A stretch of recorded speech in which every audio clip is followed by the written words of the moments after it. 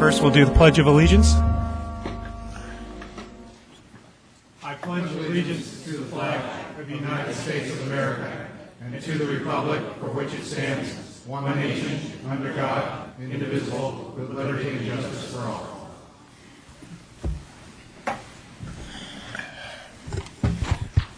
Any changes to the order to the agenda? We have none. Anybody? Okay. Moving on to item 3 is public comment. Anybody wishing to speak on any items not on today's agenda would be welcome to do so. I think everybody's focused on one topic here. Good. We'll move on. Okay, move on to the main agenda item, our study session on our 2010-2011 budget. Let me just make some introductory comments about our meeting today. I welcome and really enjoy seeing a good crowd here on a Saturday. We haven't, I don't think, had a Saturday council meeting for years or years, but generally it's going to be similar. There's some differences. When we go through budget or any agenda item, we usually have staff that does the presentation. Council asks questions. We have public comment. Council then has a discussion, and then there's a motion and a vote. Well, first thing that's different is this is going to take over probably 2 or 3 meetings to do. A meeting here today that will go till probably 4 or 5 o'clock. We will have our second meeting on budget on a regular scheduled council meeting on March 22nd. And we may have a third. The other thing that's different is you're going to hear a little bit of a longer presentation. I would expect maybe even up to 2 hours where staff does their presentation. We will have not only our city manager, Mark Weiss, speaking, but each of the department heads will be presenting each of their departments and what their proposals are. There will be then council questions, the same as usual. However, public comment we're going to separate into 2 areas. We have some cards, I believe, out there. There are some question cards that we'll be passing out. And so we're going to break public comment into 2 pieces. The first piece is you'll have access to these cards as you listen to staff's presentations. Any questions you have, or you just want to know more, or questions you don't understand, anything, please list the questions. And then we'll actually, before we get into public comment, we're going to collect all those, and department by department we'll get all the questions answered first.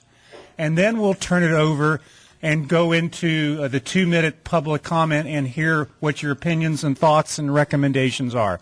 Okay, so we're breaking that into, again, questions. I think it's most important that all the information and knowledge and answers get out there for people, and then public comment will come second. As far as also council discussion, which is normally that next area, there may be some, but with the sake of time, I think most of the council discussions and our opinions in today's meeting, there probably won't be that much. It probably won't come until the next meeting or the meeting after that. We're here mostly to listen to you today. And, of course, there won't be a vote today. Also to clarify, this is being broadcast on TV. The slides and the broadcast will be available on the web in a few days if you go to our website. And let's see, the other thing I want to talk about, too, is for clarification, for terminology. When the press release, and Mark Weiss put a press release out this last week, we're talking about budget, but he called it a Path 1 and a Path 2. I want to make sure that we continue to kind of distinguish when people are talking about what we're talking about here. The Path 1, to clarify, is the proposals to contract police, fire, park, and rec maintenance. That's contracting. That's called Path 1. Path 2 are the 20% programming reductions. In our package, I think there's 48 list of reductions that include layoffs. It includes closing youth center and parks, item by item, reductions to all of the departments, and that's the Path 2. So when you actually list your questions out, I think, of course, those contractings are so major. Put police, fire, or maintenance contracting on the topic. so we know which of the three you have a question on. And I think you could group the program reductions. If it's for Parks and Rec, list Parks and Rec. If it's just general program reductions, just put that there. But that'll help us sort the questioning. So with that, I will close to say we're really glad to see you're here. We have a tough job to do. We've been dealing with this budget for 10 years now. We have a structural problem. We can't balance it anymore in the way it's going. Our revenues continue to be fairly flat, and now they're coming down. And we need to provide services, and we need to make some major adjustments. And this council has directed staff to take some very aggressive, some very unique and break-grounding options to look at. And that's what we're going to be looking at. And to make those decisions, though, the most important thing is they're major decisions, but we do need your help.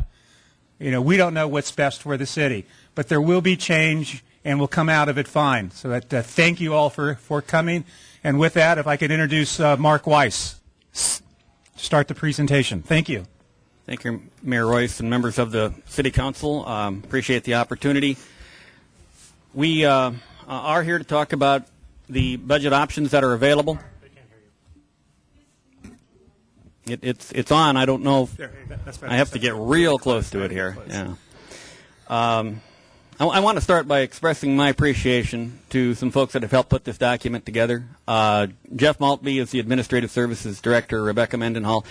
They've been working around the clock virtually, late last night, the last few weeks, and putting this document together. We just kind of take that for granted. They know these documents. They know the process. They've been through it now for several years, and I really do appreciate the efforts that they've displayed, as well as the entire finance department. The department heads have been working with us now for the last month or so to put together various options. They've been working with their staffs. They've been working with commissions when that's been appropriate. It's been a difficult process, but probably more so this year than any other year that I've been here. I'd like to express my appreciation not only to the department directors and to Jeff and Rebecca, but to all of the city employees. This has been a very difficult year, as you might imagine. There's nothing in these proposals that doesn't affect every employee that works for this organization. They've been under incredible stress and strain for the last year. In some cases, you could even suggest that they've been vilified a little bit, not because of anything they've done or not done, but just because of the position that they hold or the fact that they hold a position. And yet they've been there to maintain the streets, maintain the sewers. They've been there to deal with the crime problems, to deal with the fires and the public safety issues, to do the accounting. They've done it without complaint. They've done it, I think, in a very extraordinary manner. There's no better example of that than last Tuesday night. On Saturday, I released a recommendation that I think caught a few people by surprise with respect to outsourcing police and fire, parks maintenance, and then the parking meters.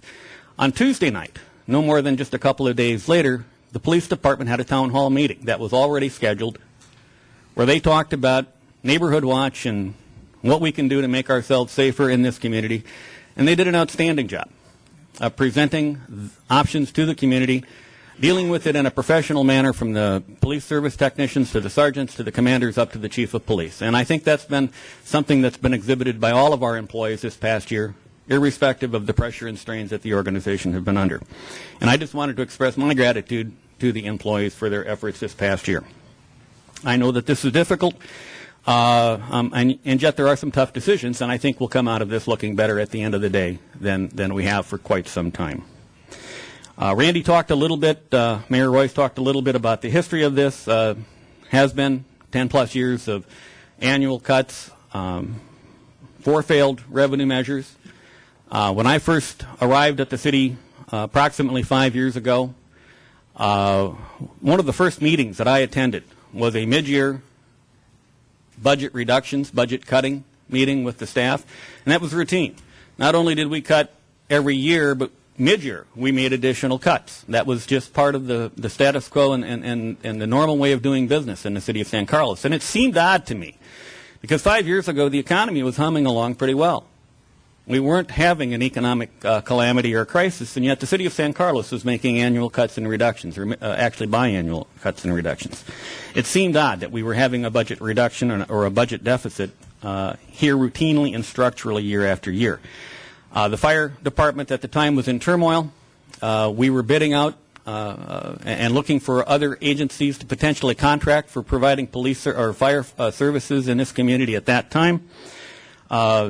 We were on the verge of losing so many firefighters that we were having brownouts and difficulties in keeping our fire stations open. Within a matter of the first few years, we reorganized the city.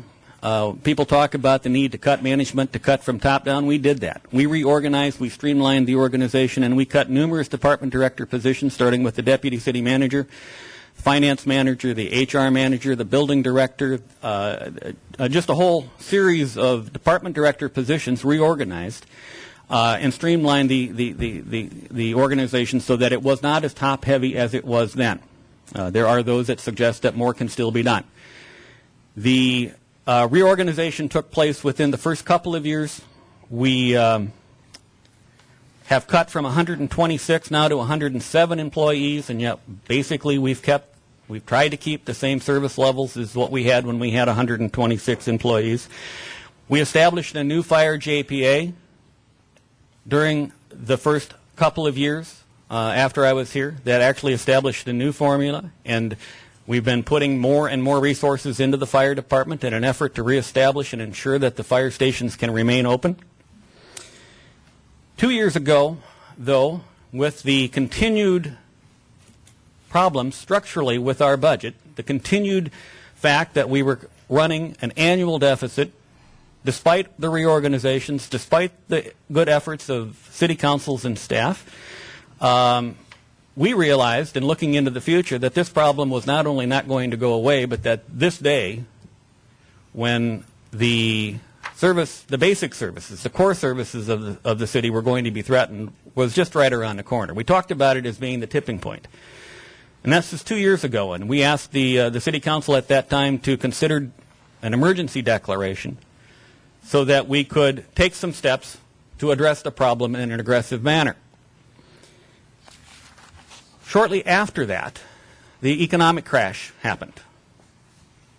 We asked for the declaration first. The economic crash, the stock market crash, happened after that. And finally, last year, we put the fourth revenue measure before the electorate in San Carlos, Measure U. It failed, as well as the prior fire-specific measures. This year, we now project a $3.5 million budget deficit for the city of San Carlos for the next fiscal year. The problem has grown each and every year. Last year we used reserves to give the community an opportunity to sustain the current service level until Measure U decisions could be rendered. We have that decision now rendered, and so here we are in terms of a position of having to address the continued disparity between revenues and expenditures. December 14th, we met shortly after Measure U, and the City Council gave us very clear direction in terms of looking at regionalization concepts, sharing of service concepts, in terms of looking at means by which we can create and have a fiscally sustainable budget, something that would get us to a position that we wouldn't have to come back every 6 months or every year and continue to cut away at the edges, and frankly now at the core of the organization. We took that charge seriously, and in this budget document we have given you options to address this in a very aggressive and forthright manner. The point is, we didn't get here overnight. This has been going on for a decade or longer. The problem is not with the employees. The problem is actually not with the system, in my estimation. I mean, this system, in terms of having your own police department, having your own fire department, having your own city operation, has been in place for decades, nearly a century. And I think it's worked pretty well. You've got a good employee base. You've got good fire protection. You've got good police protection. You've got a good parks maintenance and recreation program base. The system has worked pretty well to this point. The problem is it's relatively expensive compared to some other options And the city has not got the revenue and has chosen not to fund and provide the revenue to sustain this system as it currently is in place. The first few comments that I will have today will give a summary of the entire presentation. It'll be a thumbnail sketch of everything you're going to hear for the next 2 to 3 hours. We're going to get into it in much more detail than what I will give you an overview with. But I want to start and just indicate the normal process, what we do historically, and what we've done a little differently this year in presenting a budget document to you. We have used a modified zero-based budget here in prior years, and we did that again this year. We started the process a little earlier this year in consideration of what we knew were going to be significant and difficult decisions for the City Council to consider. The modified zero-based budget process establishes a base budget. Now, that base budget attempts to determine what your expenditures next year will need to be in order to sustain the current funding or the current service level. We know that fuel costs go up. We know that maintenance and operational costs will go up on an annual basis. We know when there are labor contracts that have been negotiated and are in place that need to be financed. And we then make a projection as to what the base budget is to maintain the current service level in the community. We then do a revenue forecast. And we use the best data we have in terms of projecting what revenue will be for the community based upon trends and based upon actions that the state has taken in terms of both state mandates, but also in terms of taking monies from local governments, which they've been known to do for the last few years, actually since about 1992. We then actually determine what our deficit is. Once we know what the revenue forecasts are and what the deficits are, we ask each of the departments to make budget requests of us. I say us now in administration. If there are new mandates, new programs that are required by law, or if there are community demands, we give the departments an opportunity to request new programs in order to meet those demands or to meet those obligations. And then, especially, we would do this through this process irrespective of what the economic condition was projected to be. I think it's good management. But in this particular budget climate, it is all the more critical. We ask for 10 to 20% budget reductions. We're always asking the departments to look at ways to be more efficient, looking at ways to do things differently. It's part of the annual process that we go through and have gone through in the city for the last 5 years, probably 10 years or more. This year, we went through that normal process, but we're also going through an alternative process, and I'll talk about that in just a minute, the two paths that we've been referring to it as. And we've gotten confused here in terms of what the first path is and what the second path is, but I think Mayor Royce was absolutely correct. One path is 20% cuts, the other path is outsourcing. The 20% cut path is where I'm going to start because that is the normal process. And in this particular budget, new programs that we looked at include a sewer maintenance program. You may have read in the paper that the city has been sued by baykeepers. There have been sewer overflows in this community in previous years. We have a consent decree now and basically a settlement agreement that requires that we take a more aggressive make a more aggressive effort to maintain our wastewater treatment system. That will require the funding of new maintenance programs, routine maintenance, and ongoing maintenance programs that are funded within this projected budget, either alternative. We also, in the 20% cut mode, are suggesting that we actually enhance our economic development program. Now, this is showing up as a new program. It's a new venture, and yet the way that it's being proposed to happen in this document is actually a reduction in the general fund in the normal planning activities by moving one of those planner positions or a significant portion of that position into the redevelopment agency. It's a different fund. It doesn't affect the general fund other than reducing the obligation for the general fund. It does affect operations because no longer would that person be available to work on the architectural review program, but instead that person would be dedicated to doing economic development efforts, marketing efforts to try and stimulate economic activity so that we have more activity that provides additional revenue to the city and actually more business for the community at large. Those are basically the two new programs. We are looking at revenue options, including parking meters and fee increases. But the vast majority of this budget is about the reductions, about the cuts. And I've listed here, it may be difficult to read. We're going to get into this in much more detail later. But the normal standard process in order to make off the difference on that $3.5 million budget deficit includes 15 full-time positions. I represented 9 in the staff report. The discrepancy there is 6 related to the outsourcing of parks maintenance. But we are talking about 15 full-time positions here that are being cut as part of the normal operating process for this coming year. That would take us down from 107 to about 92 positions. That's a staffing level that you haven't seen for, I don't know, 20 years, 30 years, despite the fact that you've got new facilities and mandates. We also have 5 part-time positions. There's a management salary concession here of 2.75%. We're suggesting that with these cuts, we will not be able to keep the counters at City Hall open probably no more than 3 hours, 4 times a week. Certainly our goal would be to reach halftime, but I don't know that that's achievable with the reductions that are being proposed. Closing the youth center, outsourcing parks maintenance, eliminating administrative support to special events.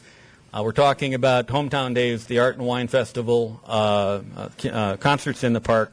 Reduce traffic consulting services. We get a number of requests for new stop signs or different ideas for lane configurations and the like. We have a small amount of money in the budget that allows us to review those to see whether or not there are improvements or not. We're seriously cutting into that, almost eliminating it, I believe, with this cut. Freezing the fire budget. And this is actually one that probably is the most descriptive of the process with regard to the base budget. As part of the process, even though fire is a separate entity and not a department internal to the organization, the way we have handled the fire department is as if it were a department. We know that the fire department has labor contracts that provide 5 to 6% increases to firefighters next year. Those are in place. Those are legal obligations. When we provided a base budget estimate to the fire department, we included a 5% increase in their base budget to maintain the current service level. We have asked the fire department to provide us for reduction lists, just as every other department has been requested, to give us 10 to 20% reductions. But because the fire department is a separate entity, that authorization goes to the fire board, and the fire board has not provided the fire chief the opportunity or the direction to give us those reduction options. Given that we don't have those options for us to consider, the suggestion here in the budget document is that we take that 5% that was given as part of the base and we hold that back and freeze the fire department at the current funding level. And I'm going to come back to that in a moment because it's an important point here in terms of whether or not this budget that we're presenting to you as a 20% cut option truly meets the objective of the City Council in terms of a sustainable budget. We're outsourcing payroll. We're closing the city clerk's counter. We're eliminating the city's one and only management analyst. This council wants data. You want options. You want research. We have one management analyst. We're eliminating that in this budget. Included in those 15 positions are 3 full-time police positions and 3 part-time police positions. And there's many more. This is just touching the surface. And we'll go through. We've got the entire list in the document for you to consider. After we do that, I can't represent to you that this is truly a sustainable budget because that number that goes to the police department that we're holding back is $300,000 and some thousand. And next year that number is going to grow. You can bank on it by another $300,000 or $400,000 if we can't look seriously at service cuts or other ways of doing business more efficiently in the fire department.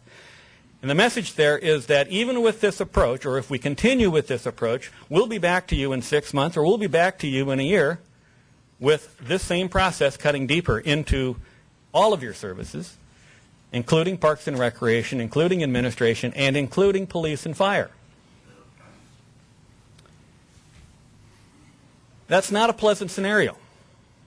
We need to find a new way of doing business. The community has told us we're not prepared to provide additional revenue to address this problem. They've told us that repeatedly. You asked us to look at regionalization, consolidation.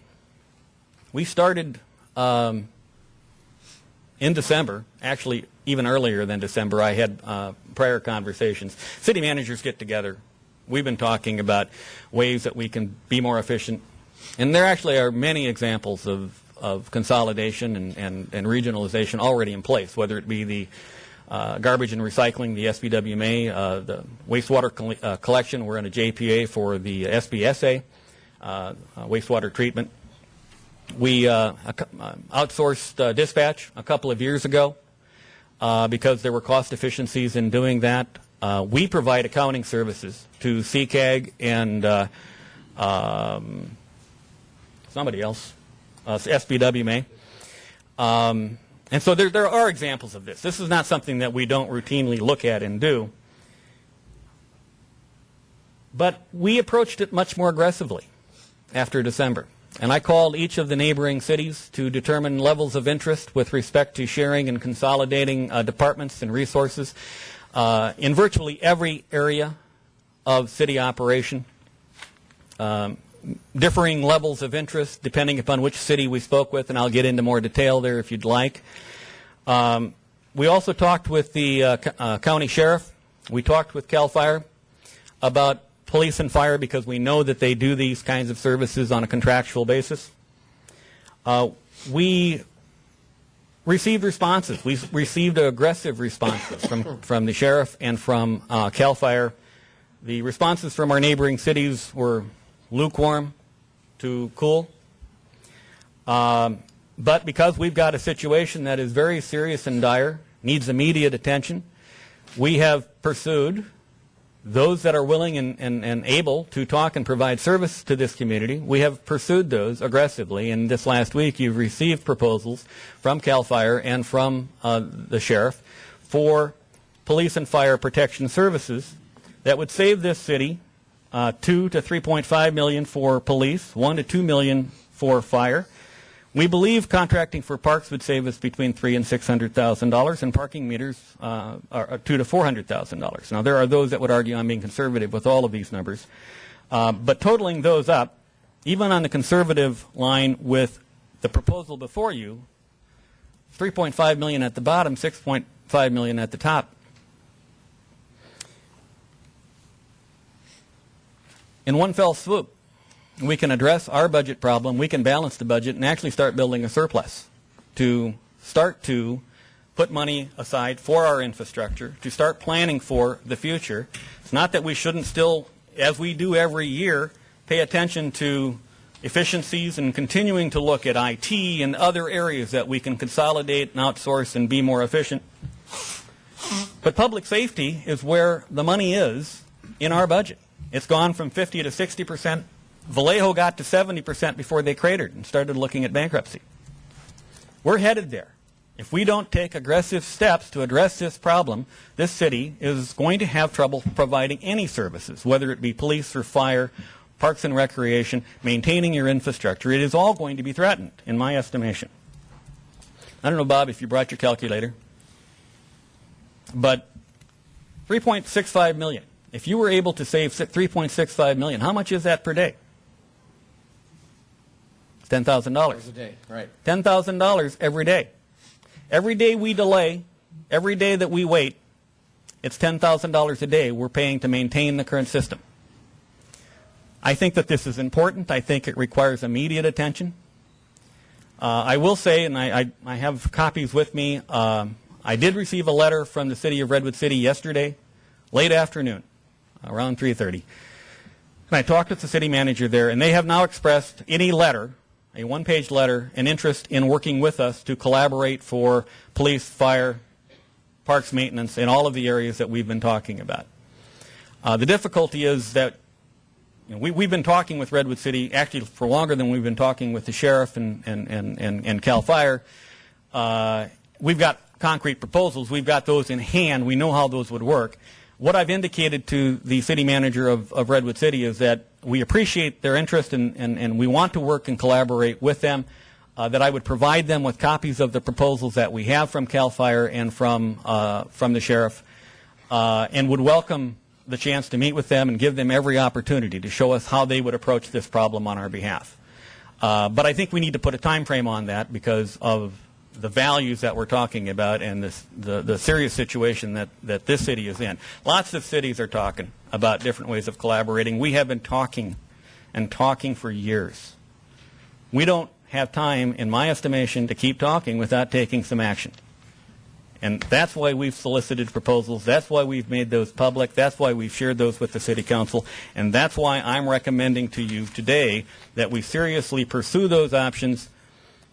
We'll talk about the nature of those options. I want to let you know just from the get-go that our directions in talking with both CAL FIRE and with police has been that we want to maintain our police officers, we want to maintain our firefighters, we want to make sure that no one loses a job, we want to make sure that the same firefighters and police officers that are working in San Carlos today are working in San Carlos tomorrow, that the equipment is the same, that the stations are the same, that the logos are actually the same, except it would be the San Carlos Fire Department instead of the Belmont San Carlos Fire Department. The thing that's different are the economies of scales and the structure of the management for these organizations. And even Redwood City, when they gave me the letter yesterday, indicated that their cursory look at it indicated that they too believe that if we did this together, that similar savings could be realized. It verifies the fact that the numbers that were being provided by CAL FIRE and by the county sheriff are achievable.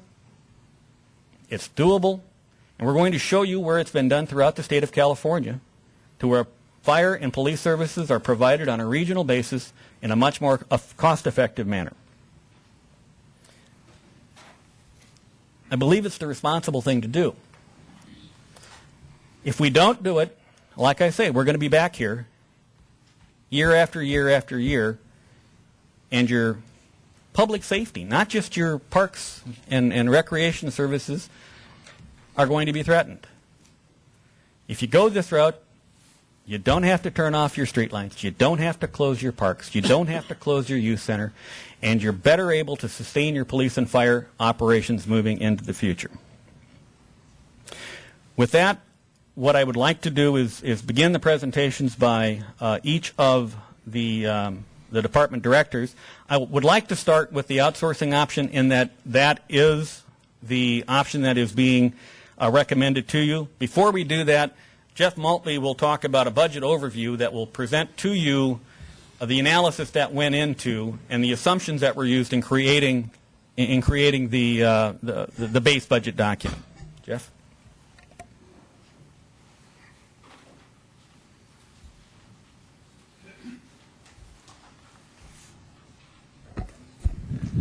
Good afternoon, City Council, members of the public. My name is Jeff Maltby, and I'm the city's Administrative Services Director. Before I begin, I'd just like to take a moment to thank Rebecca Mendenhall and my finance staff, for all their hard work in putting together the budget. I'd also like to acknowledge the entire city staff who have worked tirelessly to bring the following information forward. Many who worked and labored on these recommendations today did so knowing that the final outcome of these deliberations may result in the loss of their jobs, many of which have been held for years with this city. None of us should labor today under the delusion that any of the recommendations being discussed are simple or easy. These options before you have far-reaching consequences for the future of this community. We here today represent the local government leadership of a community that has existed for over 85 years and thrived on the peninsula. We each have a responsibility and a duty to fulfill the sacred promise of passing on to future generations a sustainable, stable, and safe community, positioned to thrive and meet the challenges of that future. Our circumstances have changed over the course of the past decade. The city has faced financial, service, and program adversity for the past 10 years. Change is always a scary thing. Uncertainty, the loss of familiar and comfortable things, has an unsettling effect on human beings. Cities have always been meant to represent stability and security since the beginning of Western civilization. Cities exist to provide free, low-cost, and universal services that would be financially unviable for the private sector to provide, such as public safety, streets, sidewalks, public open space, playgrounds, public community centers, planning and building services. To abandon these services is to abandon the foundation of our industrialized society. These are scary times for everyone that care about the city of San Carlos and all the wonderful community characteristics that we all love about living and working in this community. For many listening to these discussions, this is their first real contact with the city's long-standing financial struggles. As the presentation progresses, we will be presented with the opportunity to discuss many options we can consider for restructuring our local services to ensure we meet all the promises to the entire community today and in the future. Before we can discuss the future, however, we must first understand the problem facing us today and understand our past efforts to address the problem for the last 10 years. For those of you that have been involved in the past budget discussions in the business of the city, please bear with me for a few moments as I recount a little of the recent past and of the reasons San Carlos has the budget deficit it has. First, we must understand why. Over the last 25 years, this city has made real increases to some of the services it's provided. It's built this building that we're in today. It's built the Adult Community Center. It's built the Youth Center. It's made enhanced services that it now offers to its community that didn't exist in the past. Beginning in the early 90s, the state, which has historically had its own budget issues, discovered a new technique of helping to balance its budget, and that is taking money from local governments. The state, over time, has had increasingly its own mandated requirements in terms of health and education that it must fund. And what it discovered in 1991 was that it could take a portion of our revenue that this city had received for decades and decades, take it away from this city, and begin to fund its own responsibilities for education, health care, prisons, all those things. Well, today that means the loss of approximately $2 million in revenue that existed back in 1985 when we built the Adult Community Center, that existed when planning began for the Youth Center in this building. We also receive unfunded mandates from the federal government and the state government. And often these unfunded mandates are programs that we, as in the city and in the community, care about. We care about clean water. We care about clean air. We care about global warming. We care about these things as a society. We want to see this work done. However, every time one of these programs has been mandated down to local government, it's come without any additional funding.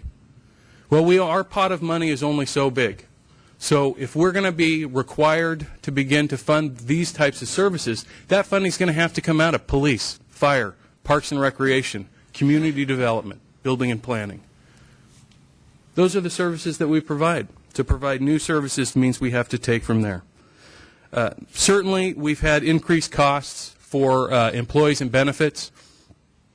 As any business has over time, those costs increase. Benefits were increased. I think it's important that we acknowledge the retirement benefits of the past. Those benefits have had a negative impact on our budget deficit, but in no way, shape, or form are they even remotely responsible for the entire deficit. To point the finger at employee salaries and benefits and to say that is the cause of your deficit is to simply defy factual evidence. In 1976, this city paid almost as much in salaries and benefits per capita for its general fund as it does today. In fact, the almost is we actually pay a little less today than we did in 1976. In 1976, the average city employee salary was within just a couple $100 of the average community member salary. Today, it's the average city employee makes tens of thousands of dollars less a year than the average San Carlos resident. Of course, the current economic recession is to blame for a portion of our $3.5 million deficit. Approximately $1 million of that deficit is related to the current recession. Over the last 18 months, as the recession hit and then strengthened, the city not only saw some of its major revenue categories in terms of property tax and sales tax decline, but it was also hit with sort of special recessionary events, little treats, if you will, such as the Lehman Brothers collapse. The city, as part of its financial structure, invests in its money. As we receive tax money, we don't need to spend it all at the same time, so we put it into safe investing pools, one of which is the county pool that we invest in. Some of that pool was invested in Lehman Brothers, and when Lehman Brothers crashed, the city lost $800,000, money that's not coming back based on this economic crisis. We've got reduced revenues and fixed costs. So what about other cities? That's often a question we hear, particularly before the recession hit, as we were cutting the budget, why is San Carlos cutting the budget? The county's not cutting their budget. They're running surpluses. Redwood City's not cutting its budget. They're running surpluses. Well, the recession's hit, and we're all cutting our budget now. It's important to remember that not every city gets the same share of taxes paid by their community. It's a strange and unequitable arrangement. Different levels of services exist in different communities on the peninsula. They all have their own city councils, their own communities with their own priorities. Some cities have skate parks, some cities have youth centers, some cities don't have any of that stuff. Some cities haven't built new libraries, some cities don't have community centers. Today, with the recession, other cities are struggling. But after 11 years of budget cuts, 11 years, we've cut the fat from this organization. This is a very streamlined city. We have fewer employees than any other city on the peninsula per capita. Each year, our costs are rising 2 to 3% faster than our revenue. Public safety has grown from 50% of our budget to 60% in just a 5-year period. We are in danger of becoming like the state by losing control of our own finances, by locking ourselves into service commitments that we define as sacred, that we say they have to be provided this way. We can't change that. By making that our paradigm, we're basically saying we're giving up control of 60% of our budget. Yet reality is that these changes must happen. What we have now cannot be sustained, and in fact it has not been sustainable for a number of years. Property and sales taxes now combine, the entire property tax base of this city, the entire sales tax base of this city, fall $3 million short today from funding just the police department and the fire department. 11 years of cuts. We've reduced and consolidated the number of departments and department head positions we've had. We've eliminated management positions. We've reduced our staffing levels in the city by 15%. We've frozen salaries, reduced benefits, eliminated bonuses, and other employee compensation programs. These salaries, just taking a moment to talk a little bit more about salaries and benefits, these salaries and benefit reductions of the past decade have already accumulated in terms of combined savings that reaches into the millions of dollars that this city has saved, not on an annual basis, but on a combined basis over the last 10 years. The city is systematically moving lower and lower in the compensation market for its employees. It had long been the goal of the city to compensate its employees at an average level when compared to other Bay Area municipalities of a similar nature. We are now moving towards the bottom. While a stagnant economy is helping us today from losing our most qualified employees, we know this will not last, and the impact of these dramatic and sustained employee turnover that the future will bring will lead to low-quality service, costly mistakes, high workers' comp claims, and increased cost in recruitment and training. We've seen this in other cities that have been in our situation in the past, even within this county. We've seen this in our fire department in the past. As their compensation levels fell, these things that I just described were the real consequences, and the city is now in the same boat.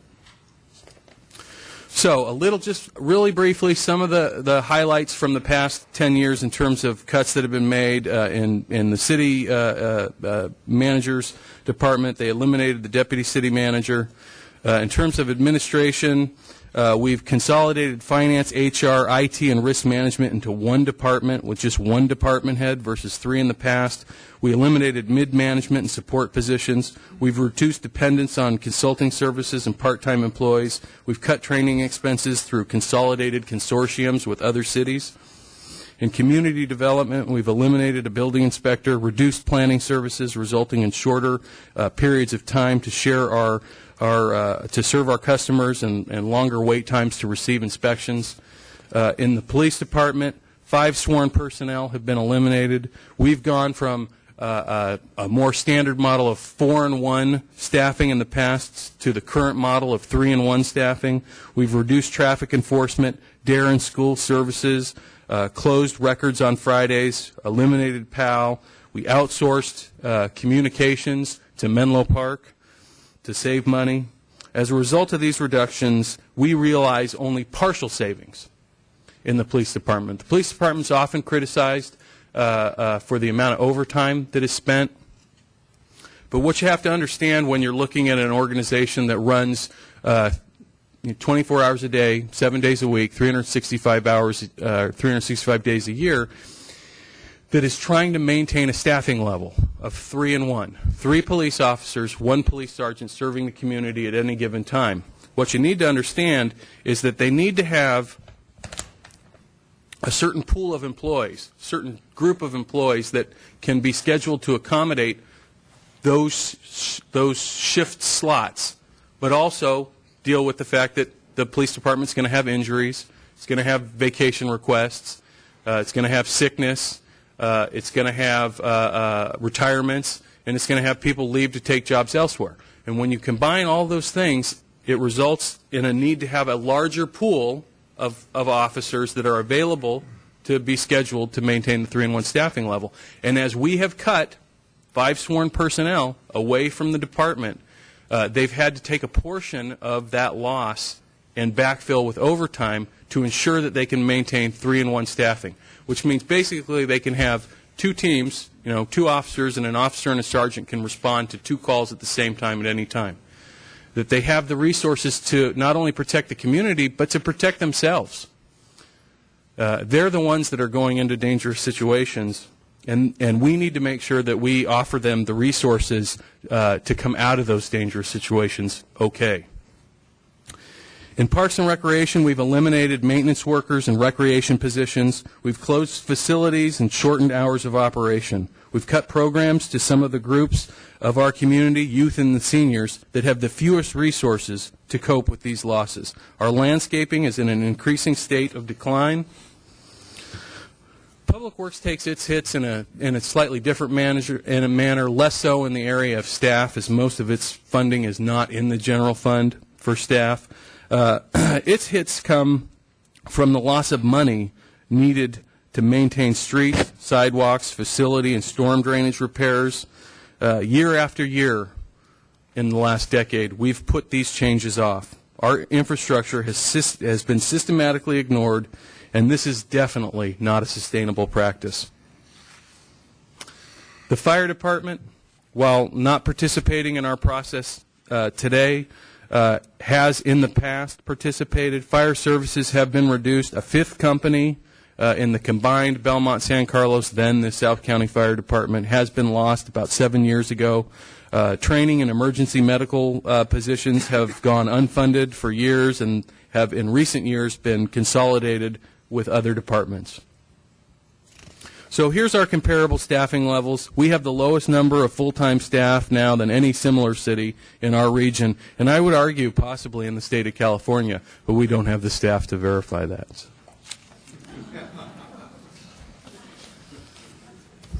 Not every city gets the same share of property taxes, as I said. This list here shows you within the county where San Carlos ranks. We get about 13 cents of every property tax dollar that property owners in our community paid. It's not equitable. It's not an equitable situation. If you're looking at this slide and you feel like, hey, that's not fair, all these property owners, if you pay if your property tax bill is $10,000 in this city, and next door in Belmont, their property tax dollar is $10,000 too. As a property owner, you're paying the exact amount. It's no different to you. But the share coming back to your city is very different. Very different indeed. In Belmont, while their rate is lower, they have a fire district as well, which jumps their amount up to 25%, almost 26%. That's double what this city receives in property tax. Does it seem equitable? No. It was fixed in the late 70s. It's an unintended consequence of Prop 13. It certainly wasn't the purpose of Proposition 13 to cause this to happen, but it was an unintended consequence, and it will not be fixed. To fix this system would mean to take away resources from other communities that they've come to depend on for the last 30 years in order to fund those cities that are below the line. Other cities have approved their own local taxes, which cannot be rated by the state, and are used in those communities to fund the exact same services that are being lost and reduced here in San Carlos. Our community has tried several times with different mechanisms, and each time the community has failed to unite together to enhance funding for these services. So that's a little of what we've done and why we've had to do it over the past 10 years. Everything I've just described is in the past. And it has a lot to do with the reason why the changes that we're talking about today seem so dramatic. We've done the easy things. We've done the kind of hard things. And now we're left with the really tough choices.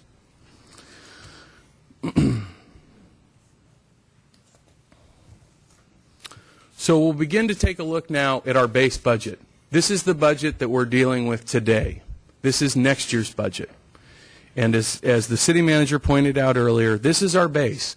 To fund the base budget would be to fund services throughout the city at the exact same level as they've existed this current year.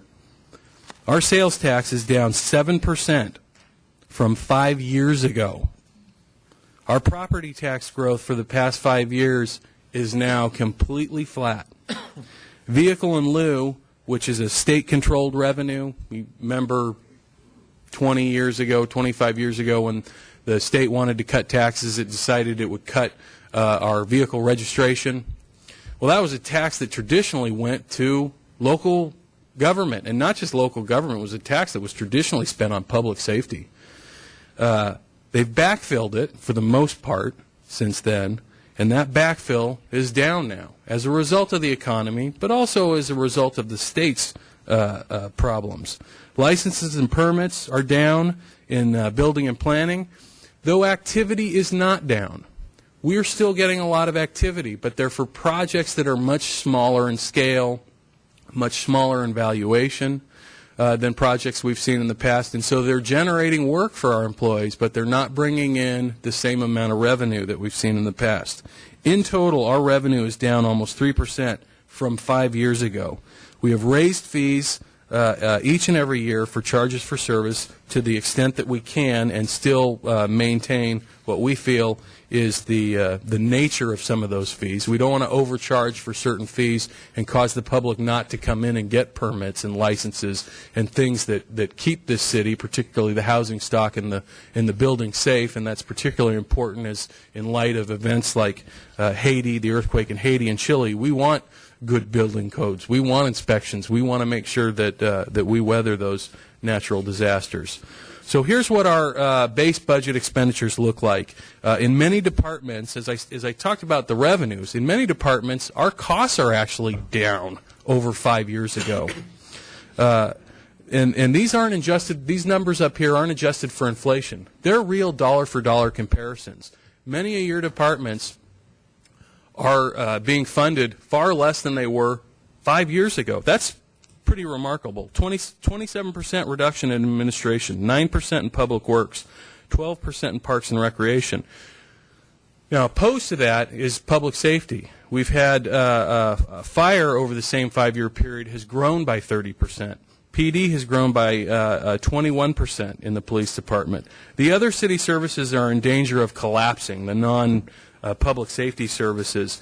They can ill afford to have funding siphoned away in the future from their service areas to continue to fund public safety. The model isn't working. It's worked up to a point, but it's been stretched, it's been expanded, the tank is empty, in other words. To continue this pattern another 5 years would cause services in this city to disintegrate, and as well as lead to the disintegration of public safety services.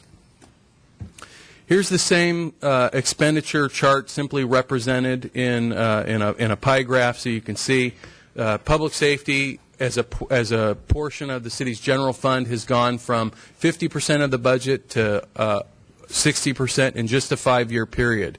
It's rapid growth, and oftentimes in critical financial situations, you'll start to see these things occur, these rapid changes that signal the end of a life cycle. The end of our ability to continue this paradigm has arrived, and it's accelerating faster and faster each year as our resources diminish. This is what our budget deficit looks like today. This is the $3.5 million and counting. Now, this city has done what it's had to do in the past. Each and every year that over the last 11 years that it's faced a deficit, it has faced it down. Every year that the choices that the council has made seemed in that particular year, in that particular context, like tough choices. And they were tough choices. They're just getting harder and harder. This deficit is getting bigger and bigger based on the service paradigms that we have in this city.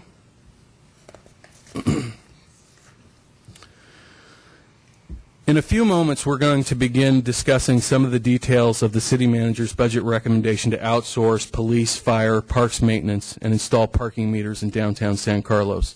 As you can see, this approach begins to have an immediate and dramatic effect of lowering our expenditures by 9% over a 5-year period. The full effect of fire savings would not be realized for approximately 18 months, as that's the timeline in the agreement with Belmont to dissolve the Belmont San Carlos Fire Department if this outsourcing arrangement were to be acted upon in the fire arena.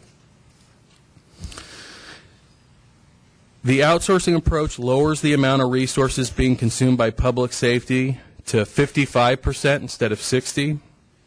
And again, that doesn't really include much in the way of fire, because fire wouldn't have an effect in fiscal year 2011. Its effect would begin to take effect in fiscal year 2012.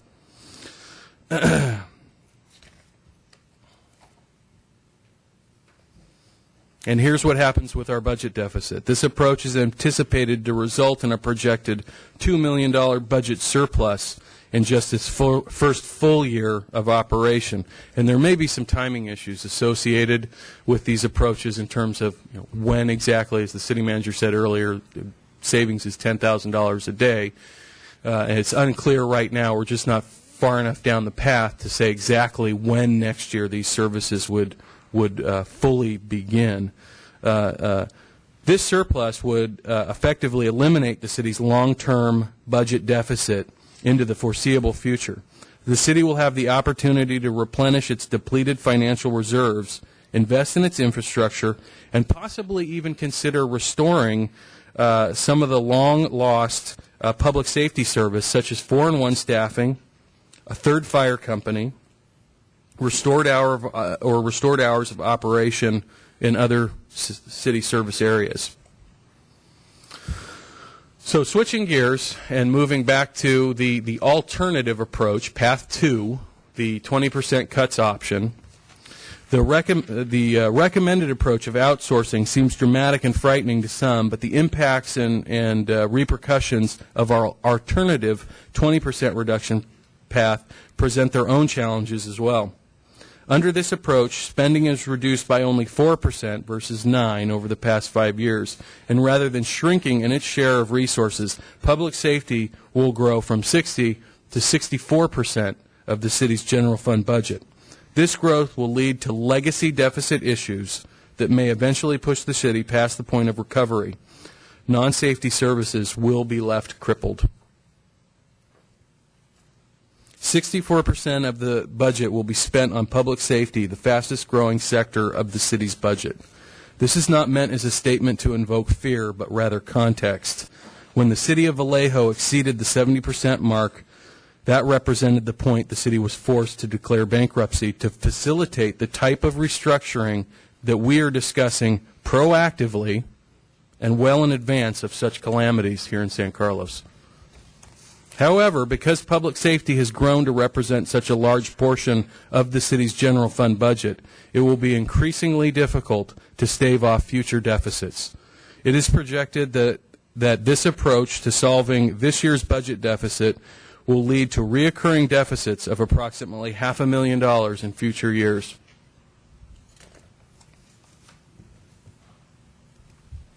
Thank you. I'd be happy to answer any questions you might have on this budget overview. Anybody have questions here from council? No? I think we could move on. Yes, I do. Oh, you do? I'm sorry. Oh, I'm Matt. just looking at my notes. Mr. Gurkot, sorry. Just want clarification on a few things. Can you go back to the slide where you had the, you were talking about recycling and the mandates and so forth?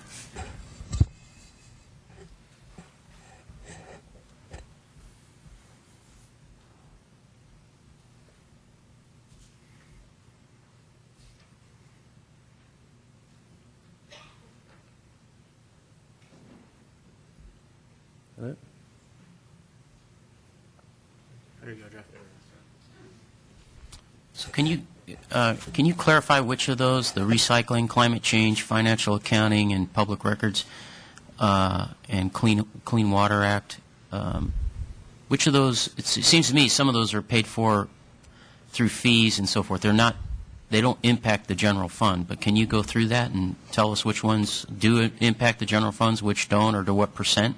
Sure. The Public Records Act certainly has an impact on the city's general fund as opposed to other funds. And that's a lot of information that we're providing. For example, you saw in yesterday's newspaper the distribution of the city salaries. Well, a reporter wrote that story, the few paragraphs, but it was city staff who prepared all that information. That's not a document that was ever previously prepared in the past.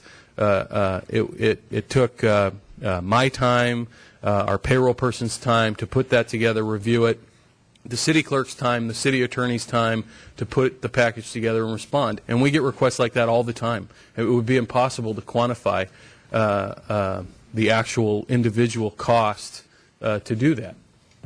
And it certainly has an effect. The financial accounting requirements, these requirements have to do with our comprehensive annual financial report, how we conduct our fund accounting, how we prepare our budget, how we account for the infrastructure, the value of the infrastructure within the community, all the assets of the city. Gadsby 34, which is requiring us to do more of a business, more of a private industry business model in terms of asset valuation and accounting, forces us to put an annual valuation on, say, the value of our streets. And I would argue, what does that benefit the community? The value of the actual, if we were to sell our streets, they're worth X number. Well, we're never going to sell our streets. If we get to the point where we're selling our streets, something has gone dramatically wrong in the world. But we are forced to spend time. We have to have accountants to do that. We also do accounting for two other agencies, SBWMA and CCAG. They obviously pay their own way, and they're helping us to have a broader staff available to us. But those are all general fund costs in terms of the accounting services. Recycling has its own fee associated with it. Climate change, not so much. There's a little bit of money there. We do charge a portion of the assistant city manager's time back to some of those other funds, including NPDES. NPDES is essentially a tax that, to be increased, would require a vote of the public for gosh, I'd say at least 5 years now, the general fund has been subsidizing NPDES, the stormwater system, to the tune of $100,000 to $200,000 a year. But there is some money there that we charge back, primarily in the planning department to NPDES. That's a snapshot of kind of how that all shakes out. Okay. So the answer is that recycling, it pretty much gets covered by its own fee. It's Well, not I arbitrary. wouldn't say that. I'd say it covers some of its expense, but I wouldn't say it's covered entirely by its own fee. It's subsidized by the general fund. Same with certainly. clean water. It's in Same part, with but not- clean water to a growing extent. Every year it's subsidized more and more.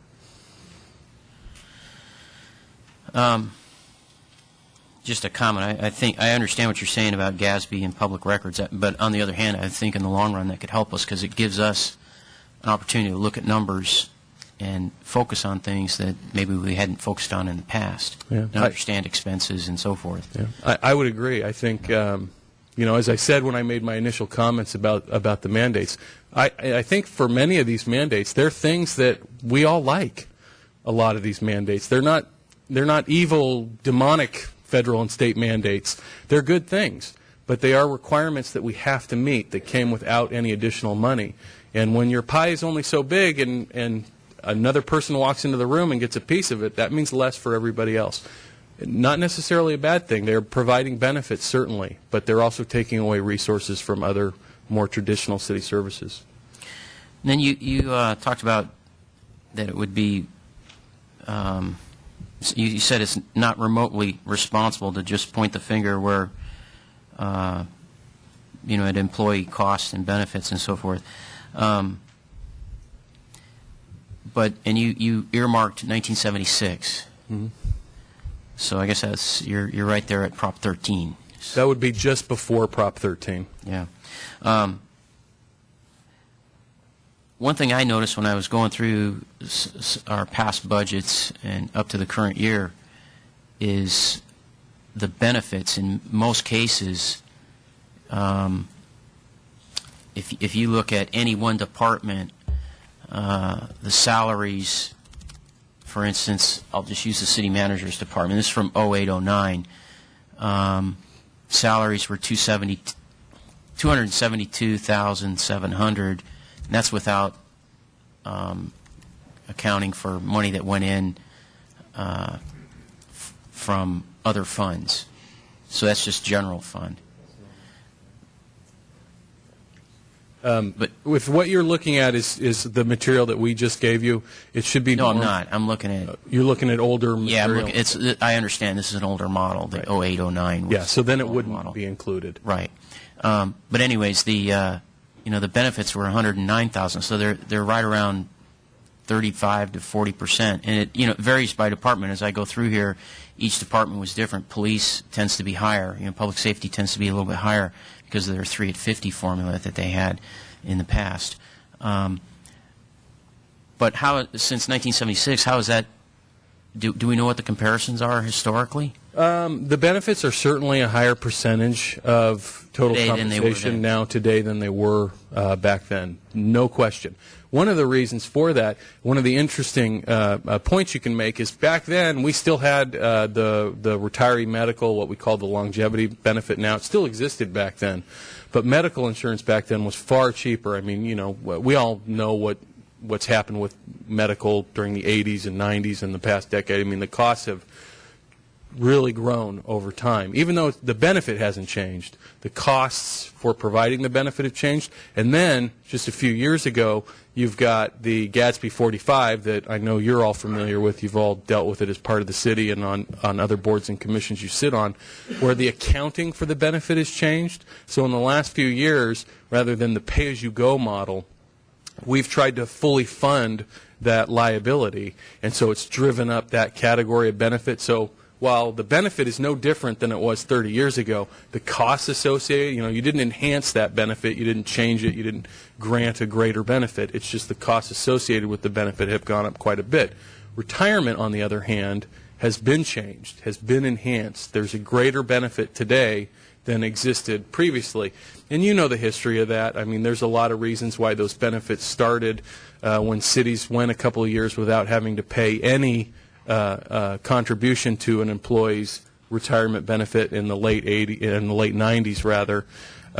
There was the impression in PERS in the state of California that these windfall returns on their huge multi-billion-dollar portfolios could fund these kinds of increases, and agencies started going along, and we were one of the last in the county to join the party. The real problem and paradox with the retirement enhancement benefits is the costs are all backloaded. The structure, my biggest gripe with the retirement benefits is the structure in which they were put into place. In other words, if you had worked in the city 10 years prior to the benefit being created, the benefit applied retroactively to your service time. So all the costs that we're paying for now, the side funds that is the professional term for it, that's all money that we're obligated to pay no matter what you do, no matter what change you make to the benefit structure going forward. And we've already begun to tier. We were one of the first, if not the first in the county, to tier retirement benefits. And I would argue that we may end up being the first in the state to have 3 tiers. All that money for the side funds is already a legal obligation. The council can't change that. The city can't change that. The courts have been very clear that that's a promise that was made, rightly or wrongly, by past city councils, and that those costs have already gone. And a lot of those costs have gone to people that are no longer working for the city. There actually is a case in, I think, L.A. County that's challenging that. I've heard there's a case that's challenging it, so we'll have to see in the future. We continue to monitor all those things, so if there's changes, we will, of course, inform the city council. Okay. Well, I can understand saying, maybe it's not fair to point at that, but on the other hand, employee costs is, when we look at our whole budget, it's the biggest line item we have to deal with. Certainly, and it always has been. Yeah.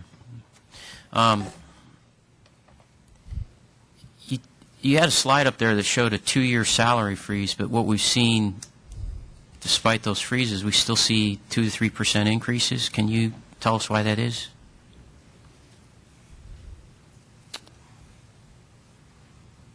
There was when the retirement enhancements were put into place to help pay for the cost associated with those enhancements, employees agreed to go 2 years without any salary increases. So that created real savings for the city during those years. I mean, that's real money that was saved. That's when I talked to you about having some of the employee changes having saved the city millions of dollars. Those years would be counted in that category where you had real savings because the employees didn't take any pay raises.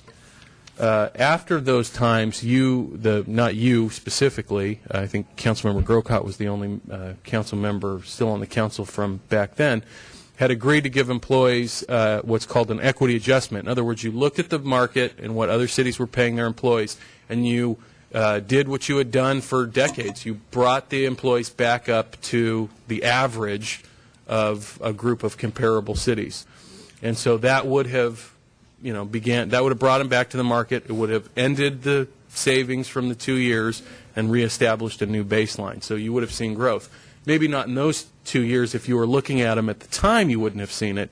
But in the third year, the average for the 3-year period would have normalized. I just want to make sure I understand you.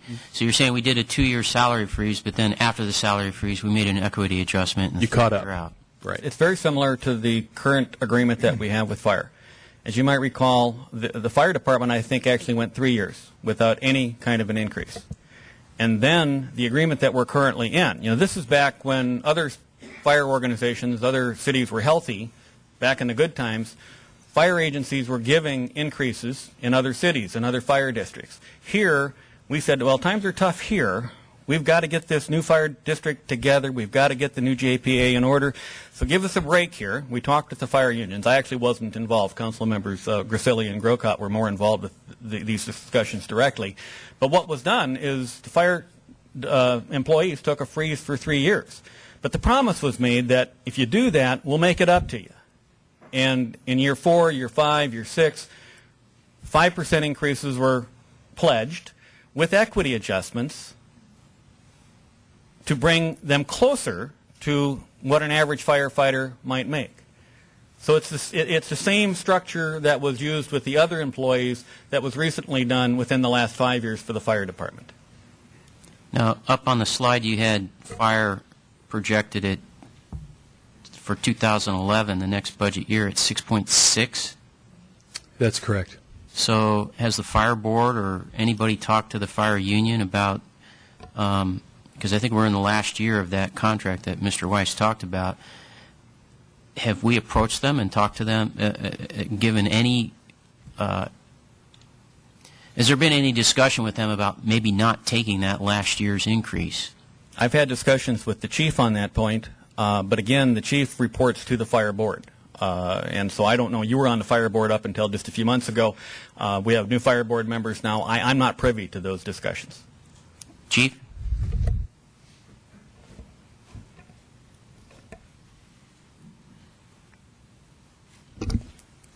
There's been no request at this time that's come from the board asking for any concessions from the labor group.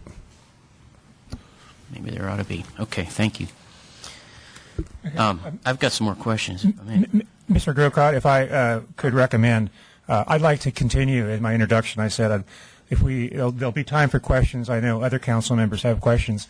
I'd like to proceed with our presentations, and then at the end of our department presentations, we'll come back, we'll take council questions, and then I want to, of course, get into the public. So if you could hold on to those for a moment here. Just a quick statement, Mr. Royce. Yes.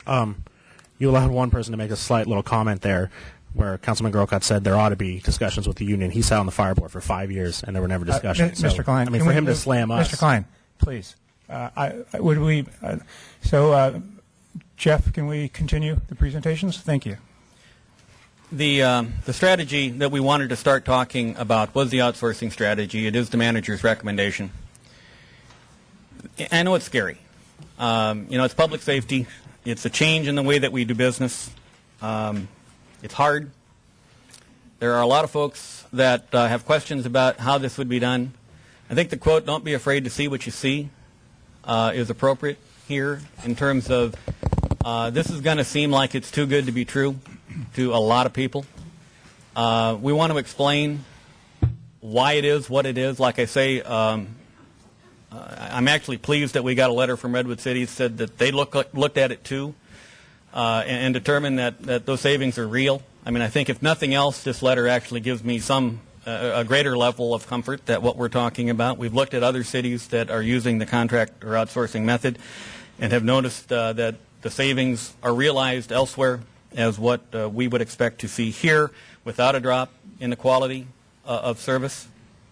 The change is difficult, though. I mean, the change is something that it's not new in California. It's actually the standard way of operating in much of California. But it's new in San Mateo County to some degree. CAL FIRE, just last year, I believe, assumed responsibility for a station in Half Moon Bay that was previously done by local authority. The sheriff contracts with Woodside and Portola Valley. There are other cities, though, in the East Bay. There are other cities in Santa Clara County that use this model. There are many, many cities in Southern California, and we'll get into more detail. I know it's scary. I know that there are a lot of questions. We look forward to the opportunity to address those. But I actually believe that it has such a significant impact on our city's financial situation that it needs to be given serious consideration, and I think we need to move forward with it in a post-haste manner. I actually believe, there's been a lot of tension in this city for a long time. Grand jury investigations, a lot of mean-spirited charges and countercharges and cuts and accusations. There's been a lot of that, and I think a lot of that comes from not having resources, not having money. Money solves a lot of ills. It really does. It makes things a lot easier to manage and a lot easier to get along. And if we can solve this problem, I really believe that this step, it takes courage, it takes leadership. It can be done quicker than you might think, but it can allow this community in a much larger way a time to heal, a time to start working together in a proactive, collaborative manner to address a lot of problems and other issues that have formed here over the years. I really urge you to listen to the presentations that are going to be made here by the people that have been working most directly on these discussions. Take them seriously, study them, and give it serious, honest consideration.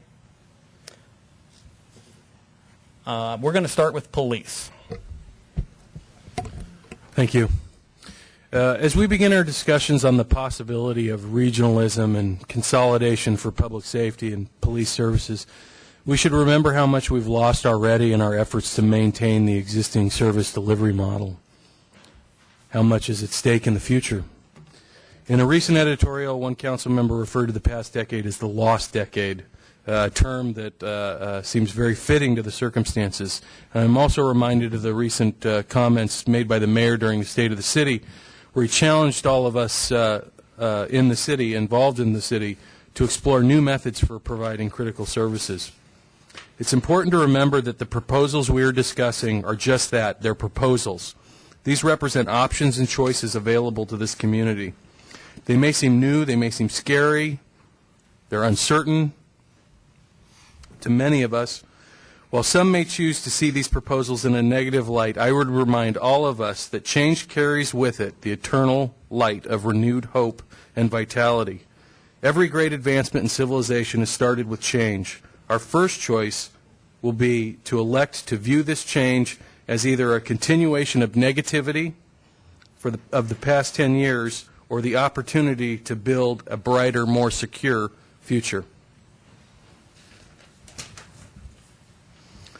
As we examine some facts about the San Carlos Police Department's history and present status, I'd like to take a moment to acknowledge the amazing and dedicated men and women that serve each and every one of us, each and every hour of each and every day in our police and fire departments.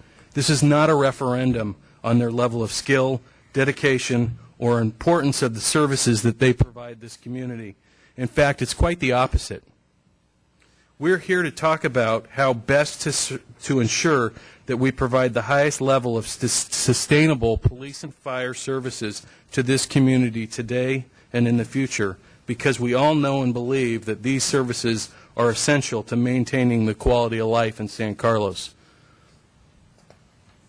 These are some of the common concerns we have heard regarding the regional outsourcing of public safety that I hope to address in the next few minutes. Questions and concerns about, will we lose our community identity if we lose our police department? Will this have a negative effect on our employees? Is the county in worse financial shape than us, and as a result, do they make a bad partner? We'll have fewer resources if we contract with the sheriff. It's embarrassing to be in this position. The sheriff's deputies are fat and lazy and won't do the job our people do. The community, in other words, will be less safe. And I hope in my presentation and our discussions today that we'll be able to address all of these. And I'll start just in this one area and talk a little bit about the county. The county is in bad shape. So is Redwood City, San Mateo, Daly City. I mean, we're all in bad shape right now. The point that I would make about the county is that in many years that we were running budget deficits over the past decade and cutting services, the county was running surpluses and building its reserves. They built massive reserves over the last decade. They're arguably the most well-positioned government organization in the county to be able to address and weather the current economic recession. They're far larger. They have more resources. I think from a financial point of view, they've proven to be one of the financial sustainability leaders in the county. Our goals in this approach, as we're having these discussions with other agencies, is first and foremost to provide the services that we must remain to ensure that public safety levels remain at current levels or are at even enhanced levels in the future. If we're going to discuss contracting, we need to put it in that context. We're not willing to contract out these services and lower our standards. We're willing to contract it out possibly to maintain our standard or to enhance our standard. We believe we can use this model to do this and at the same time save millions and avoid future devastating cuts, not only in public safety, which we know will happen. After a decade of cuts, we know every year even public safety doesn't escape the knife. They've been right there making cuts with the rest of us. Public safety under this proposed model must be structured to ensure that these departments remain connected to and an important part of the fabric of this community. That we provide the technical resources and the compensation to ensure our public safety employees are of the highest quality and can provide the highest level of service to the community. We are committed to maintaining the staffing levels out in the community that we have today. The same 3-in-1 staffing level that we have today, we want to make sure we have regardless of the model, whether we contract out or not. That response times will not change in the future based on outsourcing, not even a second. That the people, the cars, the uniforms all remain the same. That we will still maintain the San Carlos Police Department. It will simply be structured differently. You know, it was interesting as I was looking at some of the other agencies, doing a little research on them, trying to find out what their costs were, what their model was that were contracting with other cities. I'd hear from somebody, oh, you know, city so-and-so contracts with their sheriff department. So the first thing I'd do is I'd go to their website and look up their police department. And, boy, 9 out of 10 times, you couldn't even tell from their website that they were a contract city. They made no reference to being a contract city. They talked about their police department. They talked about the mission statement, the levels of service, all those things that we talk about on our website about our police department. But there was no way to identify whether or not they were contract or not. I'd have to call the county or the city directly to verify that they were indeed contracting out, or look up online an agenda that had approved a contract with the sheriff's department. The proposal before you is a first draft, and I'm sure there are areas we can and will improve. And as I mentioned earlier, there is the hope that this change may provide for even greater service levels in the future. In the initial proposal, there are already public safety gains to be had for the community. Our officers will be fairly compensated for their hard work and dedication. Our community events will continue unchanged. Our schools will receive increased services. We'll maintain control over who the individuals are that protect us on a daily basis. And we'll address a huge portion of our budget deficit. While it may seem like a new and untested approach to provide police services, it's not. For decades, over 100 California cities have elected to provide their police services through contracts with their county sheriff's departments. These cities come in all shapes and sizes, some bigger than San Carlos, some smaller, some with more crime, some with less.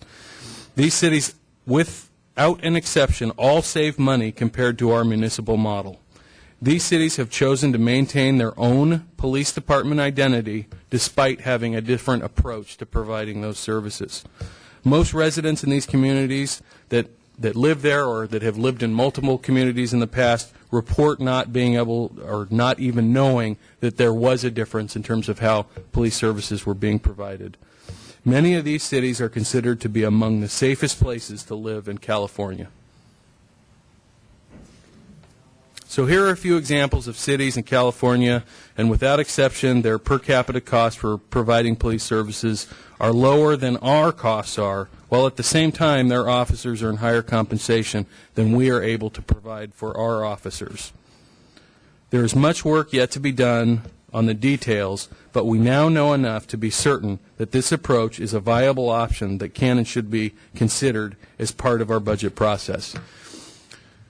Along with me today, I've been working with the Chief of Police, Gregory Rothus, on these proposals with the county. Based on the legal structure of these arrangements, I'm having to take the lead, but our chief is available to answer any questions. He's particularly knowledgeable in the area of regionalism and consolidation in terms of what other cities are discussing. That might be an area where you want to hear a little bit more from him. Our discussions with the county have really focused on the area of we want to maintain what we've got now in terms of public safety services. We want to make sure that the same amount of officers that are patrolling the community today are going to be patrolling the community tomorrow, that our records technicians, our PSTs, our CSOs, all have jobs offered to them with the county. And the county's willing to meet us on that. Communications is an area of the proposal from San Mateo County. It's an optional area. It's one that the county highly recommends going with their dispatch center, since they would all be on one channel. The deputy sheriffs would all be on one channel for safety, for streamlining. We know, and we have talked about the fact that we've made commitments with Menlo Park, and if we make a change, we don't want to see Menlo Park negatively affected. Their willingness to partner with us has saved us money on both sides, saved them money, saved us money. So we are talking to the county to ensure that if we consolidate, if that consolidation includes 911 dispatch, that any dispatchers in Menlo Park that would lose their job would be given a job with the county. We're trying to make sure that this is the most holistic approach we can. There are lots of details that to be worked out, areas in the contract where you may have questions or enhancements. I'm not sure that we'll be able to provide all the answers today. It's probably more important to hear what your concerns are than maybe actually provide answers. I think from a policy discussion, the question really becomes, if you could provide the same level of service that you've got today, but with a different model that saves you money, would you do it? That's what we need to know as we go forward in the budget process. Thank you. I'd be happy to answer any questions you might have. Okay, again, I'd like to move on and save questions until all the staff presentations. Okay. So let's move on to the next item. That being the case, Brian Morrow will talk about fire outsourcing. He's been working with CAL FIRE specifically, but you'll see a whole series of different options available and still available to us for the discussion of moving forward with fire services. We have provided the proposal that we received from CAL FIRE to the chief as well. Like Mr. Rothus, I've asked the fire chief to review the proposal and give us any thoughts that he might have in terms of helping us ensure that the model provides an adequate level of public safety for this community as we currently have. Brian? Thank you. Thank you, Mark and Jeff, for your earlier remarks, and I think some of what I will say will be along those same lines. To start off, I wanted to talk a little bit about the history of the fire services in San Carlos. This is on the website, so I won't go into a whole lot of details if you want more detail on it. And again, the council has seen some of this. In 1978, the city of San Carlos had its own fire department. We had 3 stations. And subsequent to the passage of Proposition 13 in this community, the city lost a lot of money, and they had to close one of the fire stations, and they also moved to a fire JPA model, which was called South County Fire Authority. Same happened to Belmont. Frankly, it went from 3 to 2 stations around the same time. At that time, the Joint Powers Authority had a 50-50 formula where each city paid the same amount of money, recognizing that each city had the same number of fire stations. The model was a little different than what we see today, in that not only did the South County Fire Authority cover San Carlos and the city of Belmont and the unincorporated areas, but it also included the Harbor Industrial Area and Redwood Shores. And it continued to cover Redwood Shores until 1998. There were discussions between the cities of Redwood City and the fire district about having a joint station run by South County Fire. They would have moved the station at Ralston and Granada to the border between Redwood City and Belmont. That was not acceptable to the city of Belmont, and so that agreement ended, and it resulted, as the slide says, in a loss of $750,000 per year.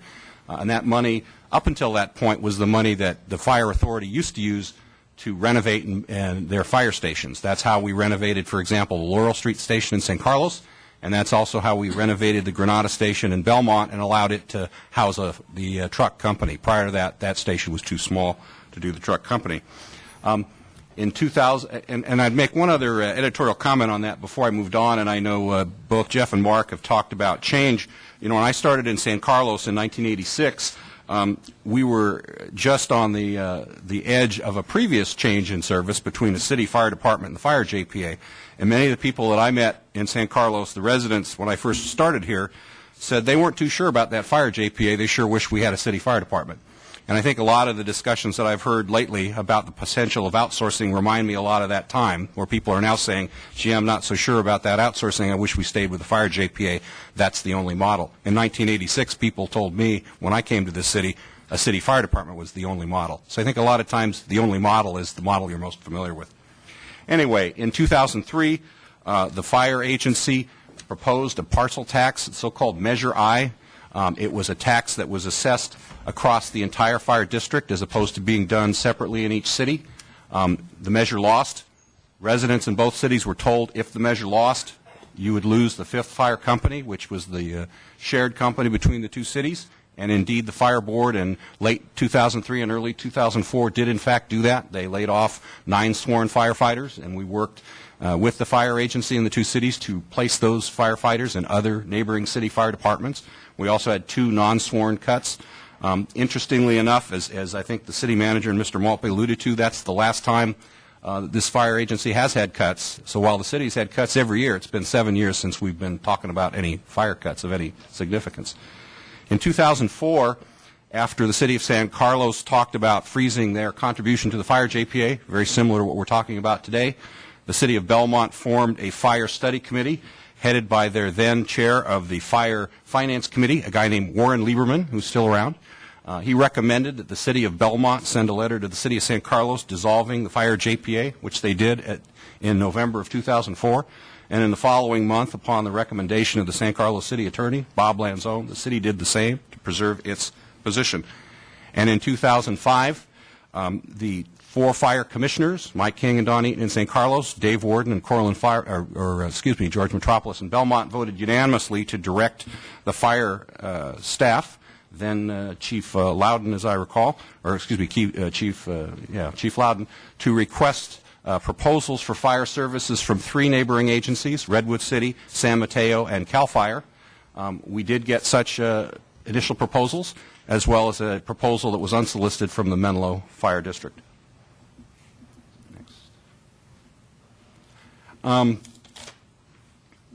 In terms of next steps, as I indicated, we did get initial proposals. We reviewed those initial proposals, and we actually had a second letter that went out to get more detailed proposals. Some of the agencies responded to that, others did not.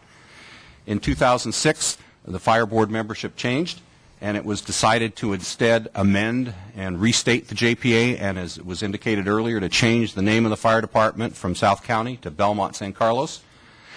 That first restated JPA said that they would change the funding formula, but only if a revenue measure passed. And it also had a significant change in the fire chief that formerly reported to the 2 city managers, the so-called management committee, instead began to report to the fire board. As it notes, in 2006, there was a second fire assessment measure. This one was different. This one actually had separate elections in San Carlos and Belmont. That fire measure failed in both agencies. However, once that failed, and of course the formula then remained 50-50, the city of Belmont then notified the city of San Carlos that was not acceptable, and so we began negotiations on a second amended JPA for the fire board. And the significant change there was a change in the fire funding formula that changed it from 50-50 formula to a 4-part formula, which we'll talk about in a minute. And then finally in this timeline, last year there was a request from one of the San Carlos fire commissioners, Mr. Griselli, to modify the funding formula because he did not feel that it was equitable. And as you may know, in the fire JPA it says that at 4 years there is a mandatory review of the JPA. We're now at 2010. We are at the 4th year, which is the year of the mandatory review. So this is a look at the fire formula and how it's worked out the last 4 years. And people ask often, why have fire costs gone up? Is it salary and benefits? And as you've heard from Jeff and Mark earlier, that's part of it. You know, employee salaries at the city have gone up roughly 3 to 3.5% the last couple of years. At fire, they've gone up roughly at twice that amount, or 5 to 6%. And of course, last year, to try to keep the fire chief's salary at equity, he got an 8% raise. So fire salaries have gone up a lot. pension costs because fire is its own agency. They only have firefighters. Their workers' comp costs tend to be higher, and their retirement costs tend to be higher. The fire rate for the so-called legacy firefighters, before we tiered back PERS, is in excess of 53% just for retirement alone. So having a dedicated, all-by-yourself fire department, even with Belmont, is quite expensive. But the other piece of the story is this fire formula, which is based not only on the number of fire stations as it was before, but also on things like population and assessed valuation and fire calls. One could argue that the number of stations and fire calls are fire-related factors, but actually the other two factors, assessed valuation and population, of course, are non-fire factors. And you can see what has happened. In the 4 years that we've had this formula, the Belmont share of fire has dropped from 50% to 46.5% and will continue to drop. Similarly, the San Carlos share of fire costs have started at 50% and have gone up to 53.5% and will continue to increase. Looking at it a different way, in the last 4 years, the Belmont cost of fire, while it dropped the first year, subsequent to that has gone up 4.9%. In San Carlos, it has gone up 19.5%. Clearly, this is not a sustainable formula. Last year, Commissioner Griselli asked for it to be reviewed. There was a proposed compromise. It was accepted by the San Carlos Council. It was rejected by the Belmont Council. At the recent Belmont San Carlos fire meeting earlier this week, Councilmember Klein renewed Mr. Griselli's request to review the formula, and the board voted 3-1 to have another review of the formula. So, talking about outsourcing options, in December, the City Council asked me to provide a report on what sort of choices they had to bring fire JPA costs under control. And we told them that there were several different things they could do. They could continue with the fire JPA as it is today. And obviously one of the items they could do is, as Mr. Griselli and Mr. Klein have suggested, change the fire formula. Might be $100,000 or more savings, such as the one that Mr. Griselli worked on and Mr. Grocott worked on, or it could be perhaps a bigger savings. Another possibility is to add more fire agencies and reduce costs. That was discussed at the fire board meeting earlier this week, and the board voted 3-1 to consider that. The two San Carlos representatives said they would consider it. The Belmont representatives split. One person said they would be willing to consider additional agencies. The other said they would not be willing to consider additional agencies. Another option has to do with the so-called overlapping stations. In the early 2000s, I believe 2003, the Countywide Fire Chiefs Association did a study of all the fire departments in San Mateo County, and they discovered that in 8 areas there were so-called overlapping or redundant fire stations, that if you designed the fire service from scratch, you wouldn't have stations in those areas. Ironically, 2 of the 4 fire stations in the JPA are, in fact, among the overlapping stations. In the case of San Carlos, the overlapping station is in the Hills Alameda Station for San Carlos and the Cordillera Station for Cal Fire County. And so obviously, as the slide notes, there are possibilities within the fire JPA to merge that station, and similarly there are possibilities in Belmont to merge their Hill Station, which is adjacent to stations with the City of San Mateo and with Cal Fire. And the reason that's significant in San Carlos is since we're paying 53% of the cost of San Carlos stations and Belmont stations, we have an interest, frankly, if we stay in the JPA, of getting both of those stations studied. Another question that has come up from Vice Mayor Ahmad and other council members has been the fact that over time the mix of service calls at the fire JPA has been changing. Today, fire calls are less than 10% of the volume, and now almost 60% have to do with paramedic service. And so there's been a question about schedules and staffing, and is this really more of an emergency department than a fire department? And then we talked about the possibility of doing what we did in 2005, and again asking neighboring agencies for proposals for contract services. And we listed not only the 3 we talked about last time, San Mateo, Redwood City, and CAL FIRE, but we also talked about Menlo Atherton, since they obviously gave us an unsolicited proposal. And staff recommended in December that we be given the authority to ask for proposals, not only from the 3 who proposed last time, but also the 4th that proposed on their own. So let's talk a little bit about what happened. Since that time, I've been in contact with all 4 of those agencies. CAL FIRE did, in fact, give us a proposal. We'll talk about that in a minute. I think one of the things that the council and the public needs to know is that at CAL FIRE, part of their mission statement is to provide proposals to other cities. So you can get a proposal from CAL FIRE pretty much any time you want one, is what I've been led to believe, and verified with other cities. In the case of the other 3 cities, or the 2 cities in the fire district, that's not necessarily the case. And I think reading between the lines, it's very clear that several of them have a concern about, I guess I could put it politely here, is the council serious about looking at this option? And I think the council, if you are serious about hearing proposals from other agencies, I think sometime during this process you need to tell us that, because it's been made pretty clear to me that some of these agencies, because they have lost staff and because they have been through this before with us, to put it bluntly, they're not necessarily interested in going through this before if this is just an exercise. But if the city is serious, the council is serious, staff believes we can get proposals from some, if not all, of those agencies. So that is something for the council to talk about and to give us direction. But let's talk a little bit about the agency that did give us a proposal that had no hesitation and said, you want a proposal, you got it. And that would be CAL FIRE. CAL FIRE gave us a proposal very similar to the one that they gave us in 2005. It consists of having 2 3-person paramedic, so-called advanced life support or ALS companies at our existing San Carlos stations. They would work out of the same stations that our current JPA works out of. As some of you may know, because we have one ladder truck that in the JPA, and there's been interest in both cities in having the ladder truck in their company, we alternate so that some years San Carlos has one truck company and one engine company, and other years we have 2 engine companies, the difference being, 2 companies with water, or one with water and one with the ladder. What we have done in this initial proposal is asked the CAL FIRE, and for that matter the other 3 agencies, for a proposal for 2 engine companies, and the reason for that is when we went through this last time in 2005 and we asked former Chief Loudon, if you were starting this department from scratch, how would you do it? He said you'd have 2 engine companies. So that's why we've done it. However, with CAL FIRE in particular, and for that matter with the other 3 fire agencies, when you contract for service, you can pretty much contract for whatever you want. So if the council would rather have the engine and the truck, we could ask for a bid on that. If you want to have it cross-staffed, so you could have 2 engine companies and the ability to put the truck in service as needed, we could do that too. But for now, again, for comparison purposes, we're looking at 2 engine companies. There's a difference in scheduling.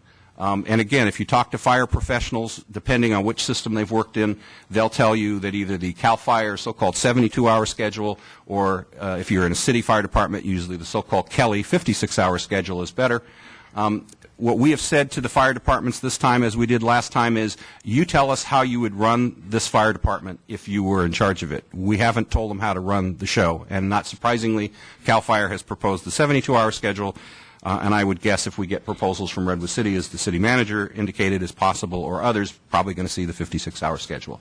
And there are pros and cons to each of those. You'll also notice in the CAL FIRE letter, which is a little different than the discussion about police that Mr. Maltby just talked about, there's actually 2 different proposals. One is a proposal for all CAL FIRE salaried positions, the so-called CAL FIRE staff, and that's the lower number. And the significance of that is, unlike the police sheriff's proposal, where the sheriff actually pays more to their officers or their deputies than we do our police officers, so if our police officers went over, they'd actually get a pay increase. In the case of CAL FIRE, the pay scales are somewhat lower. And so there's a reduction there. There's roughly an $800,000 per year savings right there. The second proposal is what's called a red circle proposal. That's a human resources or HR term, which I guess in common person's term means freezing salaries. And the way a red circle proposal works is you bring in the employees from the former agency at their current salary. They lose no ground. They lose no salary. So while they wouldn't get a 6% a year raise, they would probably get a 0 raise, kind of like what's happening with the management employees at the city next year. They do that until they catch up to the level that the CAL FIRE would be at. There's a significant difference there. It's up to the city council ultimately as to whether, if you went with the CAL FIRE proposal, you would go with red circle or not. The staff recommendation last time was to red circle. The staff recommendation again will probably be to do that. However, not my decision, obviously, your decision. Staff review. Because of the way CAL FIRE provides their proposals, and they provide people, they do not provide estimates for things like gasoline, operations, etc., we've plugged into their numbers an additional $800,000, which I think is a ballpark number for what operations for our fire JPA would be. That's one reason that we're calling this an initial proposal, because it is. and we'd have to fine-tune it much as we did last time. As I pointed out, last time we got 4 initial proposals. The council said continue. We did, and we then refined them. We'd have to do the same here. But what we're showing you is using the worst-case examples, and we'll get into more detail in a minute. Staff believes that the city could save a minimum of $1.2 to $2 million per year under this model. So let's talk a little bit about what's going on with other cities that have had CAL FIRE. And in particular, I think it's interesting to note that in the CAL FIRE operation in Silicon Valley, which covers both San Mateo and Santa Clara County, 3 of the 4 agencies that have had CAL FIRE service have not only had it, they've had it a long time. They've had it from anywhere from 13 to 40 years. And the longest standing contract would in fact be with San Mateo County. And as some of you know, because the CAL FIRE, one of the 4 stations at the county is at Cordilleras, a portion of the city of San Carlos, the first responder, is in fact CAL FIRE and has been for the last 40 years. So CAL FIRE providing fire service to San Carlos residents is not a new thing at all. But what you see here is quite interesting. This shows you the level of service that these different agencies have asked for. And again, it varies anywhere from 1 to 4 fire companies. And you'll see that the annual cost of all 4 of these contracts is less than the city of San Carlos pays. Indeed, the county, to use the longest standing or running contract, the county receives 4 fire companies for $5.7 million, and yet the city of San Carlos pays $6.3 million for only 2. It's roughly a 2-to-1 ratio. Another thing that is interesting to note in these numbers that we have published is the annual cost is not the actual cost. The annual cost is the maximum, the not-to-exceed number. So, for example, in the Morgan Hill-Gilroy area, where CAL FIRE is providing 3 companies, the not-to-exceed number last year was $3.9 million. The number that the city actually, or the agency actually paid was only $3.1 million. The same is true in all of those other numbers. The actual amount is considerably less than what we're showing you. And again, we're doing this to be conservative. And with that, turn it back over to Jeff and Mark. The next category is parks outsourcing. It's a little different than the other 2 proposals in that this is something that we're proposing in both options, in both the 20% cut option as well as the outsourcing option. The other thing that's different here is that whereas with police and fire, the employees, there's a plan for all of the employees to be maintained, for jobs to be retained, for there to be a home for all of the employees affected by the new management methodology. We don't have that same mechanism available for the parks outsourcing option. There are 6 employees, 6 parks maintenance employees that are affected by this. There may be a home for a couple of them with the new sewer maintenance program that we're obligated to undertake, but layoffs would be part of that package for either outsourcing, whether it's the outsourcing option or the 20% cut option. I would like to work with the council, especially if the council chooses the outsourcing option with police. We need to come up with a transition plan because we don't make up the entire $3.5 million with police that first year. We don't think we may be close actually, but we don't know that for sure. I'd like to work to come up with a transition plan to either find homes, work out a transition plan in any event that might implement this over a year rather than doing it and laying people off. I'd want to work with the council. We'd want to work with labor to try and accommodate if we can, like we have with police and fire. But that, too, would be the council's choice. Obviously, with the 20% cut option, we're talking 15 positions. There will be probably a dozen layoffs with that option. With that, Doug? And if I could just recommend we'll take a short break right after this section, okay? Thank you. Okay, good afternoon, Mr. Mayor, members of the council, and of course members of the public. My name is Doug Long. I'm the Parks and Recreation Director. And before I begin, I just want to put this in some kind of context. When I was asked initially after the defeat of Measure U to come up with a 10 to 20% budget reduction, I drafted a memo to the city manager who forwarded that to the city council about what it may look like. And after that, I also took forth those recommendations or proposals to the Parks and Recreation Commission, and at that point some of you may have heard the results of that via the media as it came to greater light. What it did include was park closures, which seemed to resonate with the public. And the theory behind that was, as we reduce our service levels and labor resources, we would correspondingly reduce the inventory.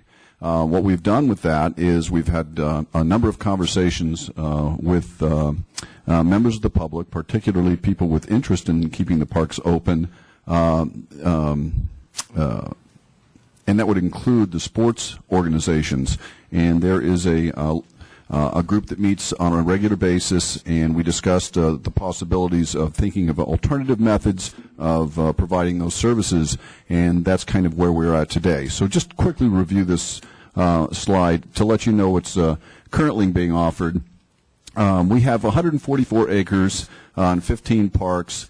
And just so you understand, 63 of those acres are what they call developed parks, or traditional parks as you would know them. You go and take your dog, your family, your children to the park. And approximately 80 acres are considered open space. And within the open space areas, we have about 8 miles of trails. So some of you may have utilized those trails at Big Canyon and other locations. We have currently, our staff is currently, as we speak, is 7.5. It says 6 up there, but today, as we're doing business, it's 7.5. The council voted on revising or making a proposal to eliminate 1 maintenance position and 1.5 weekend worker who takes care of the restrooms and garbage over the weekend. So the model that you see here, 6 maintenance workers, would be next year's model, and 2 senior maintenance workers to go along with them, over 144 acres. And they're responsible for the playgrounds, the athletic fields, restroom facilities, and open space. And, of course, they also support community events such as hometown days and the tree lighting. And most workers are responsible for multiple parks, including open space and fire fuel reduction, which is, the bad stuff during the summertime that can catch fire, safety inspections and tree evaluation. It's very important to know that they're not just responsible for one particular area. They don't just mow grass. There's a lot to parks, different amenities. Some of you are familiar with the water feature at Burton, and the parks crew is responsible for those amenities. Park staff also support the Department of Public Works during storm events and respond to after-hour sewer backups and calls. So they fall into what they call a general services category at that point. And we're looking at, in response to this dialogue we've had with the Parks and Recreation Commission and the community, we've looked at this model for potentially outsourcing. And really what that involves is, you can see there's a significant reduction in outsourcing. And let me explain predominantly why. There are a lot of landscape maintenance companies out there. And usually when you have a lot of something, it makes stiffer competition. So you can have a more aggressive a contract. They can lower their costs because they're competing for the work with a greater number of people available. This would roughly save between $200,000 and $400,000. And of course, this model would eliminate essentially the park maintenance workers. We would retain 2 senior maintenance workers, and we'll talk about what they would focus on in just a moment. The third bulleted item on there is probably the most important, and it would require that no parks be closed. The contract would provide all labor, equipment, and materials to maintain ball fields and parks to a standard agreed in the maintenance specification. So they're going to take care, predominantly speaking, of the turf. So they would mow the grass. They would provide some irrigation. They would take care of shrubs below 15 feet, and they would. As I said, do some irrigation, mow, and do some turf rehabilitation. So that means they would do some overseeding and aeration and things related to keeping the integrity of the grass in place. Now, the remaining staff, which would be 2, would be responsible for those other areas that I talked about. Now, there's not a tremendous amount of maintenance on an ongoing basis included in open space. It's there. It lies in its natural state. However, there are times that those need to be attended to, whether there's branches that are down, some users are going in there not keeping it very clean, so there's some trash problems associated with that. And they would be also responsible things other than kind of the athletic areas or the turf areas that you're talking about. So that's the playgrounds. If you notice that some places have pathways around, they're made of decomposed granite, or DG, as you will. They would be responsible for those areas. There's restrooms in the park that they would help out with. There's fences, some of the sports courts and those kinds of things that these 2 individuals would be responsible for. One of their primary responsibilities would be risk reduction. That's one thing that we want to make sure is safety. We want to make sure when people go to the parks that they have a safe area to play in. Of course, they would look for anything that they can develop in cost savings, whether it's any kind of new ways of delivering of service, new equipment, or anything like that. They would try to stay up on those kinds of things and incorporate those in the daily functions of what they do. The idea is to be proactive rather than reactive in maintaining the function. So they would be going out looking at things that need to be done, taking care of them before they've come to rise to the level of being a safety issue or simply a problem. And they would have control over service levels, which means that if some particular area required a greater amount of service for a particular purpose or time, for example, the water feature will be turned on shortly at Burton, they can focus their energy simply on that to get that started and any problems with that, so they can control greater service levels for some amenities at the locations. And they have timely response to emergencies and liability situations. And as you are aware, these come up frequently. We have issues at parks that come up, whether it's a swing that looks like it's compromised because something's broken, or there's a protruding nail, or there's a rock that has become a problem. Things like that. We get calls constantly about issues at parks. And, of course, the flexibility to change operation timing in response to public use and special projects, and we can see that happening all the time, whether there's a tournament at a ball field or something that's going to impact the tennis courts, where we'd see higher use, and there would be have to be greater care before and after an event. To review and comment on the study, and then it will be presented to the City Council for direction sometime this summer. The Transportation and Circulation Commission has given themselves a homework assignment to read a surprise bestseller in planning circles, The High Cost of Free Parking. It's by a fellow named Daniel Shoup. Dr. Shoup has a Ph.D. in economics from Yale University, and he directed the Institute for Transportation Studies at UCLA from 1996 to 2001. And in this book, he has a wealth of data from case studies in Pasadena, Westwood Village, and San Diego. And he makes a very convincing case that paid parking in downtown areas will increase economic vitality, not hurt it. He advocates setting the price based on demand, with higher pricing at the peak hours and the most desirable locations. This has the effect of increasing turnover so that some parking spaces are always available, which in turn reduces the traffic congestion that results from people cruising and searching for a space. It also ensures that people who come to do business don't leave in frustration because they couldn't find a place to park. After reading his chapter on parking technologies, it looks to me like San Carlos's timing couldn't be better to look at this. The new multi-space meters can be configured to accept payment by coins, bills, credit cards, smart cards, and cell phones. One type, which is called a pay and display meter, provides customers with a ticket to display on the dash, and that also serves as proof of payment for business and tax purposes. And this type doesn't require the customer to notice and remember their parking space number, which I know I've heard from people, they find that frustrating in Redwood City, where you have to remember that number and to get back to the kiosk, and then, my boss has problems with that anyway.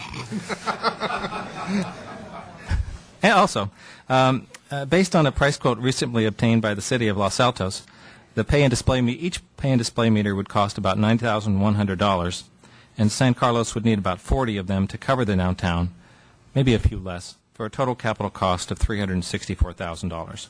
And they can either be solar powered or connected to the grid.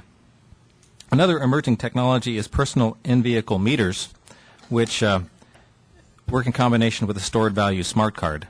And drivers gain from this technology because they pay for the exact parking time they use, no more, no less.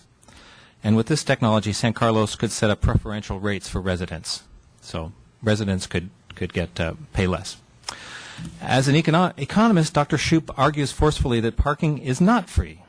It is heavily subsidized, and the costs are passed along to the general public in the case of public parking, and to property owners, tenants, and customers in the case of private parking. His conclusion is that land use patterns and traffic patterns are distorted in an unhealthy way by the perception that parking is free. According to Dr. Shoup, paid parking works best when at least some of the revenues are used to provide downtown services. This could provide funding for a business improvement district, branding and marketing, police services for downtown, sidewalk cleaning, and special events. The feasibility study should give the City Council enough information to make a policy decision about whether to add this source of revenues to the portfolio. If so, a comprehensive study called a parking management plan would be needed to work out the details of it. Extensive involvement by the downtown business community would be essential before this goes forward. And a careful implementation plan will need to be developed. As an example, the City of Aspen, Colorado carried out an extensive public education program when it introduced its pay and display meters. It gave one free $20 smart card to every Aspen resident to familiarize them with the new parking meters, and it voided one parking ticket per license plate for violations of the new regulations. Parking control officers also carried smart cards and offered an hour of free parking to any drivers who were confused by the new system. Initially, there were dueling publicity campaigns. Opponents organized a honk if you hate paid parking campaign, whereas one member of the Sierra Club countered with a sign that read, honk if you love dirty air. And so after the initial fuss, people accepted the program quickly, and Aspen's citizens now overwhelmingly support the program. So paid parking in downtown San Carlos is definitely worth considering as part of a strategy for a sustained operating budget. Thank you. Great, thank you. So I'd recommend it's 10 after. Let's take a short 5-minute break. Everybody stretch their legs, and then we'll continue on with. Thank you. Randy, is this actually going to end at 5 or are we going to go off? I think.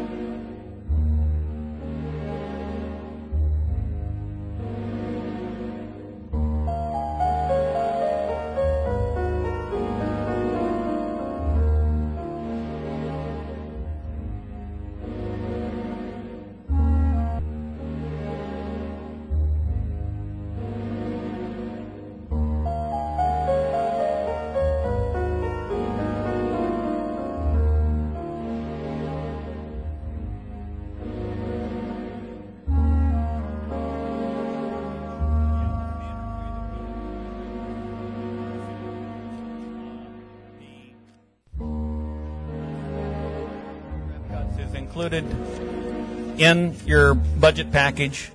It's there in priority order as recommended by the city manager. Again, what we did is we took the recommended reductions, necessary recommended reductions from the department directors in their priority. We merged them for a city list. Go down the list in priority order, and you will see all of the programs that are impacted. I thought rather than going through the list as we have in the past, that it might be good this time to hear from each of the department directors so that they can talk with you about the impacts in their service area. Citywide, just quickly, we talked about freezing the fire budget. And again, that saves in the neighborhood of $300,000. If we do it, it freezes the fire department. It forces the fire department to find some way to make reductions because of their commitments on the labor contracts.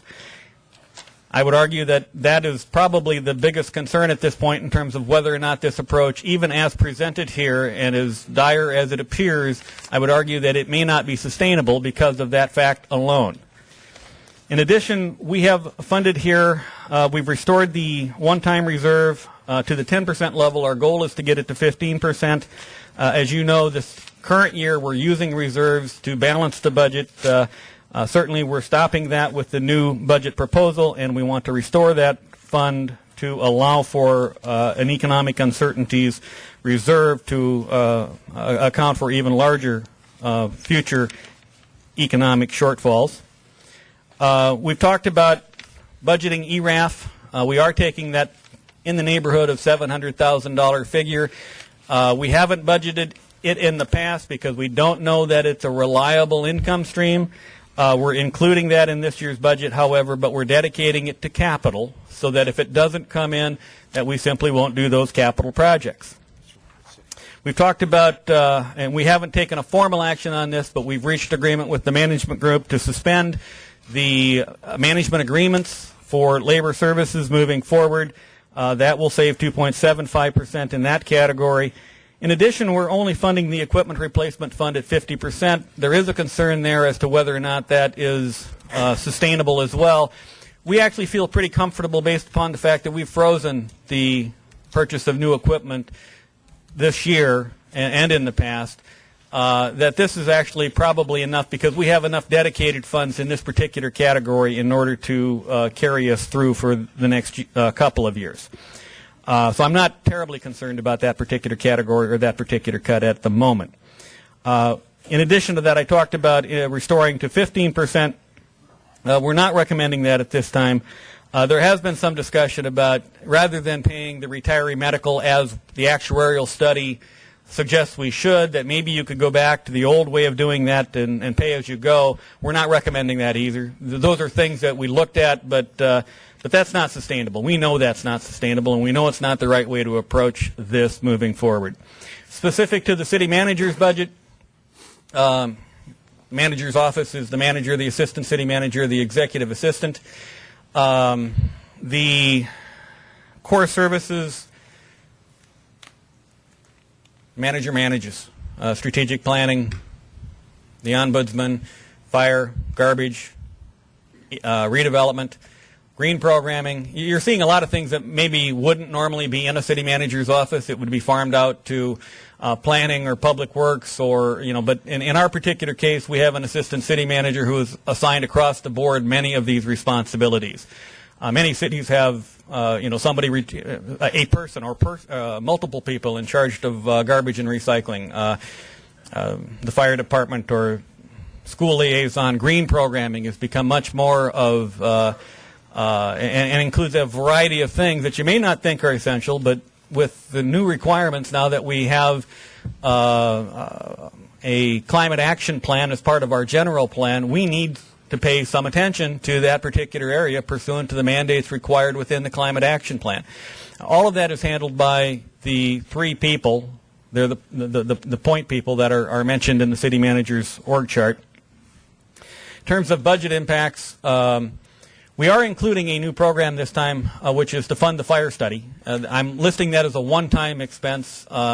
You're going to see in the budget that I've reduced the unallocated professional services account from $86,000 to $16,000, but I'm actually asking you to fund a special study on the side. What this does is it reduces the annual operating expenses in the base budget, but I'm suggesting we use reserves to fund the fire study this year, because that's something we're not going to have to do every year, but it's something that we need to do this year if we're going to make any adjustments and consider all of these options that are before us in terms of whether or not we negotiate a contract with CAL FIRE or one of the neighboring cities, or perhaps even create our own fire department. All of that is something that we would suggest. We'd want peer review, and we'd want somebody working for the city with the assistant city manager in pursuing the various options there. In addition to that, we're proposing that with the 20% cuts, that while we're not cutting the executive assistant, the city clerk, as you're about to hear, is reducing her one and only staff support position. And so the impact will be that the executive assistant in the manager's office will be shared with the city clerk moving forward under this proposal. It'll basically be half-time, and we'll do what we can in supporting both of those positions. Future impacts, moving forward, I mean, the only other position in the city manager's office really is, other than the clerical support and the executive assistant, is the assistant city manager. It would be a very different change in terms of how we do business. We have the luxury of having one person who can plug in just a myriad of different places. He's been the assistant city manager. He's been the director of every department basically within the city. The position has been responsible for garbage and recycling, the zoning administrator, the liaison to EDAC, the 2+2 school liaison, legislative monitoring, high-speed rail, special projects as assigned such as fire. The position is just assigned everywhere as needed. Those duties are required. We can't stop doing the things that are listed up there. And so if we lose that position, those duties get reassigned to the other departments that are already struggling in terms of their staffing limitations as well. And or you would replace the position with other, and probably multiple other, lower level positions.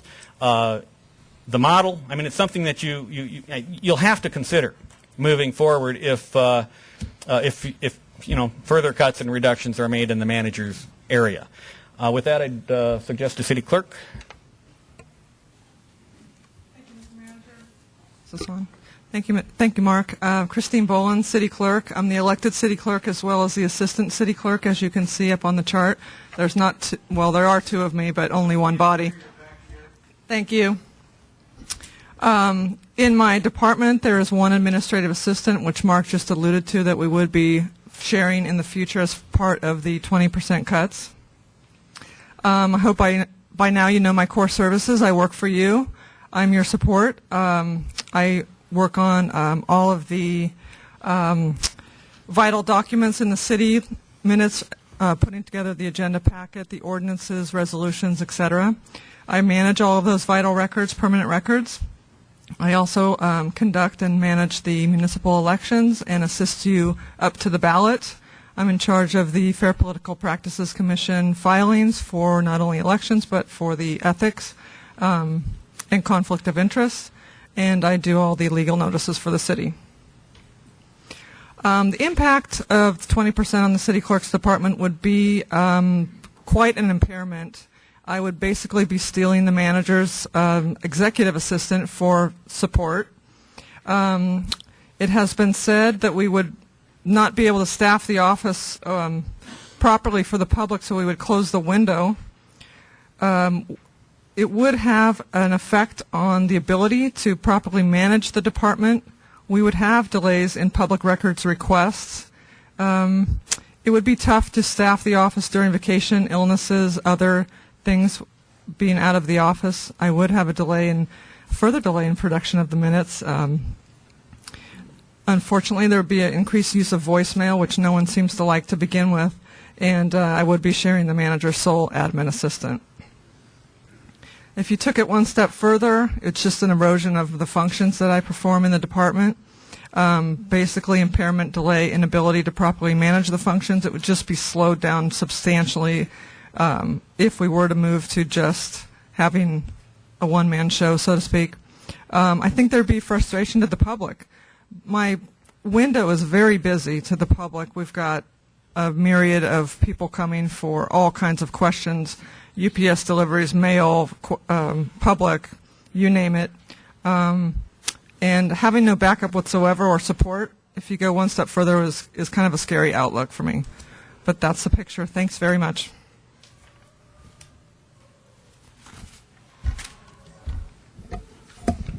Good afternoon again. Jeff Maltby, Administrative Services Director.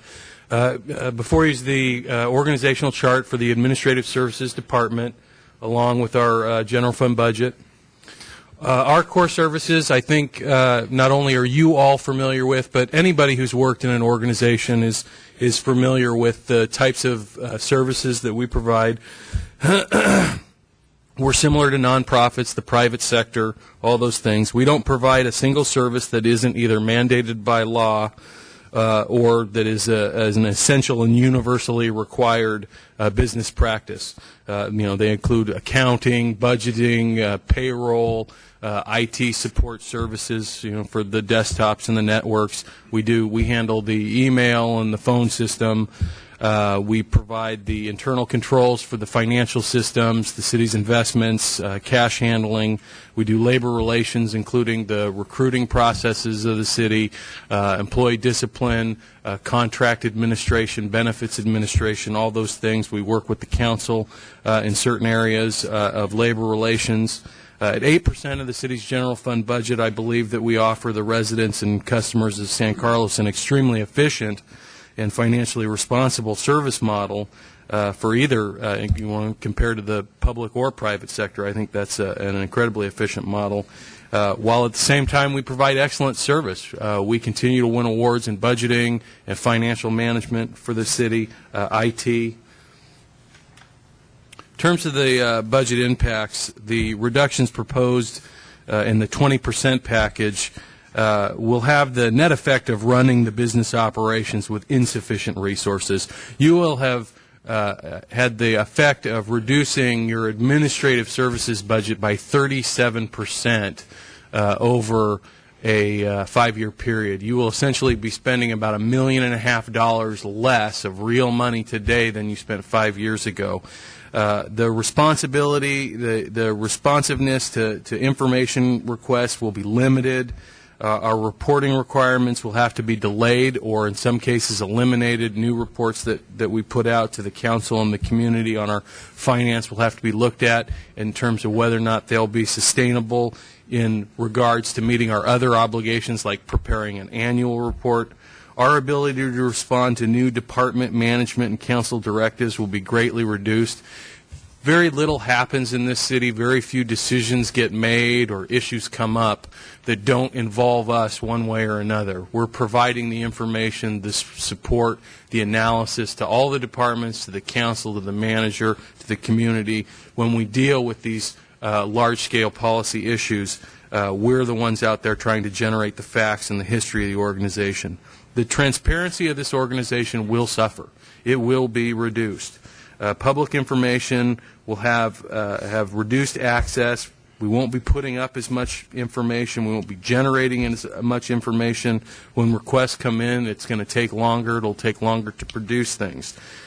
There's a snowballing effect. Eliminating one position doesn't necessarily mean that one person was doing all those things. Some functions, for example, are a combination of people. Some functions are handled by one individual person. Take risk management. All the day-to-day operations for our risk management, claims administration, when somebody wants to initially file a claim against the city or sue the city, are run through our senior management analyst. If that position's gone, those claims aren't going to stop coming in. They're going to come in. I'm going to start handling them. So more of my time is going to be dedicated to that function. Well, she and I together work on many of the research issues related to labor relations, financial reporting with the finance officer. All those things are going to begin to be impacted. Our standard of excellence will be lowered, and unfortunately, I can say with all certainty that mistakes will be made. We still have a city to administer, and as long as that remains, future reductions will be extremely difficult to recommend. Administration cannot continue to sustain the levels of cuts, 40% over 5 years, that we've seen in the past. We would be forced to sacrifice some standard accounting practices and create processes with little or no backup and accountability in terms of checks and balances in our financial process. Our auditors would no doubt record these as areas of deficiency, which will have the net effect of impacting the city's credit and bond ratings. In addition, it would be likely that the city's web-based services would have to be de-evolved, so to speak, into less functional, static, information-only models. Thank you. Community development is next.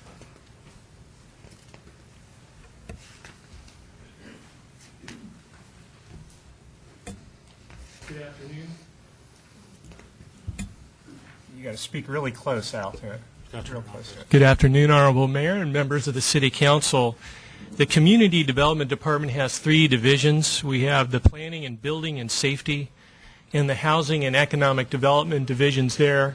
And on the left side of the screen, you see our Planning division there, and on the right, you see our Building division. Economic Development is up toward the top there.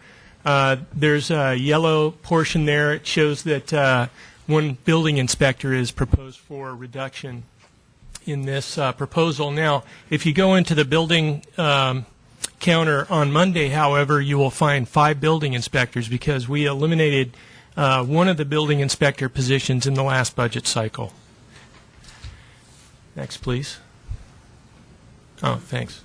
I'm going to talk a little bit about core services. In terms of the planning side, core services are those services that we have to do. They're the ones that we are required to do by state or federal or local law, and they are the basic service functions of our organization. And there you see some of the functions of our planning division, and essentially there's 3 key functions. One is current planning, development review. There's long-range planning, like our general plan, and then there's land use regulation, which we have with our zoning ordinance and design guidelines. Under the building division, I'm going to spend a little time on the building division core services because I think this is where the most significant impacts are occurring in the community development division. In the last 3 years in particular, we've aggressively reduced the time spent on building approval process through new management and streamlined guidelines in our division there.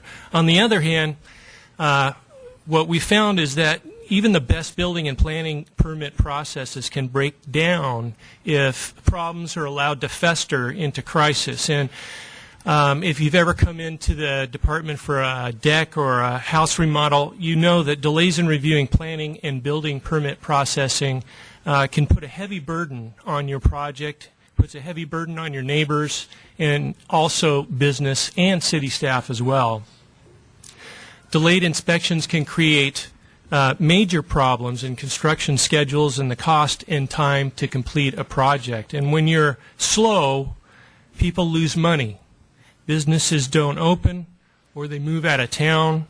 You get a bad reputation, which we did have in the early 2000s, and you will undercut your competitive economic edge.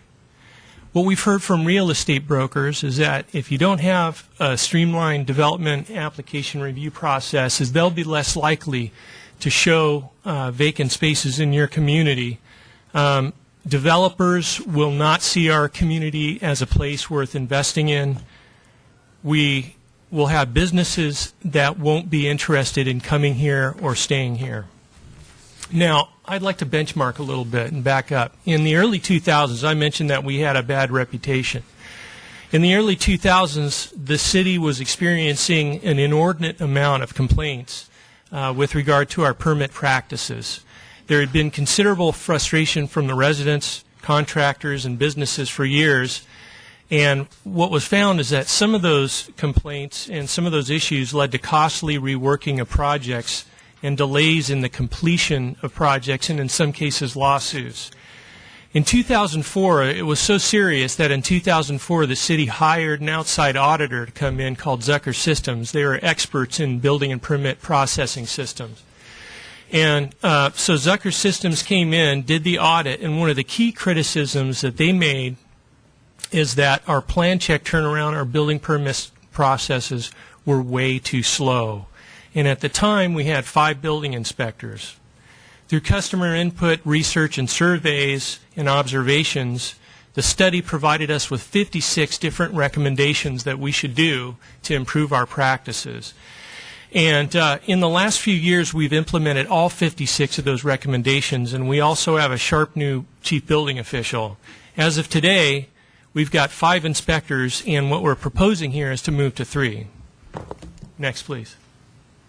In terms of economic development activities, they come out of a different pool of money. They're from the Redevelopment Agency fund, which is a restricted fund, and you can't use it for basic city core functions. But I wanted to talk about it here because we're talking about doing something a little different, more aggressive with economic development. In addition to the core services, this division staffs a 9-member Economic Development Advisory Commission and the Economic Development Partnership, which is a partnership between Economic Development Advisory Commission and the Chamber. The economic and redevelopment and housing functions are managed by the Redevelopment and Housing and Economic Development Manager, and past successes include things like the Trader Joe's store, Fairfield Suites over in the east side in the San Carlos Marketplace. Next, please. Thanks. In terms of planning division changes and changes in the economic development side, to balance the current budget, and we were required to make a 10 or 20% cut. And the personnel change we're recommending is moving a planner, 2/3 of a planner, over into the economic development function. And we're also talking about, in order to do that, we're going to have to reduce some non-core service functions. And also we're going to have to reduce some of our counter hours.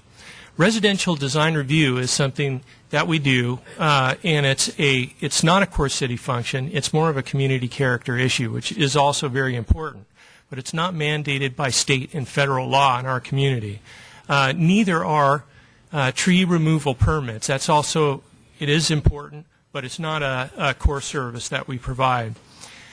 They also take out just these two core functions, or these functions here, take about 1/3 of a planner to do all that work. I think that we could do these things without the redevelopment or the RDRC. I think we could do it through better zoning, more clear design review guidelines for residential development. So we will have 1.3 current planners dedicated to day-to-day service functions. After that, we will have a 0.3 there to cover in the event of vacation, illness, or required training. So you'll see that on the top there. On the economic development side, although we are reducing personnel on the planning side, we see this as a critical time to aggressively pursue new sources of revenue for our city and to create opportunities for new job and improve our marketing strategies. As I noted, the redevelopment agency has a different fund that you can't use for your day-to-day core operations. We have some very real and very exciting opportunities in the marketing and redevelopment arena, and this is an excellent time to seize upon those. New sources of revenues, sales taxes, higher property taxes can be used to put into improvements in our community, new streets, new lights, new trees, new sidewalks.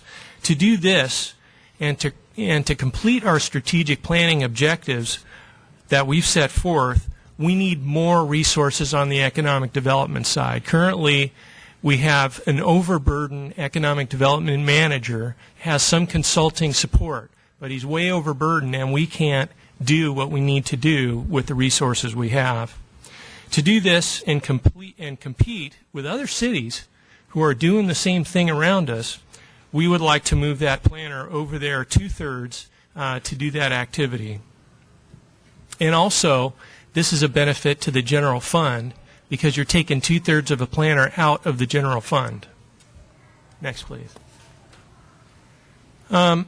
In terms of building service cuts, maintaining good service levels in our building department and planning areas is critical for us to maintain our community character and attract new development to the area, as I said earlier, giving us a competitive advantage. Unfortunately, loss of an additional inspector will have consequences for our community.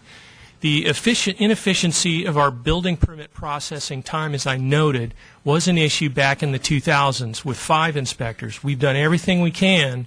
We've implemented all the recommendations, and we have good new management, streamlined processes, but some things are physically impossible. While we will remain committed to customer service, I just wanted to be real clear to everybody that we will do our best, but we cannot maintain the existing service levels that we have with 3 inspectors. So, to make up some of this, we need to make some other program cuts. As I noted, core services are things we are required to do, especially in the building service sector there. by state, federal, and local law. Our code enforcement program keeps our community clean, but it's not a core service, and it's not mandated by state or federal law that we do this. And it's a significant amount of time. We do over 200 of these per year, and it will need to be reduced to only those issues that have a life safety component to them. We only have 3 inspectors to meet this demand and to work the zone encounter. And often we're the first people you see when you come to City Hall, 95% of the time. Right now we'll have about 4 hours a day with 4 inspectors that we can provide. With 3, you're going to have people going out and doing the inspections in the field and somebody to man the counter there. We're only going to have 3 people, so we're going to have to bring it down to about 7 hours per week, and there may be some other limitations due to illnesses, vacation, or mandated training of these employees. And to wrap it up, I think it's been noted by other folks that have spoken to you today, but there's a point of diminishing returns where it's physically impossible to do your basic core services. And what I've seen in my experience is cities start to make mistakes. And we're on the verge of this now, and there will be mistakes with further cuts. It's a very unfortunate thing, but quite frankly, my reaction is that we're nearing that stage now, and we will be busy responding to problems that have been created by an inefficient development review and permitting process if we go any farther than we're going at this time. And thank you very much. I'm available to answer any questions. Thank you. Again, we'll save those to the end here. Sure. Next. Robert.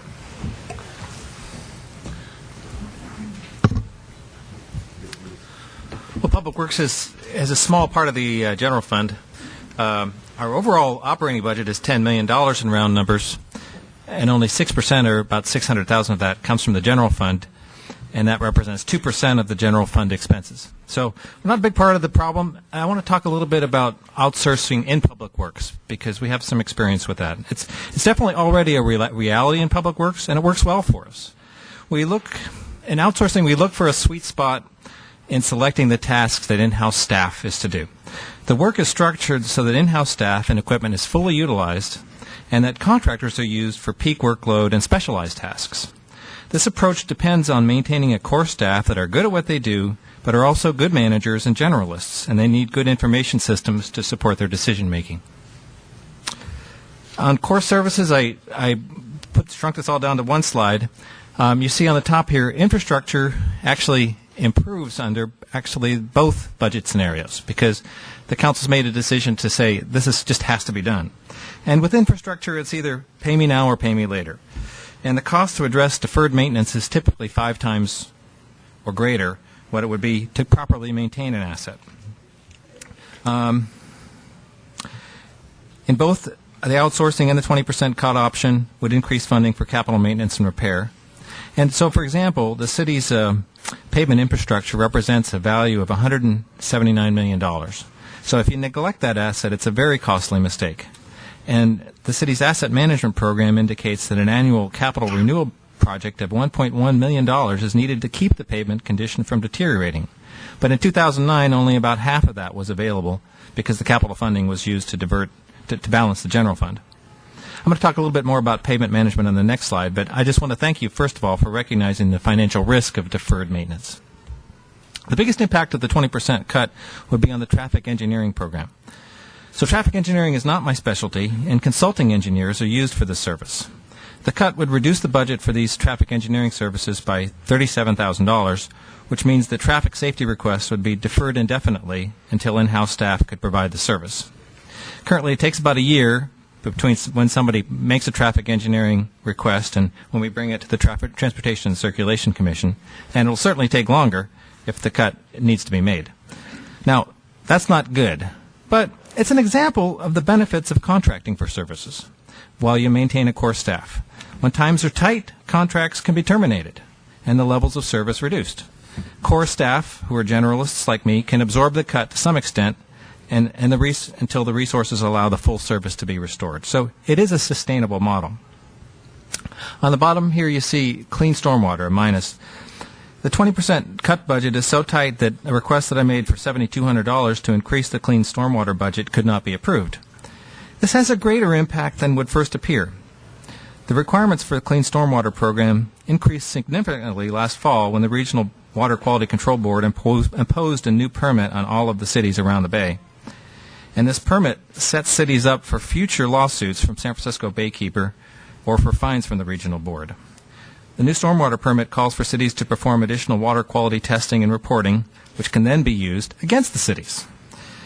I appreciate the foresight of the City Council and its strategic plan to begin addressing this issue by calling for an evaluation of financial options to comply with the stormwater permit. Now, most of the public works programs, and I didn't list them all up here, there's 30 of them, are not funded by the general fund and would not be changed by either budget option. I do want to talk about street lighting a little bit. To get to 20%, our cut target was $125,000. So to get to that number, I had to go beyond the traffic engineering services. Economic stimulus funding, fortunately, will be used to retrofit 200 streetlights with high-efficiency LED lamps. And that will lead to $11,500 in annual savings, but that won't begin until halfway through the year. But to get the remaining $75,000, the only place I could cut was to take streetlights out of service. Each streetlight costs about $88 a year to operate based on contracts that we currently have with PG&E and a maintenance contractor. So it would take 850 lights, or basically about every other light, to save $75,000 a year. And it would cost about $60,000 for the contract work to physically disconnect the streetlights. So it would really only make sense to do this if this was a long-term decision. And this cut is not recommended, but it would be necessary. It would be next if further cuts were necessary. If the community wanted to create a sustainable funding stream for street lighting, a landscaping and lighting assessment district would be an option. The total expenditures for street lighting, traffic signals, and landscape maintenance contracts for medians, downtown, and entry signs add up to about $400,000 per year. In round numbers, there are about 10,000 property owners in San Carlos, so the average annual assessment would be $40 a year to fund those things. Under the outsourcing option, though, this assessment district would not be necessary. Another option would be to perform a mass retrofit of streetlights to high-efficiency lamps. After that grant-funded conversion project I mentioned is complete, there will still be about 1,700 lights left to convert, and it would cost about $950,000 in capital to make the conversion. The payback period on this investment would be about 9 years, and this conversion would achieve about 4% of the Climate Action Plan's emission reduction goals for the year 2030.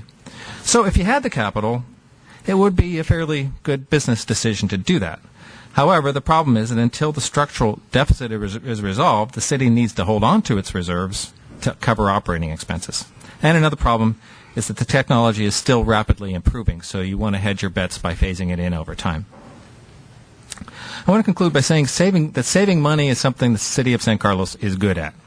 And it's had to get good at it because of the tough budget situation during the 00 decade. That's my name for it. I appreciate that because I'm a cheapskate. I drive an old Honda Civic. I bring my lunch to work every day. When JCPenney has a sale, oh, that's great. And I appreciate that. And I think where we want to look at is delivering services more efficiently. In public works, one area I'm looking at is pavement management. I talked about that $1.1 million that our model says that we need to maintain pavement. I think we can beat that. I think we can beat that with some new technologies that are coming out. There's rubberized seal coats that are more cost effective than a regular 1-inch overlay, which we've done traditionally here. And I want to look at that. I won't go into details on that, but let me just say that there are many areas that kind of innovative thinking. If you have the core staff, if you have the resources to work these problems, we can save some money. And that's the kind of thing we're looking at in the outsourcing option. Thank you. Thank you.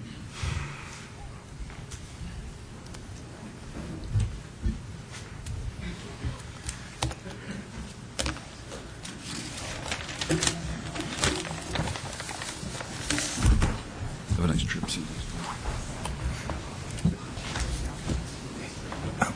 Welcome back, Doug. Thank you very much. Now we're going to kind of take a look at the the traditional cuts that we initially put forth, and I'll go through the chart. And I'm kind of at a disadvantage. I spent a week at a training session this last week, so you kind of are going through this somewhat as first time as I am, and council will note that too. So we'll just kind of have a conversation here about what the 20% cuts will look like. You'll notice here that we've colored out some of the boxes that are going to be affected in the organizational chart, and you'll see that it has a significant impact. The recreation side is a little bit kind of amorphous. It doesn't really have the defined boundaries that the Parks Department does, or we can't really say that we have so many miles of sewers or anything like that. What the Recreation Department does is offer services to the community. That's kind of what they do. And to define that is like defining quality. It takes a little bit of effort and understanding and a meeting of the minds to do that. So the measurement of some of these things is a little bit more difficult, and as you see the cuts, you can kind of generally understand that.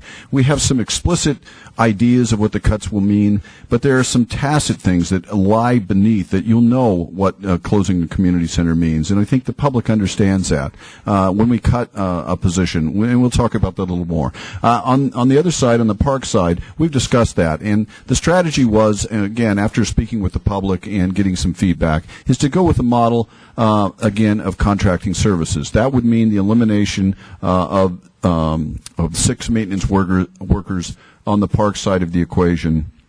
And there's a building maintenance worker also, which is on the building side, that's indicated on there. So we'll talk about core services, and again, this looks a little bit different than the other presentations that you've seen so far, because we're just a little bit of a different animal here. The core services is to develop and administer a comprehensive curriculum of programs designed to engage the public in activities that respond to the health, educational, and social needs of the community. So that sounds fancy, but what we're trying to do is make people's lives, enrich their lives. We're trying to have an opportunity for people to engage in their communities. The Parks and Recreation Department is kind of the greeting card for the community. It's what makes people feel good. It helps bring the sense of community. You can notice that if you go to the summer concert series. Those are the intangible things that bring people together. The programs focus on 4 primary areas of service. We look at youth development, senior services, athletics, and personal and family development. Now, to procure, we also concentrate on procuring, developing, and maintaining parks and open space for the benefit of the community, and to ensure that an adequate inventory of parks and open space is available to the public in a manner that responds to the community's needs. And we need to provide building maintenance to ensure that city facilities are safe and functional for staff and public use. Those are our core services. Those are kind of the most obvious reasons that we exist. Now, the budget impacts, these get a little more complicated, and it's really hard for me to kind of indicate. There are people in this, maybe most of you, who have experienced parks and or recreation services, and you kind of know what you would be missing if those services went away. I'm going to miss all of those benefits, but I'll try to hit on a few of them just to give you a flavor. And again, it's like having a vegetable soup. You can take out the vegetables and it's still soup. It's just not the same. Downgrading a 0.5 program coordinator and eliminating special events at the ACC. So this means that some of the events that are occurring over there now that are special outside of the regular drop-in programs, we wouldn't have a person assigned to those to do the detailed work necessary to pull those off. And that's things like Bunko, Breakfast with Santa program. They're planning a senior prom. Those kinds of activities would no longer be supported. The elimination of a 0.75 part-time administrative clerk at the ACC. Again, we can look at some of the basic functions, somebody there to answer the phone, someone to take reservations, somebody to help set up classes, those kind of core functions of that particular job. But those of you who go frequent the adult community center, know who that person is, and the person personifies what that position's about. You always look at the position, not the person. But here, they're somewhat interchangeable.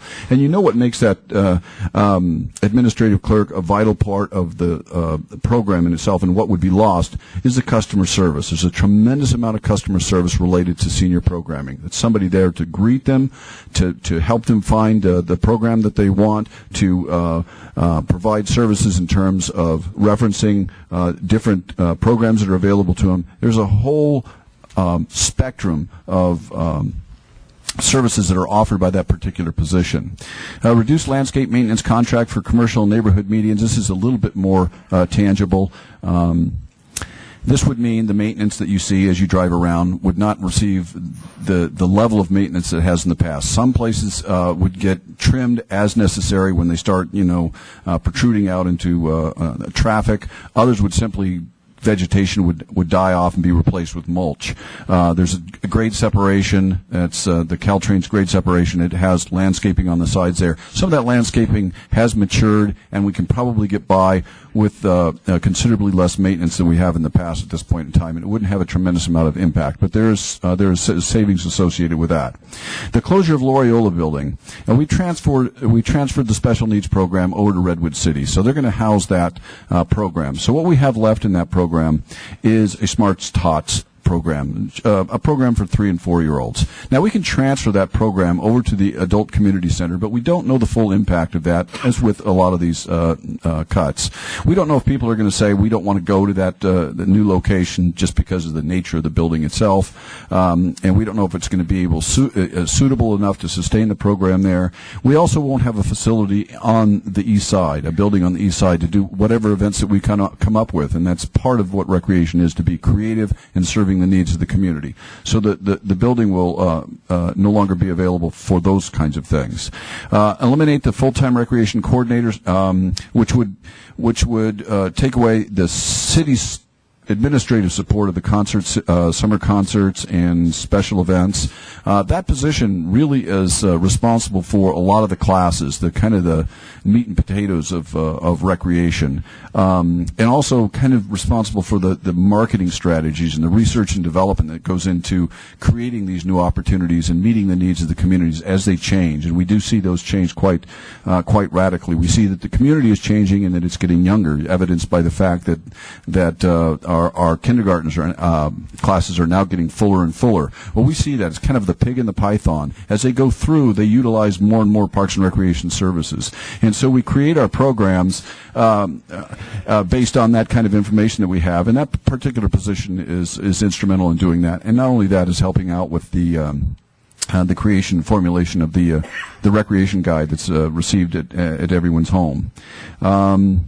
In closing the youth center, well, we've talked about this a lot. 10 years ago, we just celebrated the 10th anniversary of the opening of the youth center, and it's here for a reason. This community wanted a youth center. They monitored the number of visits. Now, that's not the number of people, but the number of visits in a year, a 322-day year. It was 10,000 visits to the youth center. There are people here from the Youth Commission that have a great interest in developing youth programs, and we know that there's going to be an impact on the community with the loss of that. Not only that, is we do offer other programs in there other than just the traditional after-school, out-of-school type of youth programs. There are classes. We also have a Smart Tot program for 2- and 3-year-olds there. We run basketball programs and other programs out of there that will have to be either eliminated or placed in another location.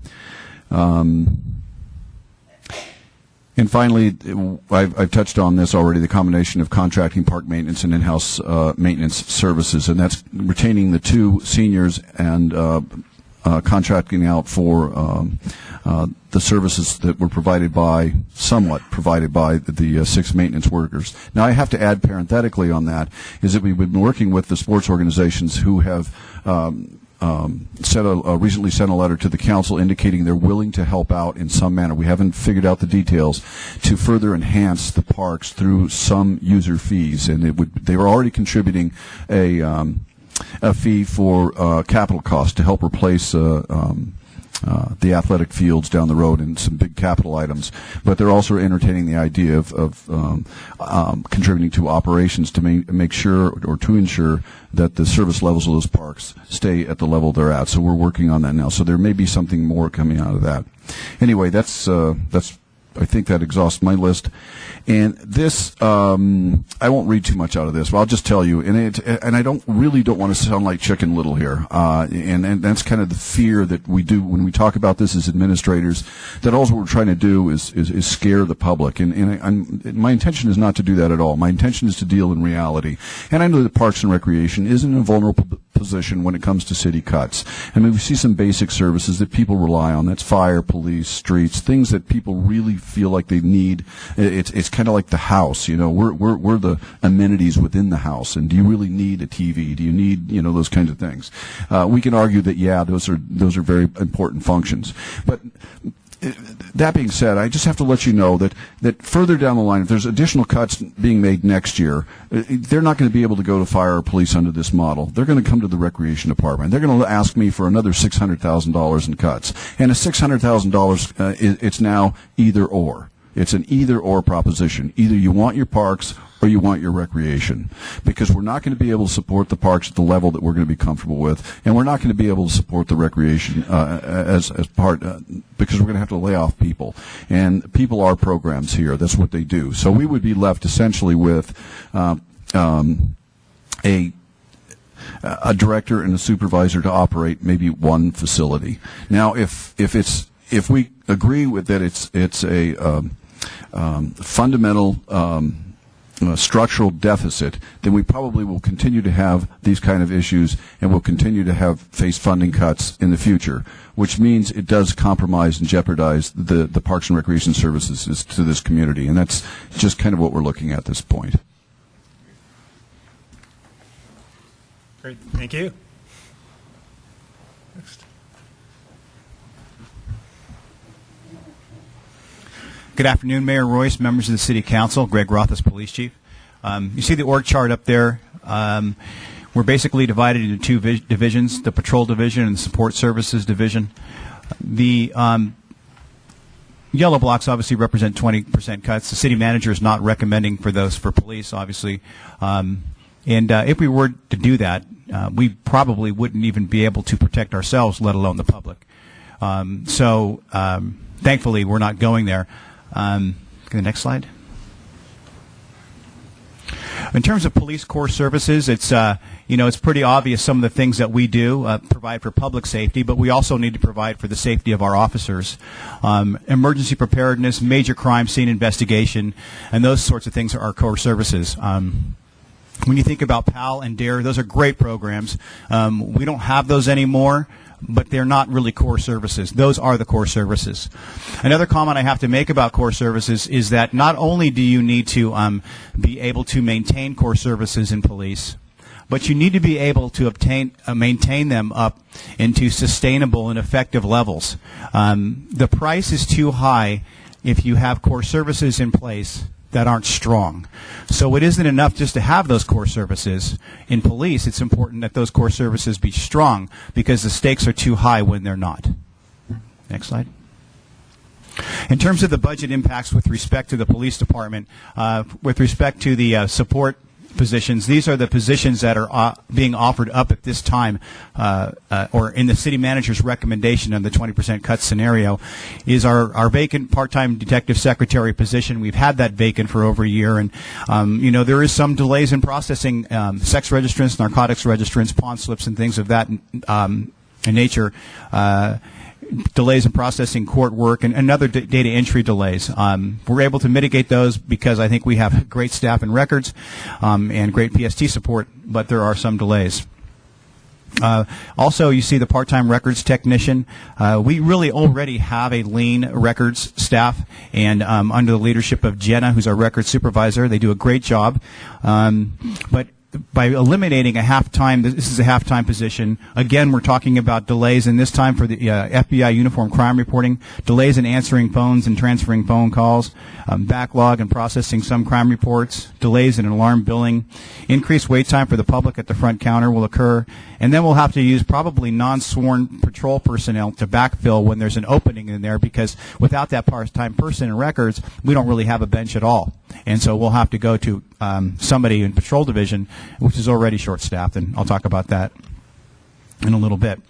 Our 4 patrol vehicles, some of those a couple I think are due to go out, but anytime you're reducing your fleet, there's a balance with the fleet. I mean, if you have too many cars, it doesn't seem very efficient, but if you don't have enough cars, you begin end up with higher maintenance costs, and you begin running the life cycle of the cars shorter. So we could maybe see some of that with the loss of those cars. The second kind of component of the cuts is the patrol cuts. This administrative sergeant position that's being proposed to be cut was actually cut last year. We've run without this position for a year now. And what it does is it does reduce available staffing for backfilling for the patrol sergeant. So what happens is, instead of using a sergeant when we don't have one, well, we used to have, when we had the admin sergeant, we were short sergeants on patrol, we could transfer the admin sergeant downstairs and they could fill. Right now what we do is we spend overtime on sergeants, or what we do is we have non-sergeants run the team. Now, fortunately, we have people who are well trained as officers in charge, but they're not sergeants, and they don't receive the training that the sergeants receive. So we do run with less sergeant time on patrol. There's an increased overtime, obviously, for the remaining sergeants, and increased fatigue for sergeants who have to fill spots. And then we have some of the administrative duties actually being transferred to the patrol sergeants. We just did another transfer. We transferred our policy manual to one of the patrol sergeants. And it reduces time available for street supervision by our sergeants. And then the loss of the vacant officer position. Before we take this, let's talk about where we are with staffing in police department before we ever take that vacant officer position. As you know, we are currently already staffed, before we lose that position, at one of the lowest staffing ratios per capita in the whole county. And the loss of that position doesn't make it any better, obviously. It makes matters worse with respect to staffing. And it reduces our ability to detect and initiate law enforcement strategies, obviously. It increases overtime.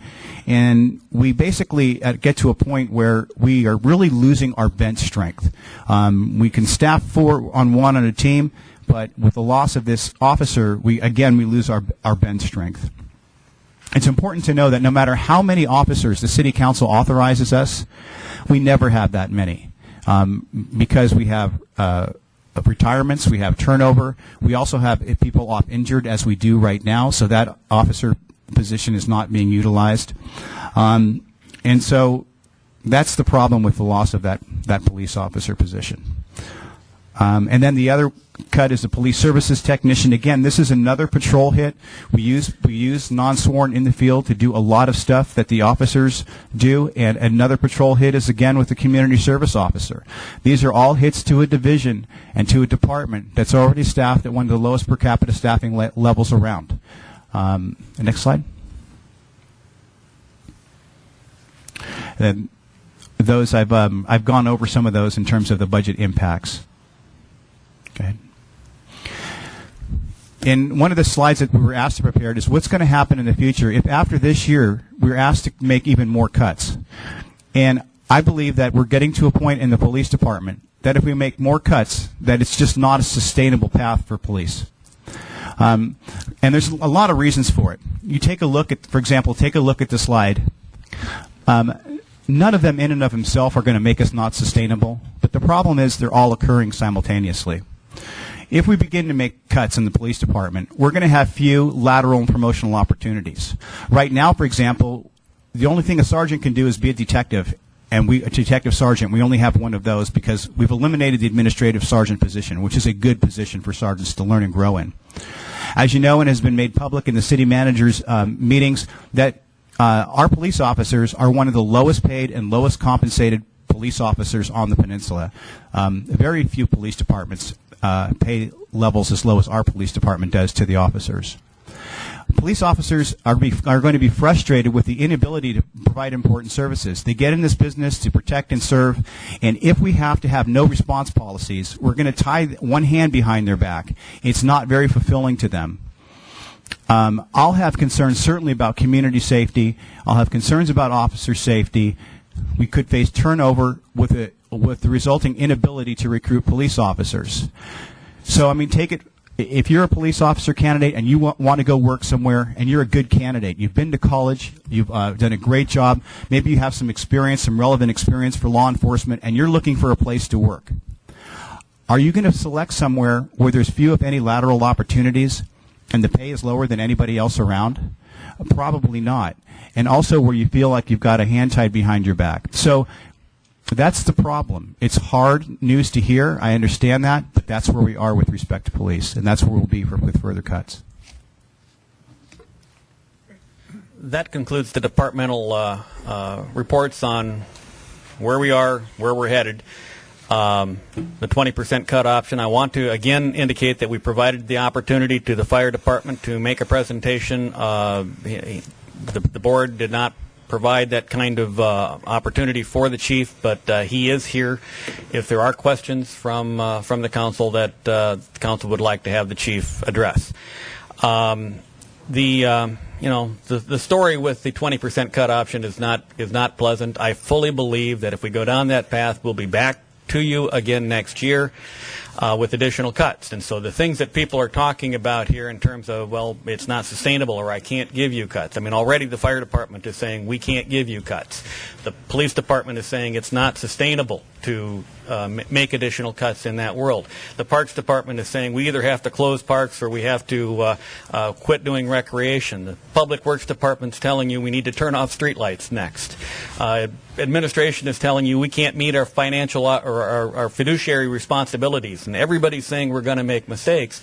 I mean, it simply is not a sustainable organization moving forward if we continue with this death by 1,000 cuts. We've got to change the way that we do business, and with that, we make the recommendation that we move to collaboration, to outsourcing, and regionalization. And we provided you with a plan in this document that shows you how we think we can get there in a sustainable manner. We appreciate the time to have we've been given in terms of outlining these options for you. We've provided cards and pencils for people to ask questions. I don't know, Randy, if you want to talk about the process that we plan on embarking upon. Okay. Thank you. Well, first of all, to our entire staff, thank you.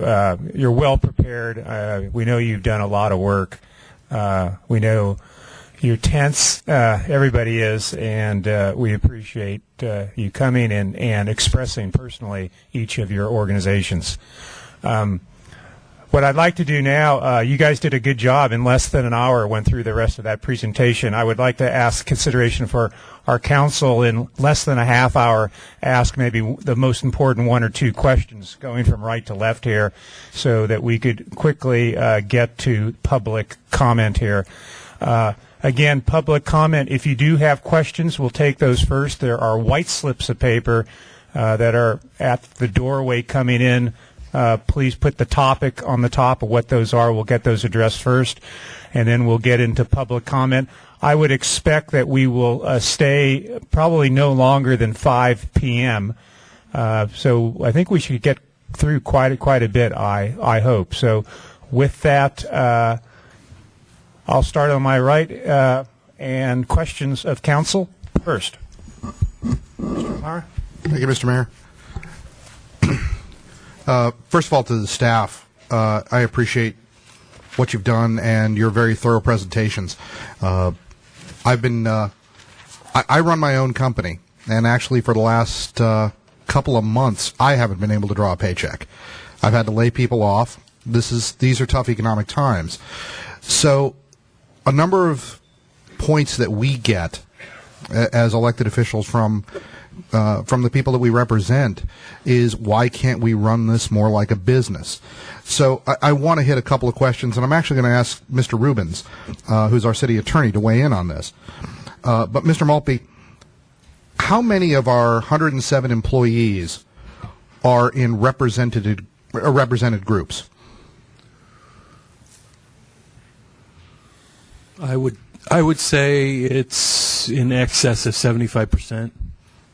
In excess of 75%. So give or take about 80 people. About 80 probably. Of 107.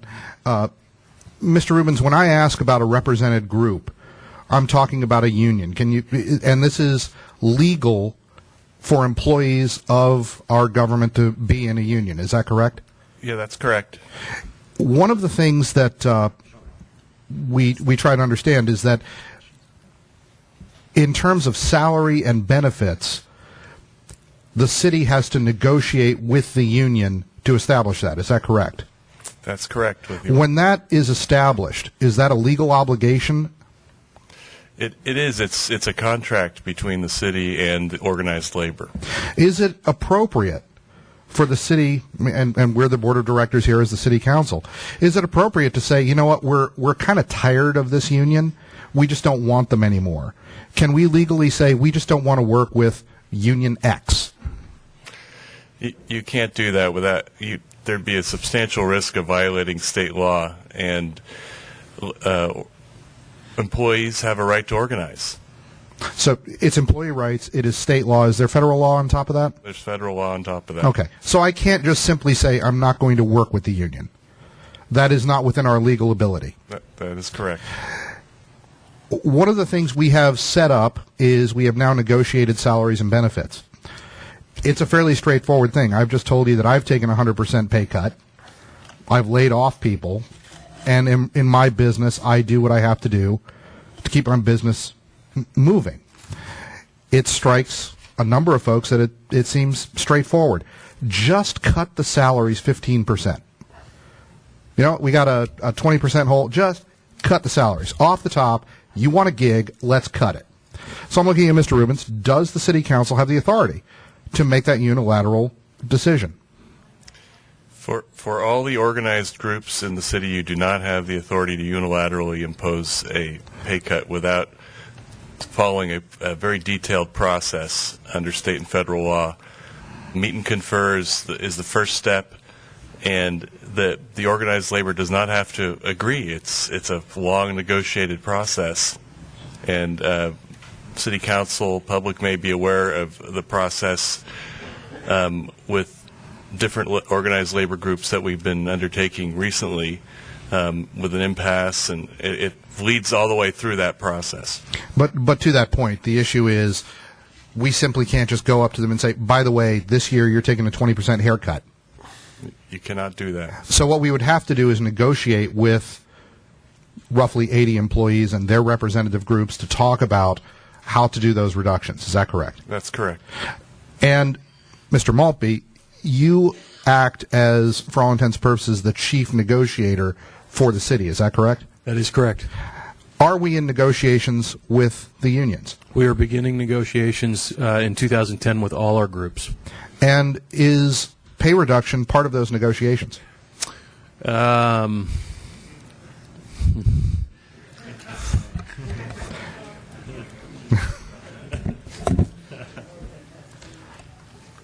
me rephrase the question. And let me explain here. Sure, I realize what I did. So that nobody thinks there's anything clandestine going on. As the chief negotiator, I meet in closed session with the city council to receive their direction on how they would like me to proceed with labor negotiations. That closed session information that the council provides me is legally considered confidential. So before I share some of that information, I wanted to talk to the attorney. Let me rephrase my question appropriately. Is it appropriate to say that compensation is generally a part of negotiations? Generally, that is correct. And if you want to talk about the past, the contracts that were negotiated 2 years ago, the council, through that negotiation process, was able to meet and negotiate with all its employee groups significant reductions by tiering benefits, cutting bonuses in the past, and police bonuses have been cut, and management bonuses have been cut, confidential unit bonuses have been cut. The AFSCME Teamsters groups 2 years ago agreed to create a new tier for the retiree medical benefit that cut that benefit by 50% for future hires. Management and Confidential limited the benefit in its entirety. Those are the types of things that typically, in times like these, get discussed with labor groups. Mr. Maltby, we throw around jargon. You mentioned tiers.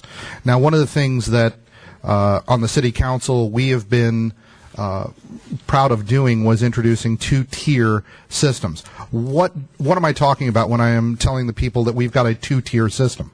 Well, basically what you're doing is you're taking a benefit. Certain benefits have so far in the state of California considered to be vested rights. For example, retirement benefits or retiree medical benefits. And that vested right means that when somebody joins your organization and you're offering that benefit to them, it becomes, under state law, as it's been interpreted constitutionally, a right of those employees to receive that benefit. So if you want to change retirement or change a retiree medical benefit currently in the state of California, what you need to do is create a new tier, which is essentially creating a new benefit, a new retirement benefit or a new medical benefit that's at a lower level, or I guess arguably you could do it at a higher level, but I've only seen the lower, at a lower level for all new hires. So you create a tier and say, effective January 1st this year, all our new hires are going to get X benefit, which is 10% lower than existing employees.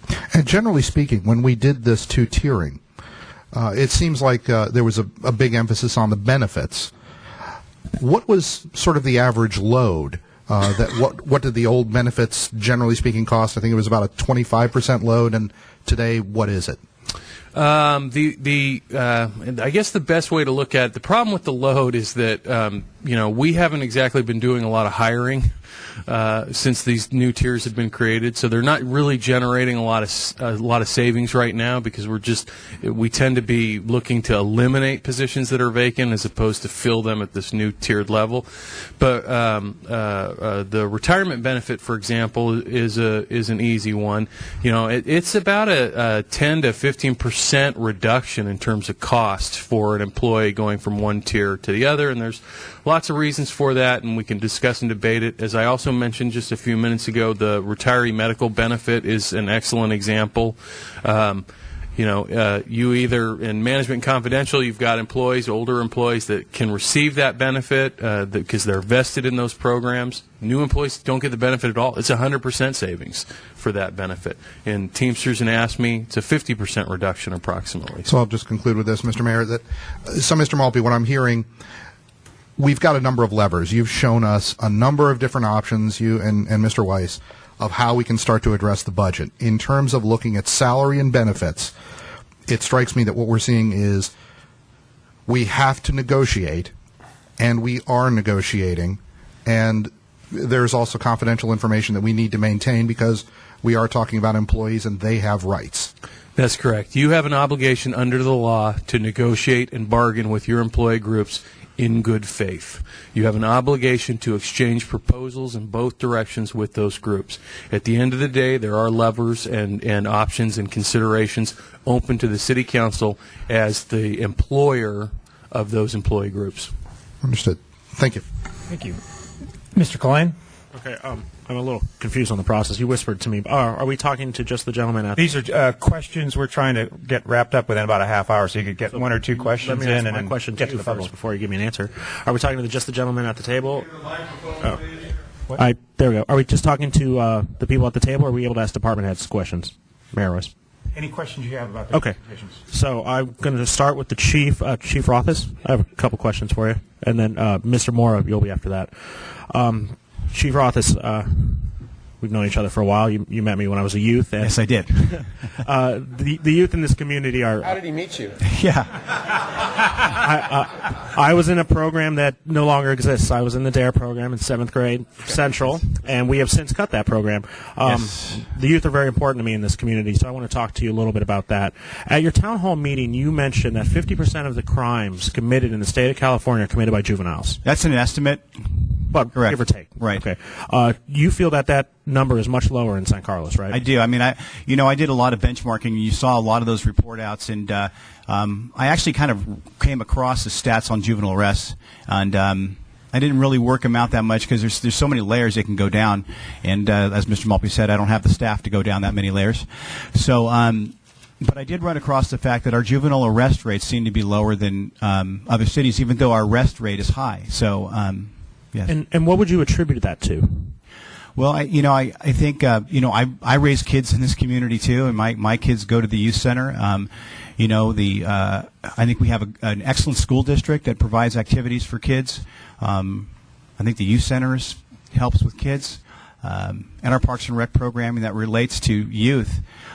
We do a lot for young people in this community, as well as some of the things that we've done in the police department, which we don't have anymore. The DARE program and what that's done for kids, and then our diversion program that we have in the police department as well, which has also been cut to help keep kids out of trouble. Okay, so we've cut some of the programs that the police have done for our youth. Correct. If you were to, and I know it's hard to guess in the future, if we were to cut the youth center and further cut our Parks and Rec department, how do you think that would affect the job of the police when in regards to patrolling our youth? Well, here's what I can tell you factually, is that what we know from based on studies, research, and policing, is that if kids don't have something to do, productive things to keep them busy, they're more likely to get into trouble.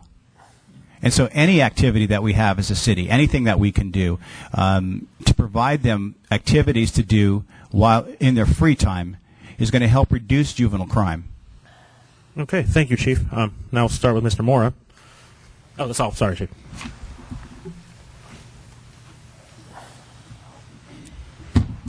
Yes. Okay, Mr. Mora, since you've been here for a while, I had a couple questions. You said in 2006, if the funding revenue measure for the JPA did not pass, we would not change our funding formula. That was the deal, right? That was in the first amended JPA. That is correct. And then we re-amended the JPA and changed the funding formula. That's correct. The city of Belmont contacted the city and said even though the first JPA of fire says that, they would not live with that. And so we then started on a second amended JPA, which has led to the four-factor formula we have today. And in these four factors, you say there are two that are related to fire and two that are non-fire, correct? That's correct. Okay, and the two that are non-fire are assessed value and the population. So now here's my question. I'm going to put together a scenario for you and tell me if I'm correct. If we have an empty plot of land in San Carlos, we build a house on it, our funding in the JPA will go up because we've increased the value of that land, correct? Correct. Now, if we put a family of four in there, our funding for the JPA will go up because we have four more people in our city, correct? Correct. And if they call the fire department one time, our funding will go up again because we've now made more calls, correct? Correct. Doesn't that seem like a three-way hit to you for one piece? Yep. Okay, just checking. And if you could extrapolate into the future with these developments coming down the road where we are talking about the Transit Village, we are talking about Wheeler Plaza, you can see this that this will grow even significantly more in the future, correct? That's right. Okay, those are my questions for Mr. Mora. And now Mr. Weiss, my final question to you. You've mentioned many times if we continue to go with the future, to the people who are here, the comment about the lost decade, I was the one who wrote that. So if you have any qualms about what I wrote, feel free to talk to me. But we talked about if we go with Path 2, we will be back here in a year. I believe so. And if we cut again, will we be back here the year after that? I believe so. So essentially, for as long as you're here and if a next city manager comes along, we could be doing this for quite a long time, for possibly another 10 years until we just break. We have for 10 or 11 years. Our economy is not growing. We don't have new commercial. We don't have new sales tax revenues. We don't have anything significant of that nature on the horizon. And so any increases in expenses, whether it be in fuel or operations or labor, all of your neighbors, if their economy picks up, they're going to raise the bar, if you will, in terms of what services are provided and the like. If you intend to be in the peninsula trying to compete in this environment, your expenses will go up, and you will not have revenue to pay that. So we'll be back trying to cut to maintain an organization. Well, you mentioned many times at Vallejo, when they hit 70%, that's when they declare bankruptcy for their police, for their safety That's my understanding. costs. How much longer do you think we have until we hit that?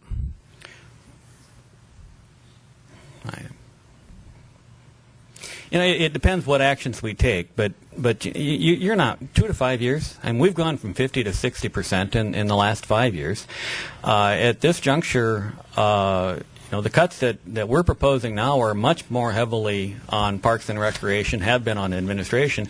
My recommendations to you moving forward, and I've said it before, is that I would close down. My recommendation to you would be to close down the Parks and Recreation Department in its entirety and maintain just police and fire and some administration to provide the accounting and the like that we provide. I don't think it's very long. We talked about a tipping point. I think within a year or two you might very well be at a point where you're doing nothing but police and fire. Okay, that's all the questions I have. Okay. I have keeping going left here, 2 questions, both regarding contracting of police and fire. And I don't expect an answer, but I'd like an answer next meeting. And the first one deals with, these are major changes. I've gotten a lot of input so far where people either like it or don't like it. They have a bad experience or a good experience. They have a rumor one way or the other. And because we're dealing with fairly large organizations, I would like to see some kind of formal customer input, customer evaluation after 2 years of moving to sheriff or moving to California Fire, where those agencies have actually done some formal surveying of their customer base to see what the level of service and customer satisfaction is, if that's available. It may not be available, but if it is available, I'd like to ask those 2 agencies for that customer satisfaction survey. The other part is, would they, either one of them, be open for, in the contract, to have performance measures? I think you know what I mean by that. Mainly just by hiring them for a 3-year contract. If they do a good job, they get paid. If they do a great job, they get paid more. If they don't do their job, they get paid less. So I think government and these types of services can really add our leverage by having some kind of performance. And again, my initial question is, are they open or do they have experience with performance measures in their contracts? Those are my 2 questions. Mr. Caselli? Thank you, Mr. Mayor. 3 quick ones, I think, for Mr. Long. You indicated on one of your slides that if you do have the 4 cuts or 4 to 6 cuts of your staff out in the field, that the in-house staff will have to pay attention to all the special items, I believe. You indicated that? That is correct. My question is, do the folks that now work, the 6 people that you will have to possibly lay off, do they pay attention to the special items now? Yes, they do. Okay. Thank you, Mr. Long. Quick question for Mr. Weil. You indicated on the parking meters, and you may not know the answer to this, but what are the downtown boundaries? In other words, are you talking about going all the way down South Laurel when you count all these parking meters and things like that, or? Well, that estimate that I gave you is based on 1,000 parking spaces that are within an area bounded by San Carlos Avenue, El Camino Real, Arroyo, and Elm. Okay, so it doesn't go to South Laurel then? No. Okay, that's what my question was, because I couldn't figure out, if you counted all those, how we were going to do this. If you said 55%, again, you can mix and match the numbers, but it would be like 55% of the time those spaces would be covered. And I'm thinking there's hundreds of spots, at least in my mind, down South Laurel. So thank you, Mr. Weil. That was just a question I had. And the last question I have for Mr. Weiss, and I don't know if this is answerable or it's counterintuitive to me to see, if we go with the police option that you're talking about, and I'm sure there's an answer to it, how all the salaries can be raised and it's going to cost us less. Right. I think I get that question all the time. I understand you do, and I hopefully you know the answer, but I'm just bringing up what I'm sure folks out there are asking the same question. Right. I mean, there's several different components to why the answer is. Okay. One, economies of scale. If you're a larger department, you buy things in larger quantities, it's cheaper. Yeah. 2, you're going to share management. So there's savings there. Thirdly, and I'm still trying to come up with the best way to explain this, but if you have the example I'm giving, and tell me whether this helps or not, but if you have one store, if you have one emergency room, for example, that you can't close, you need to keep it open. There's nothing you can do. You have to keep it open. You need 3 employees. 8 hours, 8 hours, and 8 hours, right? But you can't ever close it. So you have to have at least a 4th employee to cover for when somebody gets sick or when somebody's gone. And what we're finding with the police department is we need 32 employees to maintain our 3-in-1 staffing levels. 12 people around the clock. Right. We need 32. We need over a 2-to-1 ratio. in order to keep that minimum staffing level. Now, if you had a lot of different emergency rooms, the ratio changes because now you've got a larger pool of employees to draw from. You don't need to have a 2 or 3 to 1 ratio for that one store that you simply can't close. But instead you can draw upon a much larger pool of employees. And so the ratio of employees that you need may be 1.5 to 1 or 1.8 to 1. And so that's where I think the savings is. Okay. I appreciate that because that's such an obvious question, and I think obviously people in the audience have too. And I'm sure we're going to refine this with all these, with the fire and the police. All these things are preliminary. I want to make sure everybody understands. All these things are preliminary reports, and we are going to have to dig down deep and get down to the details and drill down to all the details on this. Thank you. Thank you, Bob. Mr. Grocott?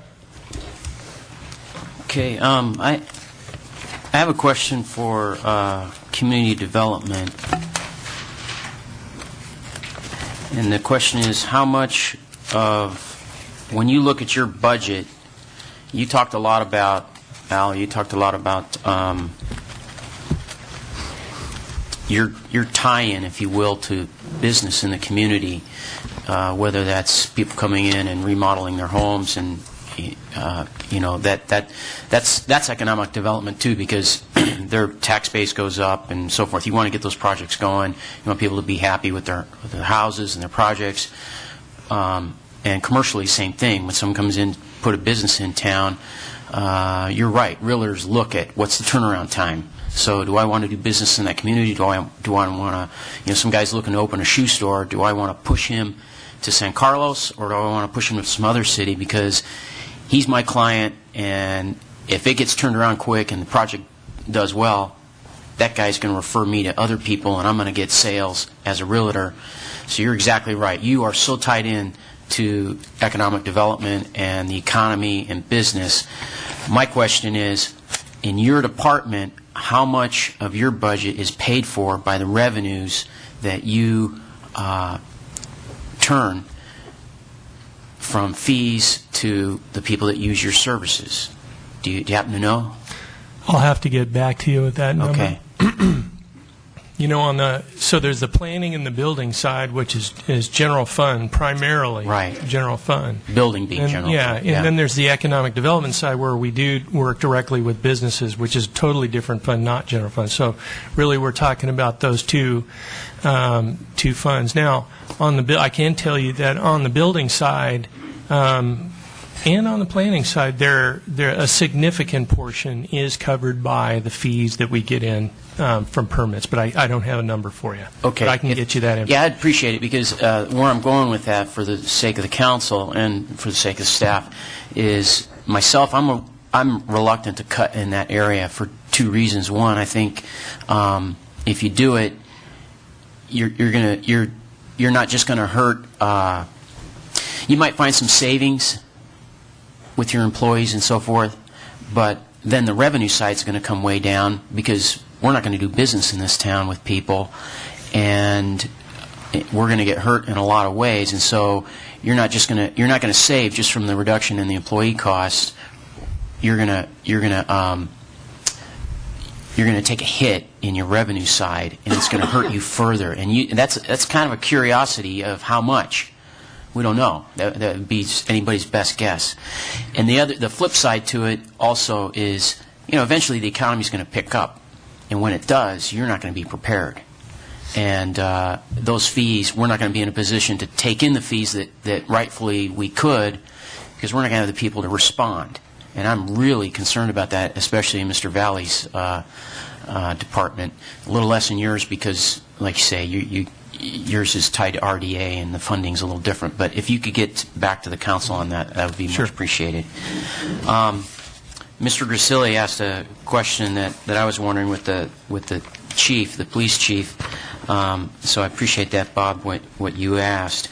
But I do have one question for the police chief, all the same, and that is the vacancies that you had in your slide, the sergeant and some of these other pieces in your department, either that are there now, unfilled positions, or things that actually are budgeted right now, but you just don't have a person in there. That's Right. unfilled positions. Or in some cases, there's some, I guess you'd still consider them vacancies, where recently we made some cuts to like sergeants and so forth. So my question is, if we were to flip the model over to the Sheriff's Department, what would that do to the vacancies? I wasn't, we got this late, and so trying to dig into the proposal that we got Friday and try to match it up to your staffing Right. and study that was impossible. So I thought I'd just ask you about that. Well, I think some of those vacancies would just disappear under the model. The sheriff doesn't need as many people to police San Carlos as our department has. They're going to be, because they're going to be administering the department in terms of the command structure. They're going to be doing that. They have with their command structure. But even though, for example, they're offering everybody a job, everybody from the San Carlos Police Department has been told they will have a job with the sheriff. Most of them will be deployed in San Carlos. Some of them won't be. Some of them would be theoretically then placed in other units within the Sheriff's Department and be working in other units because they don't have that many people. So the short answer to your question is some of those vacancies would essentially be absorbed through the merger. Okay.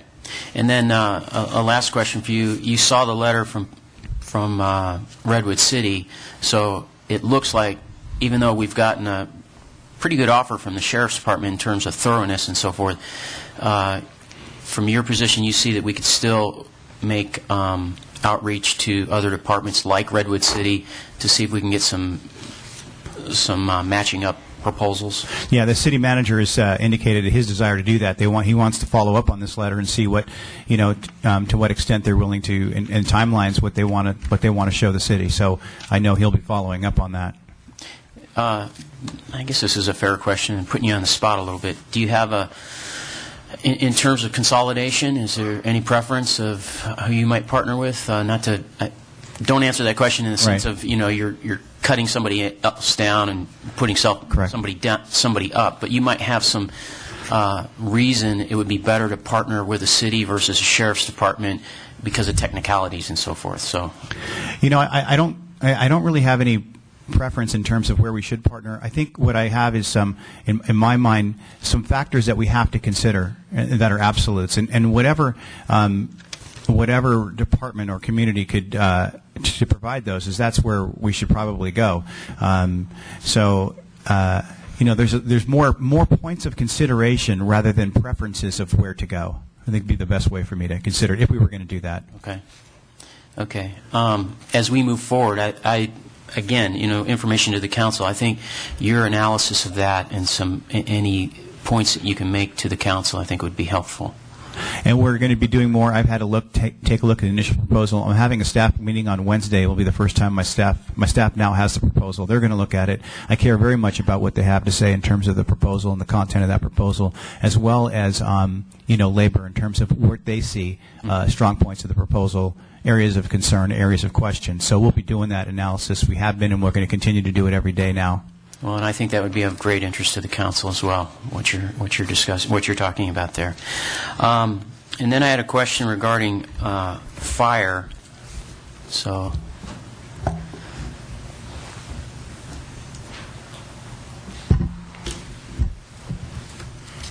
the numbers that you have in the red circle, or is it called red circle? Red circle, correct. Red circle proposal. What year's salaries are those? Are those current? Those are the current salaries. That's correct. Okay. We basically gave CAL FIRE a copy of our current salary table that they requested, and that information has also been offered to the other 3 fire agencies. Okay, because I was comparing that with some of the numbers, and they don't seem right to me. It seems quite a bit lower than what it ought to be. Well, they have it right out of right from the chief. Okay. If we were to go with a program like that, what do we do for truck service? We have a couple of choices. One is, as I indicated earlier, if the council wants to have the 1 engine plus 1 truck versus 2 engine companies, we could contract for that. We also had, because as you know, we flip back and forth right now. Another option is we could look at cross-staffing, which former Chief Loudon talked about. I've also had some discussions with the two fire commissioners, Mr. Mott and Mr. Klein, that given how low these proposals are, it's theoretically possible to actually have 3 companies in San Carlos and still save money. And in that case, you could probably have a truck, an engine, and an engine. In other words, you could have 3 companies at the 2 stations rather than 2. Mm-hmm. And then, admittedly, John's proposal, John being the chief from the CAL FIRE, doesn't have the operating costs. So you said that's plugged in. I didn't see where that was plugged in. In the staff memo, we use the figure of $800,000 as a ballpark number. That's a rough number. So that's for fuel and things where he had a line in his report where he said "and whatever" or something like that. Correct. That's correct. So that's $800,000. That's a ballpark number. What we would probably do is very similar to last time. As you probably remember, we had initial proposals. We got those in, and then we had questions. We met with each of the agencies, and then we went into detailed proposals. So my vision is somewhere between the initial and detailed proposals, we'd spend more time with the CAL FIRE folks, and for that matter, if Redwood City or other proposals come in, we'll do the same with them. Okay, and then one last question, not for you, but for the city manager. The thing I'm trying to understand is what we call a structural deficit. To some extent, it seems to me, even if we go to Sheriff's Department or another fire model or whatever, I don't quite see what's the difference of making cuts versus, contracting out or something. Have you really dealt with the structural deficit? What's causing the structural deficit? And the thing I would be, I know all the time we would talk about revenue. Well, to some extent, the structural deficit is that people don't really want to pay more for their government than they're paying now in terms of percentages. Maybe as the economy goes up, business goes up, yes, the government stands to gain more revenue because, the tide lifts all boats. But in terms of percentages, as a policymaker, the thing I'm concerned about is doing something in an environment like this of, well, we got to create more revenue. This is why I was opposed to Measure U, because you do something to raise more revenue, you create a new vehicle, and then when things do go up and revenues go up naturally from things that are in place now, and then you have that one vehicle in there that's brand new also raising revenue, is that really fair to the taxpayers? Because, again, my concern is that the percentage of cost of government vis-a-vis the private sector, that's something that we're suffering from at the federal level, state level, local level. Cost of government just keeps going up. You have to pay, more. Can we stay to the question, please? That is the question. Okay, but we're trying to move through. It's a long question, then. I don't know why it is. No, Mr. Grocott. I ask questions. I always get interrupted. Are you finished with your question? Yeah. Because we're trying to respect the public are here for 4 hours, and they need to speak. And that's why I'm asking you. Is that your last question? Okay. Mark, would you answer that? Please. I think the very basic answer to it is that by outsourcing, by following this methodology, we're lowering the percentage of governmental expense. We are finding another more efficient means of providing the same service. We're lowering the cost. You still need to focus on economic development, in my estimation, to accelerate the economic activity in your community so that without raising taxes, that you can generate more and stimulate more activity to generate more revenue that way. That is still the way that you can generate revenue without raising taxes. And that's why we're putting an emphasis, and have been for the last 5 years, on our economic development efforts. We believe that still should be a priority. But the difficulty is that's a controversial issue here in this community, as you know. whether it's because of traffic or whether it's because of big boxes as an entity. So we're trying to do it in terms of marketing, making sure people throughout the Bay Area are aware of those shopping opportunities that are already available, especially on the east side, especially with the home improvement businesses, the green businesses that we have on the east side. If we can stimulate that kind of economic activity, we can raise more revenue without increasing the tax rate. And that would be our preference. That would be our goal. Part of the difficulty, though, in all honesty, is all of your neighbors are raising, through Measure U type vehicles, are raising their tax rates in order to address the economic issue as well as just to enhance services. So what that is doing is it's pushing the bar up all around you. We live in the peninsula whether we like it or not, and so if San Mateo raises the sales tax and the transient occupancy tax, and if Redwood City raises the utility tax, they both have those vehicles currently. If other cities all around you are doing that, that allows them to raise the salaries for their employees, for police and fire and everyone else. It allows them to provide more services. It allows them to go along with climate action programs and the like, all of which we are required to do as well, and it puts us at a competitive disadvantage in terms of having quality employees, in terms of providing the services to this community. It's hard to back out of the area that we're living in. I mean, the prices for housing, the prices for everything in the Bay Area affect San Carlos like it does every other community. And if everyone else is going one way, and for us just to say, well, we're going to put our head in the sand and we're not going to go down that path ourselves because we don't believe philosophically it's the right thing to do. And you may be perfectly right. Maybe it's not the right thing to do. But it puts you at a disadvantage to be able to retain quality employees, provide the same services that your neighbors are. And that's a bad cycle in my estimation, because then we can't maintain your parks, your property values go down.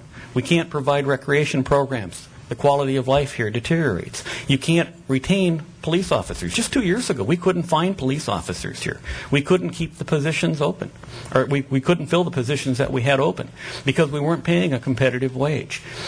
It's a real problem, and there's a cycle there that, you don't want to get into. Other communities have. We did with our fire department, in my estimation. And what we're doing now to correct that is we're actually throwing money at the fire department to rebuild it so that we don't have those kinds of problems moving forward. If you have the money, that's fine. But we're having to rob from one area to pay the other in order to accomplish that in fire. We're going to create the same problem in police, in recreation, and administration if we don't address it in a holistic way. So I still didn't hear, what's the structural deficit? The structural deficit is that expenses are going up faster than revenue, and it is in terms of the cost of living factors, whether it be fuel, whether it be maintenance and operation, whether it be salaries, are all increasing faster than the revenue is. It has historically. It's projected to into the future. Okay, I recommend now that we move to the questions that were submitted on the white sheets. Mr. Weiss, are you going to manage that, or Ms. Boland, or how do we handle that? We've got speaker slips and white sheets. Okay, I'd like to go through the white slips, get all the questions out. If Mark could kind of organize those and get those answered first, and then we'll move to public comment. If we could just collect the questions on the white sheets first. So what we'll do is we'll put them into categories and answer them generically as best we can. Okay, you need a 5-minute break to do that? I think it would be good, yeah. Why don't we take another...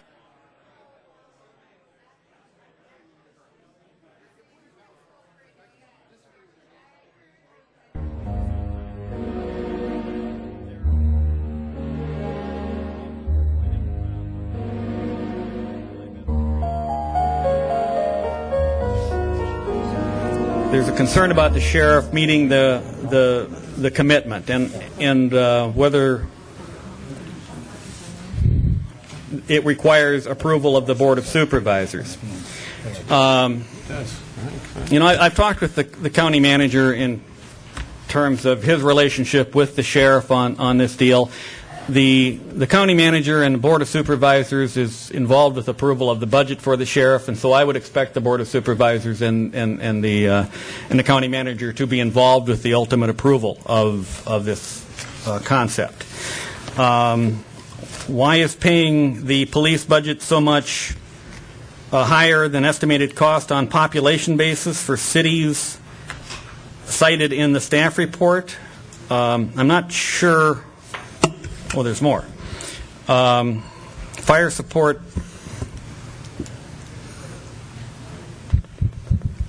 You mean that? Fire support.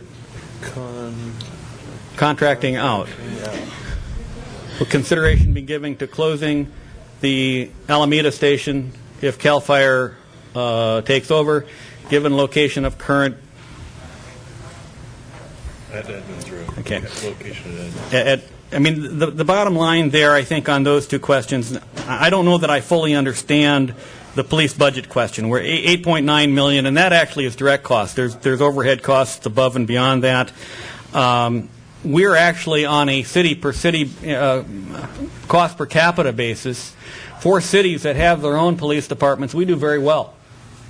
We run an efficient organization. I mean, and I think that's true for every department within the city. We do very well with the limited resources that we have. It's just that we can't sustain it moving forward as those increases go up, and we can't compete in this environment with the revenue streams that we have. And so this is an alternative model that helps us reset the button, if you will. In terms of closing the Alameda station, I mean, I think if you can realize $3 to $6 million in savings, you don't need to close the Alameda station. And that's true with all of our services. If we can do this in a more efficient manner, we can sustain the current level of services that we have. And we certainly, like I say, we certainly always look for efficiencies, but our goal and objective would be not to sacrifice public safety in that effort. Failing that, I mean, we certainly, there may be opportunities to work with neighboring jurisdictions as everyone goes through budget cuts, to share personnel, to share management, to share overhead and the like. But our goal would be to sustain the current level of service and keep the Alameda station open. And the question, it's not necessarily a question on parking meters. It's a comment in terms of being opposed to it.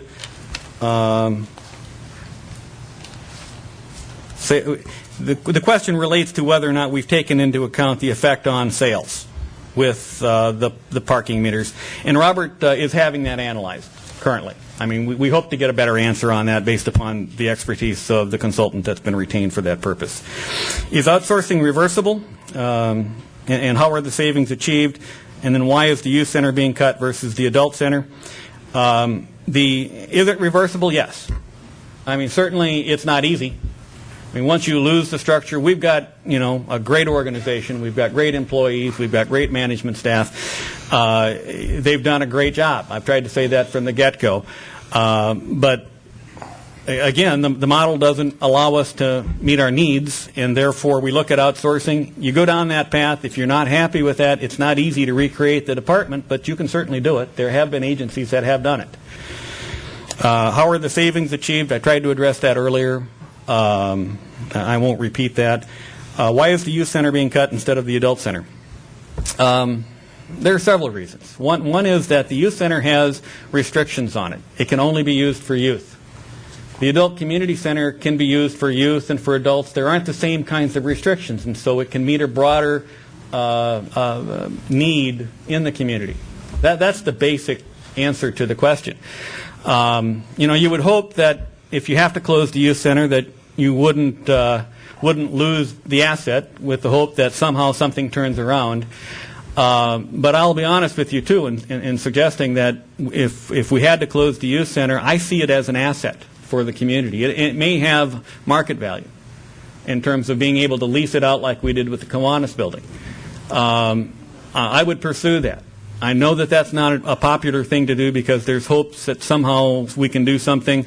It took us a year to do the Kiwanis building, so maybe there's an opportunity to figure out a way to salvage the building before we could possibly lease it out. But there's a revenue potential there if we have to go that route.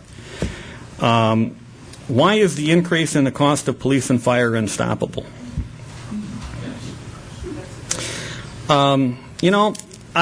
Certainly costs go up It's just been the nature. Now, maybe we'll get into a depression type thing where costs will go down and things will be cheaper over the long haul. I think all of us are going to struggle with that environment. Many of us haven't lived through that. It happened in the 30s. We're going through a little bit of it now. But I haven't lived through that. I don't know necessarily all of the ramifications of that kind of an economic model. Certainly, I do believe that if you go with the 20% cut model, I do believe that in very short order, you will have the lowest salaries on the peninsula. You will slow down the cost of government in San Carlos. You will. If that's your goal, you will do that. The question is at what cost? I mean, I'm telling you, 2 years ago we couldn't hire police officers because we couldn't compete. Now, the market is such today that we can fill those positions. But 2 years ago is not that long ago, and we had a heck of a time. You go back, our fire department 4 or 5 years ago, we were having trouble sustaining a fire department at that time. You'll get there. I mean, if your goal is to cut costs and just prove the point that you can stop the costs from going up, I think you can accomplish that with the second model. I think you will. I think it'll be very unfortunate for the community in the long run. The next one I think we're going to have to do some work on. Please project the net impact of staff cuts and the business slowdown. The net impact of staff cuts and the business slowdown. I mean, that's a very broad-based question. I don't know how to provide an answer to that. Has the city manager considered, I think it says payouts for managers. We just suspended the contract or the agreement that we had with the management employees. The management employees made greater concessions than the other employees with the last labor contract, if you would, or last agreement. In exchange for that, they had an extra year on that agreement that was going to grant a 2.75% increase July 1st. We've met with the management group. They've agreed that we would just suspend the contract, we would freeze their salaries, and we would go back to the table to negotiate additional, I have to be careful here, additional language for a future contract. Does outsourcing really save money? Yes. I mean, we've looked at a lot of different cities. I just picked up a copy of the Ralph Anderson and Associates, they're a consulting firm, that just did a study for Yorba Linda, who actually contracts with the neighboring city, Brea. But they did an analysis of outsourcing in Southern California. Many cities were included, and came to the same conclusions that we have. Cost per capita for those cities that contract are cheaper than for cities that have their own departments. So it does save money. I don't think there's any question about that. Can overtime be replaced by consultants on commissions? I'll have to think about that one. The county grand jury told you to go to a tier system for employees. Why haven't you done this? We have. We were actually the first city. I think we were the fourth city in California that did it for fire, or for police. I'm sorry. We did it before that for fire, and we've now done it for every employee group. We were praised by the grand jury for having led this county in that endeavor. Why aren't your meetings with unions open and transparent? There's actually been some thought towards doing that, and that's a complicated question. I mean, you can think in terms of how that might go. I mean, I've been in labor negotiations for 30 plus years now, and things are oftentimes said in that exchange that allow you to vent and you say things that sometimes you wish you hadn't said, angers and hostilities, and you start negotiating contracts in a public setting where the media is involved in the process and the public is involved and everyone's throwing comments into it. It makes for a very volatile situation. It's not something I would recommend. There has been some suggestion that we ought to go to that kind of a model. I think it would be crazy. I just wouldn't suggest that you do that at all. If you're going to consider outsourcing the fire department and possibly police, should we consider top-rated private companies? Rural Metro, Scottsdale, 50 other communities in Arizona. I don't know that there's the same infrastructure here to provide that same kind of service. It might be an option. And frankly, what I've suggested is that, look, these contract proposals that we have are public record. We've made them available to the public as quickly as we could. I've offered to share them with neighboring jurisdictions. They're there. If anyone can compete with those, give me a call. If using 2 maintenance workers only and contracting out the rest of the duties, will parks, toilets, and garbage cans be serviced on weekends when traffic is heavier? You know, the cut on weekend service is part of this year's cuts. It's one of those things that we would look to restore if we had enough money to do it. But we're not proposing to suspend the cuts that were made June 30th. So the answer to that question, I think, right now is no. But frankly, if the council tells us to go this way, we're going to come up with a transition plan. Matter of fact, we're going to work on that next week, irrespective. I mean, we just need to do that. We need to get so that we're prepared to go any direction here.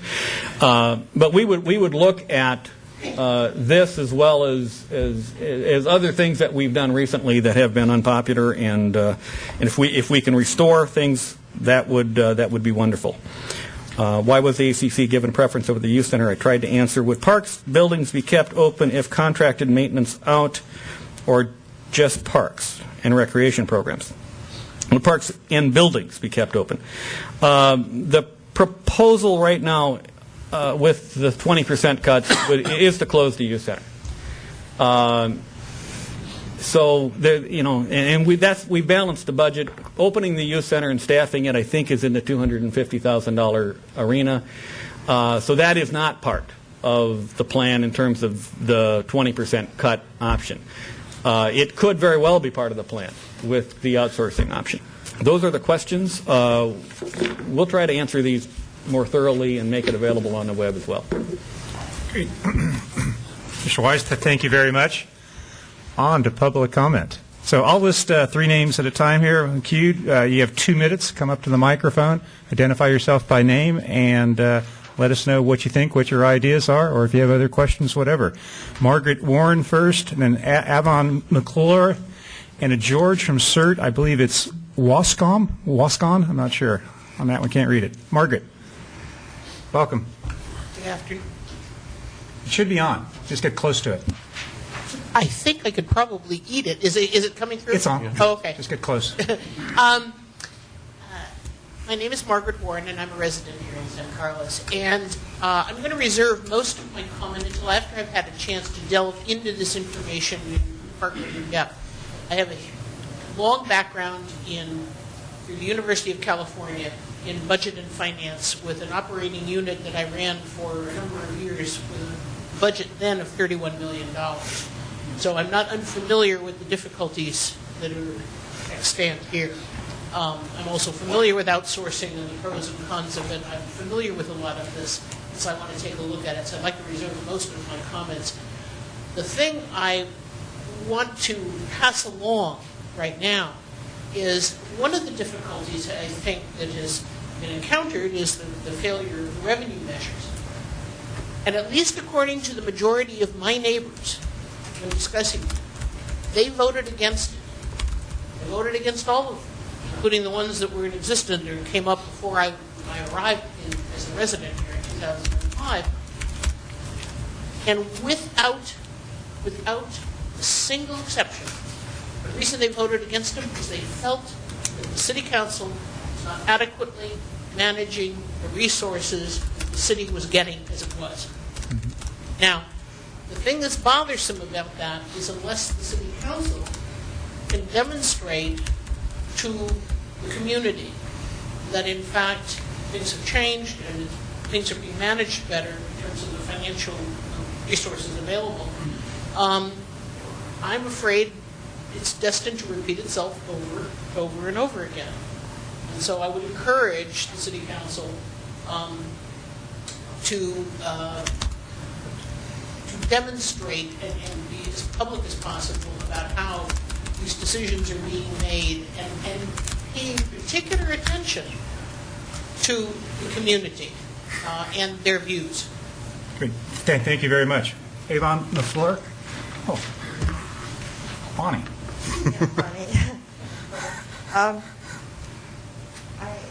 I would respond to the prior speaker by saying that... You get close to the mic, make sure. Oh. Yeah, thank you.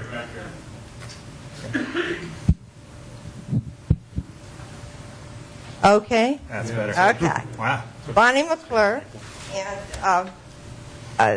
I really liked the answer Mr. Weiss gave to Mr. Grocott about why we need redevelopment and economic development, etc., on the revenue side, and yet the public are against 4 stories and 3 stories and not in my backyard, this kind of a...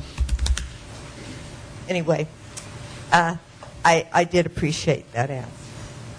The other thing is that I feel that the people that say, as the prior speaker did, that you're not managing things well or you're not paying attention, I don't see those people down at city council meetings. I don't see them hearing the problems that we've been having for years and years. I've been in this community for 51 years. And I really do believe in my heart that you should pay for what you get, and I'm ashamed that the people have not voted to fund our community, because it can't stay as the city of good living if you're not willing to pay for it. Thank you.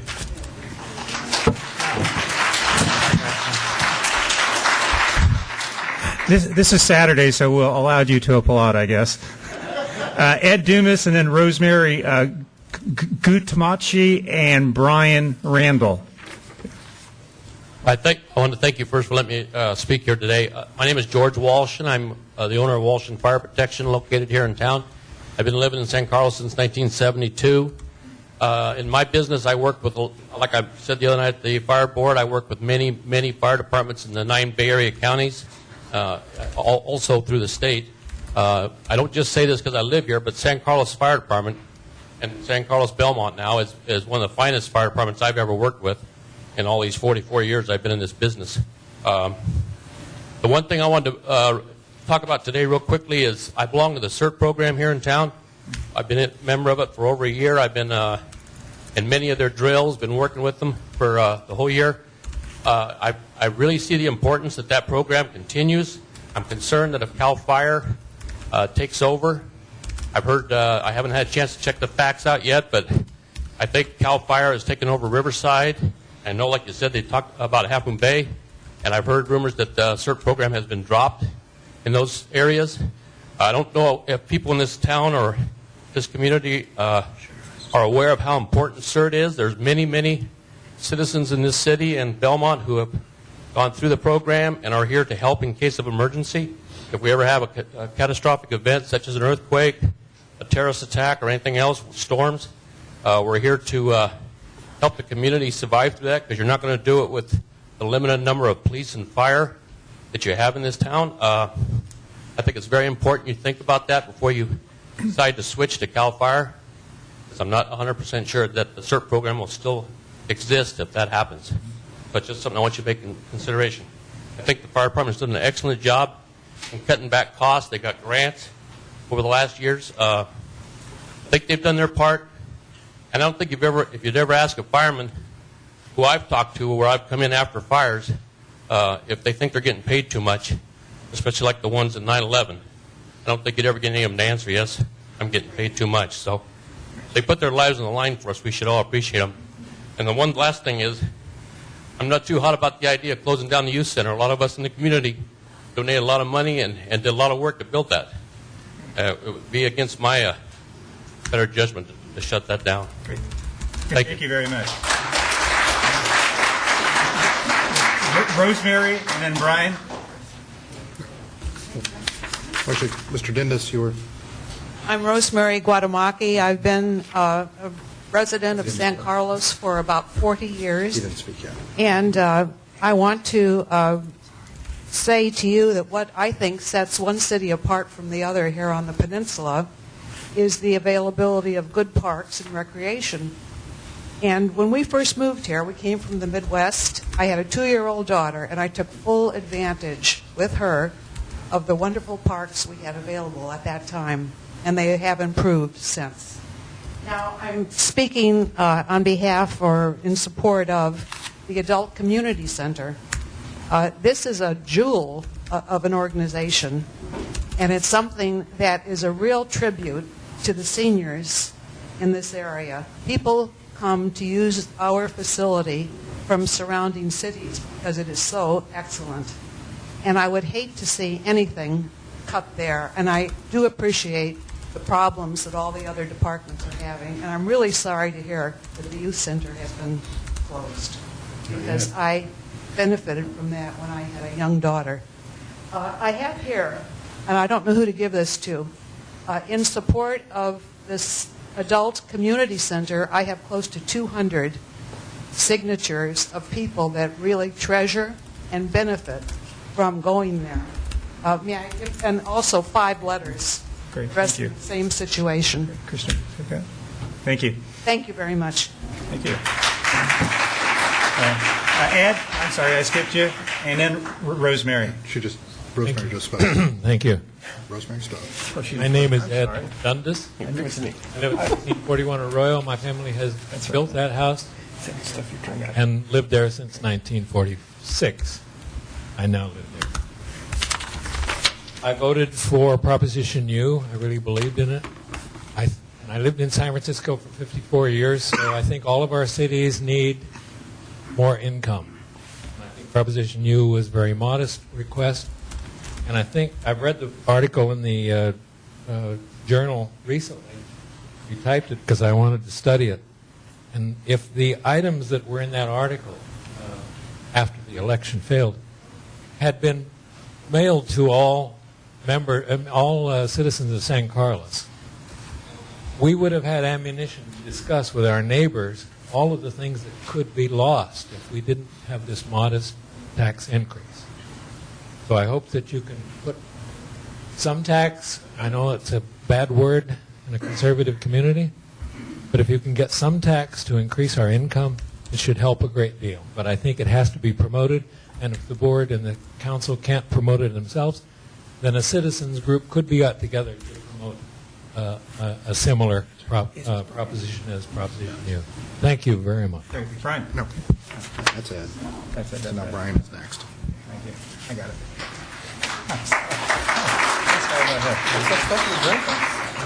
Okay, we have Brian, Randall, and then we have Michael Stogner, and of course, Young will be third, okay?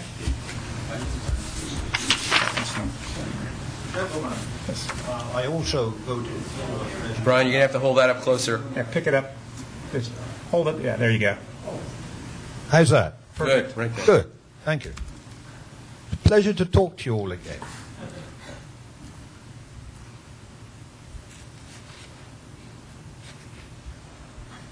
I suggest that upper city management give up a small percentage of their salary.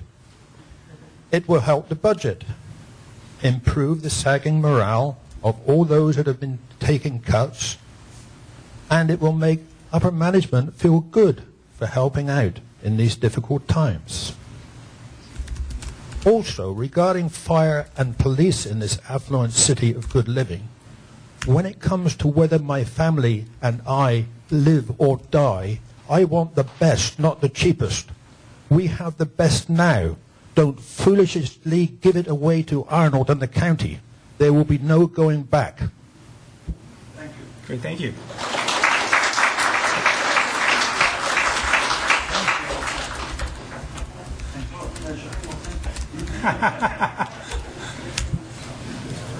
Michael. Thank you very much. What a pleasure it is to be here.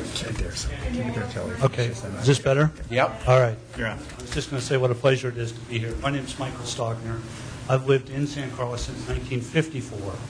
I moved all the way down from San Mateo. And I just wanted to cover a couple points. We're here, and this city is no different than every city across all of the United States of America. Everybody's trying to solve the same problem, money, budgets.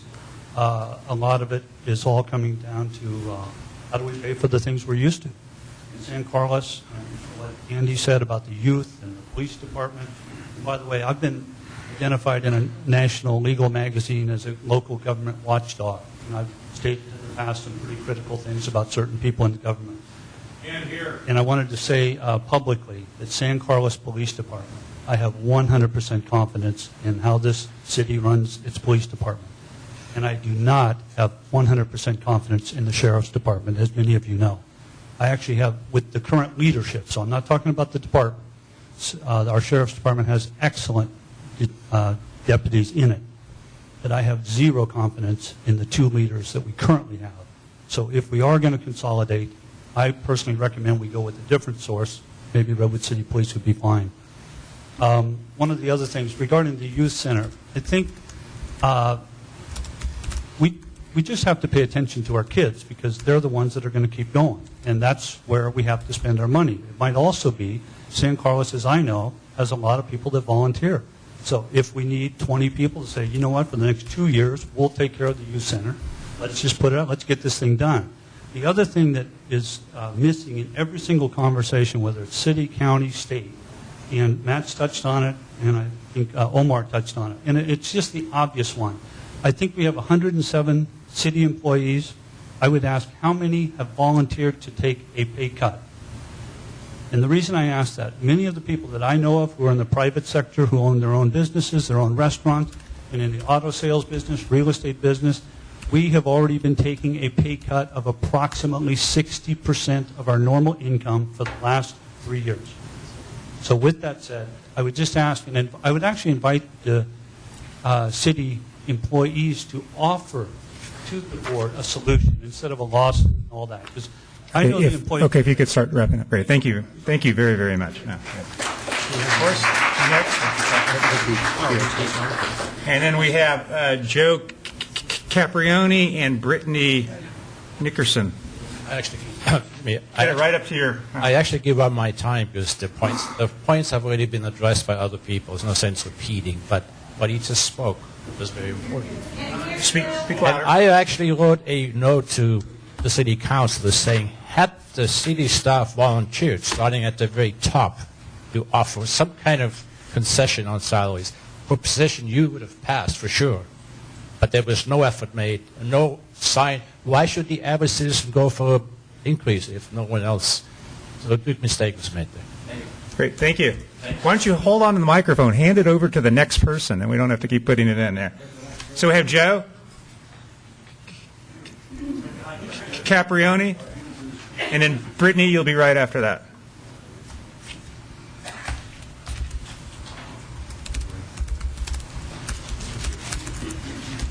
My name is Joe Caprioni. Lived in this town for 25 years. Owned and operated a business in this town. Always enjoyed being here. First, I want to applaud the members that gave up their benefits. And I do want to point out that one member, Mr. Grocott,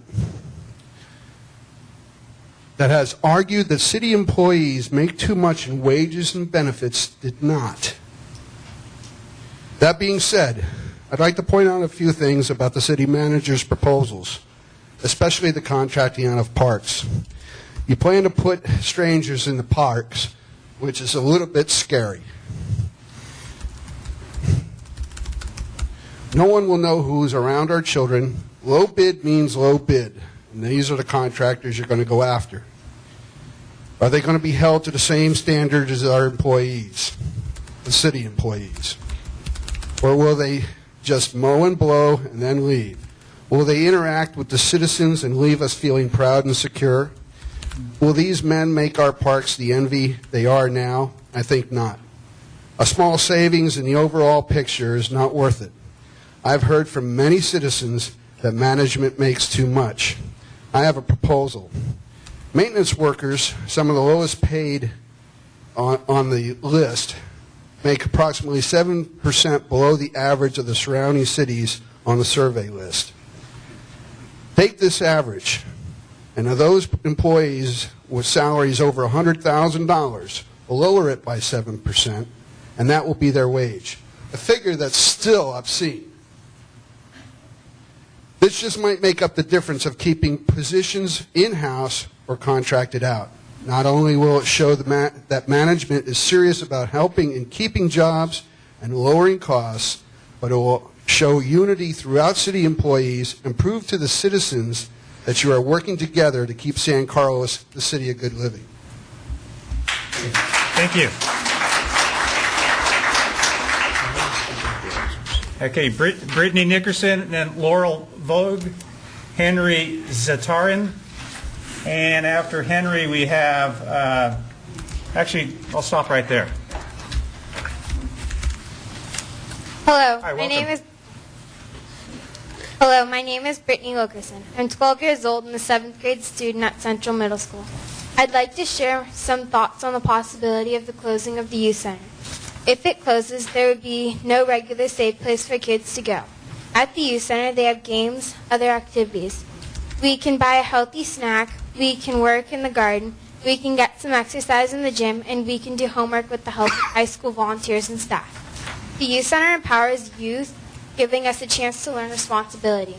We have to learn to manage our time and follow rules. Rules that teach us to work within our community, not just the rules we are expected to follow at home. It also enables the experience of independence. A wonderful thing about the youth center is it's there for so many kids. TL, Central, Carlmont, Sequoia, St. Charles, and Charter. We get to come together and interact.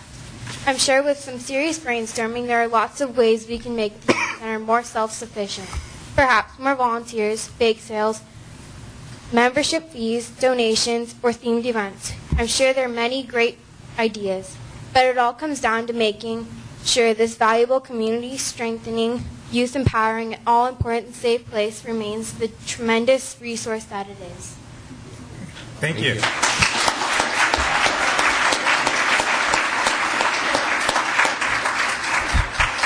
So I've noticed next 5 speaker cards are all speaking on behalf of the youth center. So can we have them all come up at one time? And we want to hear from all of you.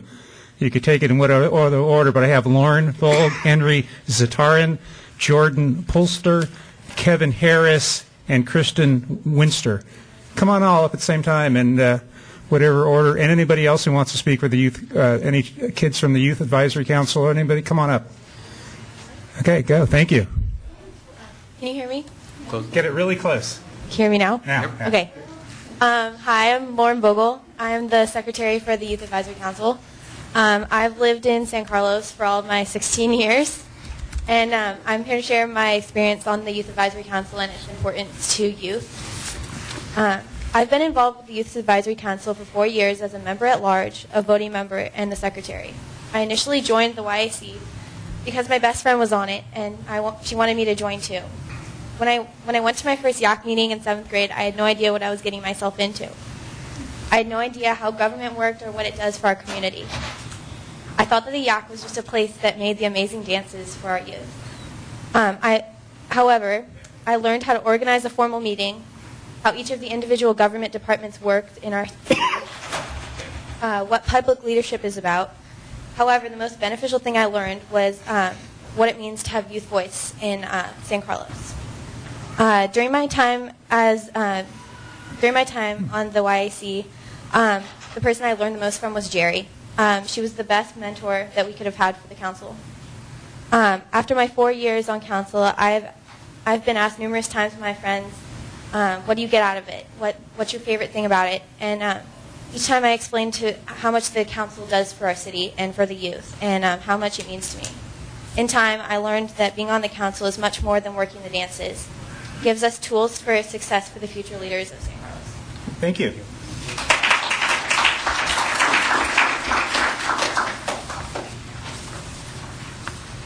Hello, Henry Zatarin, also on the Youth Advisory Council. I'm here to talk about the subject of safety to do with the youth center. How are the kids going to be safe if the youth center is gone? Kids grades 6 through 12 go there on a regular basis, so they will be in a safe place and not on the streets. But if the youth center closes, the streets will be the place they will be. They may start getting into trouble. More police could be needed, and kids need a place to go to be with friends, and to just relax. They know they're safe in the youth center. They don't have to worry about who is going to be on the streets to give them a hard time, or even who is going to convince them to do something they might not want to do. The youth center is a place to escape from it all. If the kids have no place to go, they could feel alone and they could be upset, which could lead to bad choices. The community, I feel, needs this place. I think it's a place that the kids feel they can go and they don't have to worry about things that could upset them. They have a place for homework. they have people helping them, but they also have peers there with them. So if they have a question on homework, they can ask them. And it's a place where people socialize, not with texting or calling or email, but through actual social interaction. I think that's important in this day and age when you have so many types of technology that kids don't really meet face-to-face all that often. This is a good way that they can get to do that. Thank you. Thank you.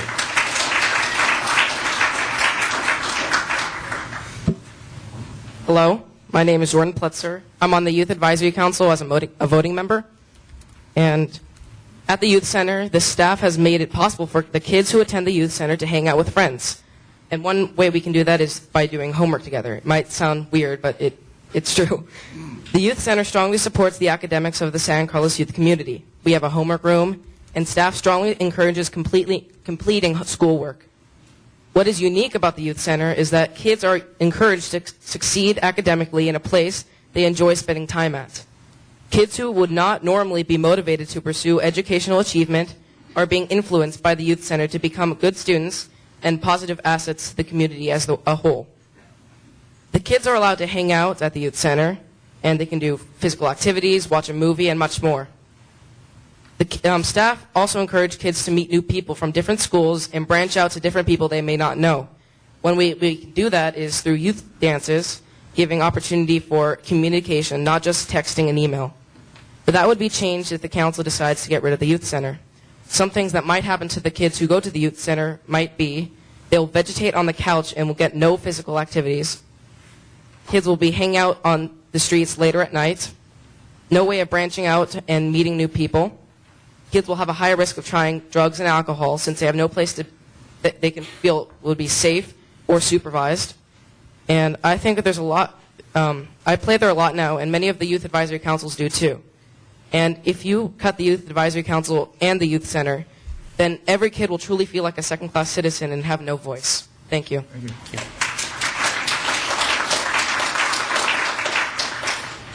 Kevin Harris, Youth Advisory Council Vice Chair. Although only a few kids could be here today, there are many kids that want to have a voice on this important issue, especially regarding the Youth Center. For the past 2.5 weeks, we've left paper at the Youth Center front desk, and youth have been leaving their comments about this issue. We've so far received an overwhelming response of 67 different responses from youth. I'd now like to use the rest of my time to read some of the many comments we received. Sabrina V. says, quote, "The Youth Center is an awesome place for kids to come after school. You can't close it. We won't have anywhere to go." An anonymous youth says, "I love it and it is so much fun. If it closes, then I will have nowhere to go." Another anonymous kid says, "I think the Youth Center should stay open because I am homeschooled and it is the only place I can have a social life." 6th grader Sierra Siegel says, "You guys should totally stay open because this wouldn't be a cool city without a place to hang out, do homework, have dances, or just have fun with friends. Please stay open. We love this place." One youth writes, "I think the Youth Center should not be closed because it is the only place where kids from San Carlos can be together in a happy environment." Kevin Moore wants to know where the kids will go. And another youth says, "The Youth Center shouldn't be closed because most of the kids hang out here, do their homework here, practice their sports, have fun, and learn from the awesome staff." 3 more. Someone else says, "It's the only place I can go after school. Please, please stay open. We love you guys." Elsie simply says in all caps, "Don't shut it down." And Gianna, Julia, Marissa, and Julian all say, "Save the Youth Center." So the YAC is confident you guys will recognize this common theme among youth opinion and grant their request to keep the Youth Center open for 12 months out of the year. Thank you. Thank you.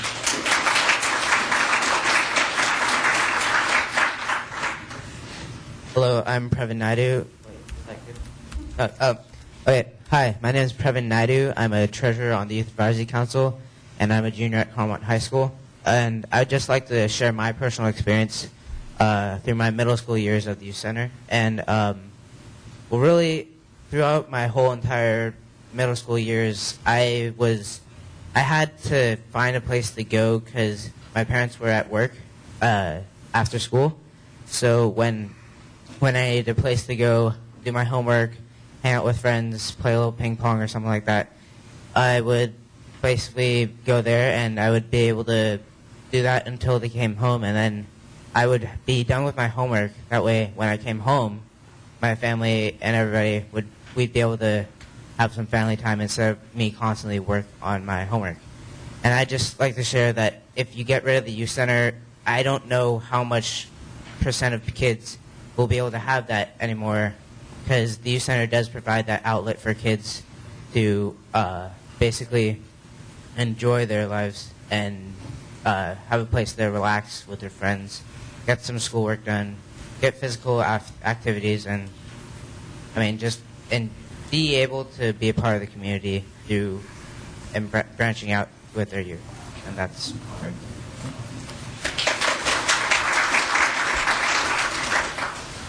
Hi, I'm Kristen Wilshire, chairperson of the Youth Advisory Council. What I most want to convey about the youth center is that it's not just a building. It's a safe haven for kids and like a second home to them. It's not just a place to hang out. It fosters the 40 developmental youth assets and teaches kids to be better people on a daily basis. Another thing that is extremely important to me that is likely to go with the youth center if the youth center is cut is the San Carlos Youth Advisory Council.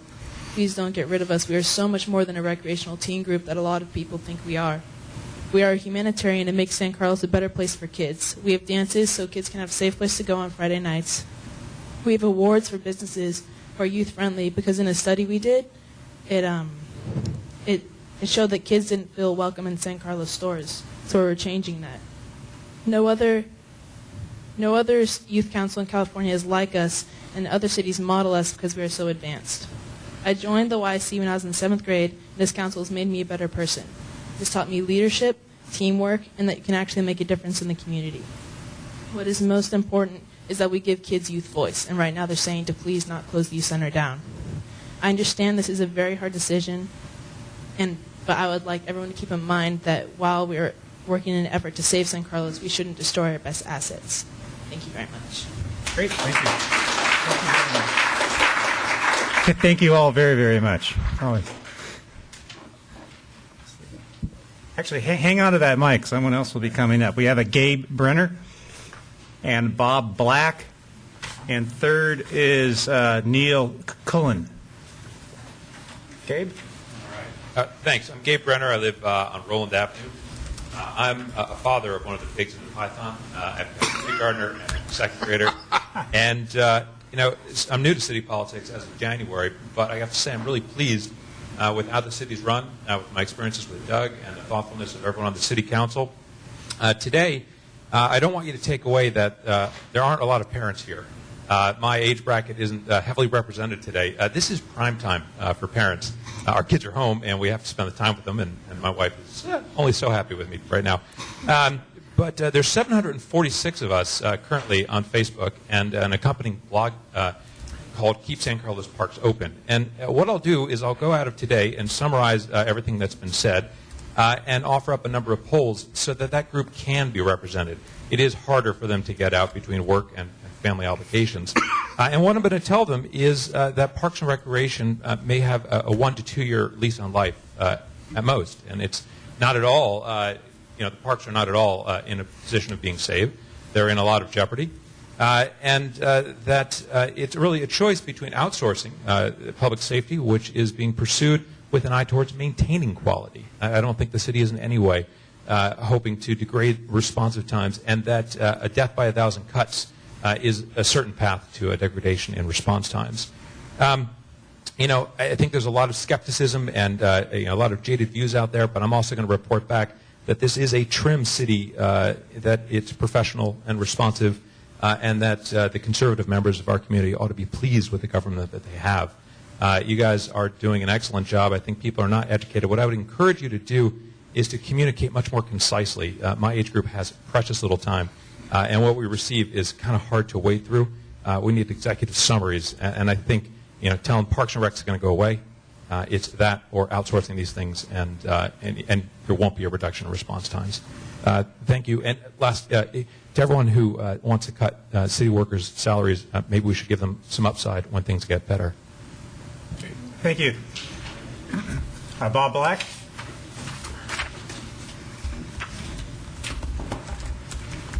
Bob, before you start, Mr. Mayor, I move to extend the meeting until the end of public comment. And just to let you know, we have, maybe no more than 10 speaker slips here.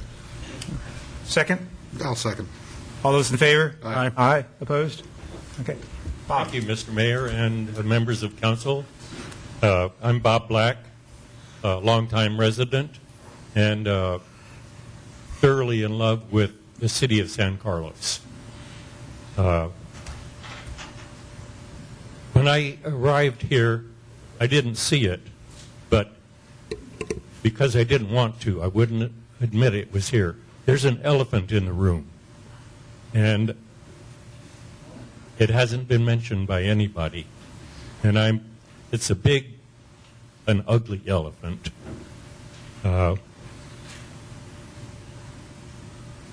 We've talked about path 1 and path 2. There's a path 3.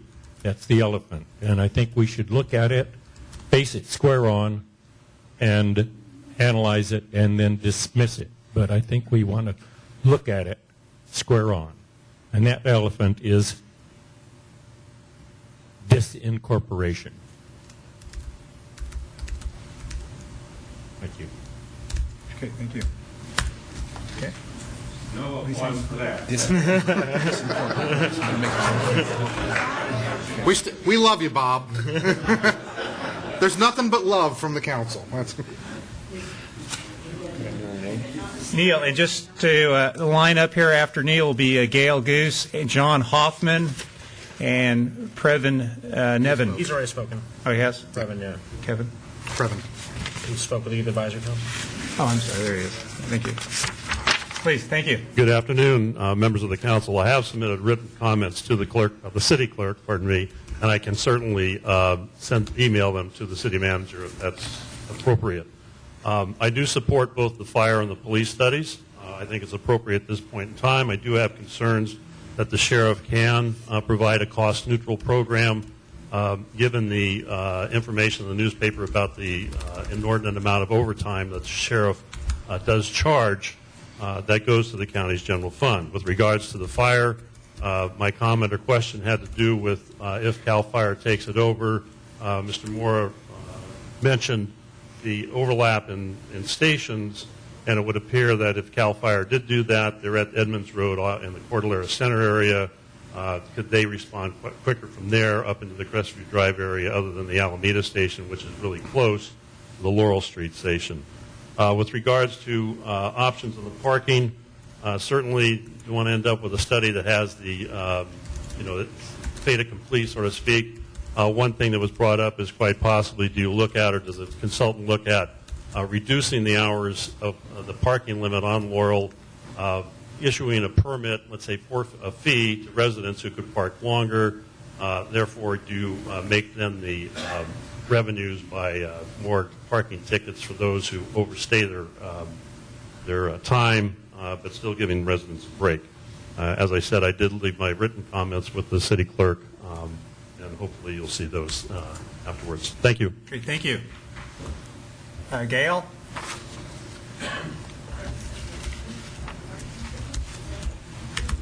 Hi, can you hear me? Yes. Okay, Gail Ghost. I've lived here since 2001. Before I ask my question, I'd like to make a comment. I think it would be, I don't know how you're going to do it, shameful to close the youth center.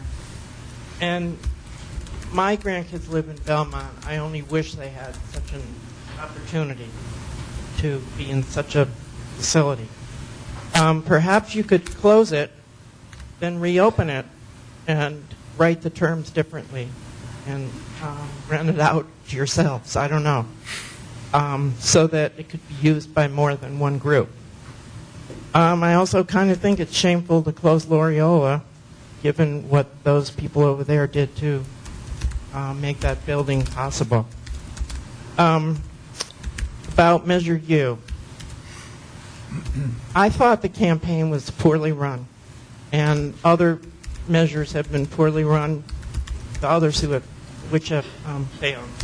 I recently emailed one of the council members about this, and now I see other people share my opinion. I would like to know if you turn the city over to its services over to another agency How long do you think the county would be able to serve the city well without raising taxes itself? And does the county have to have a 2/3 majority to pass a new county tax? I think that's all I have to say.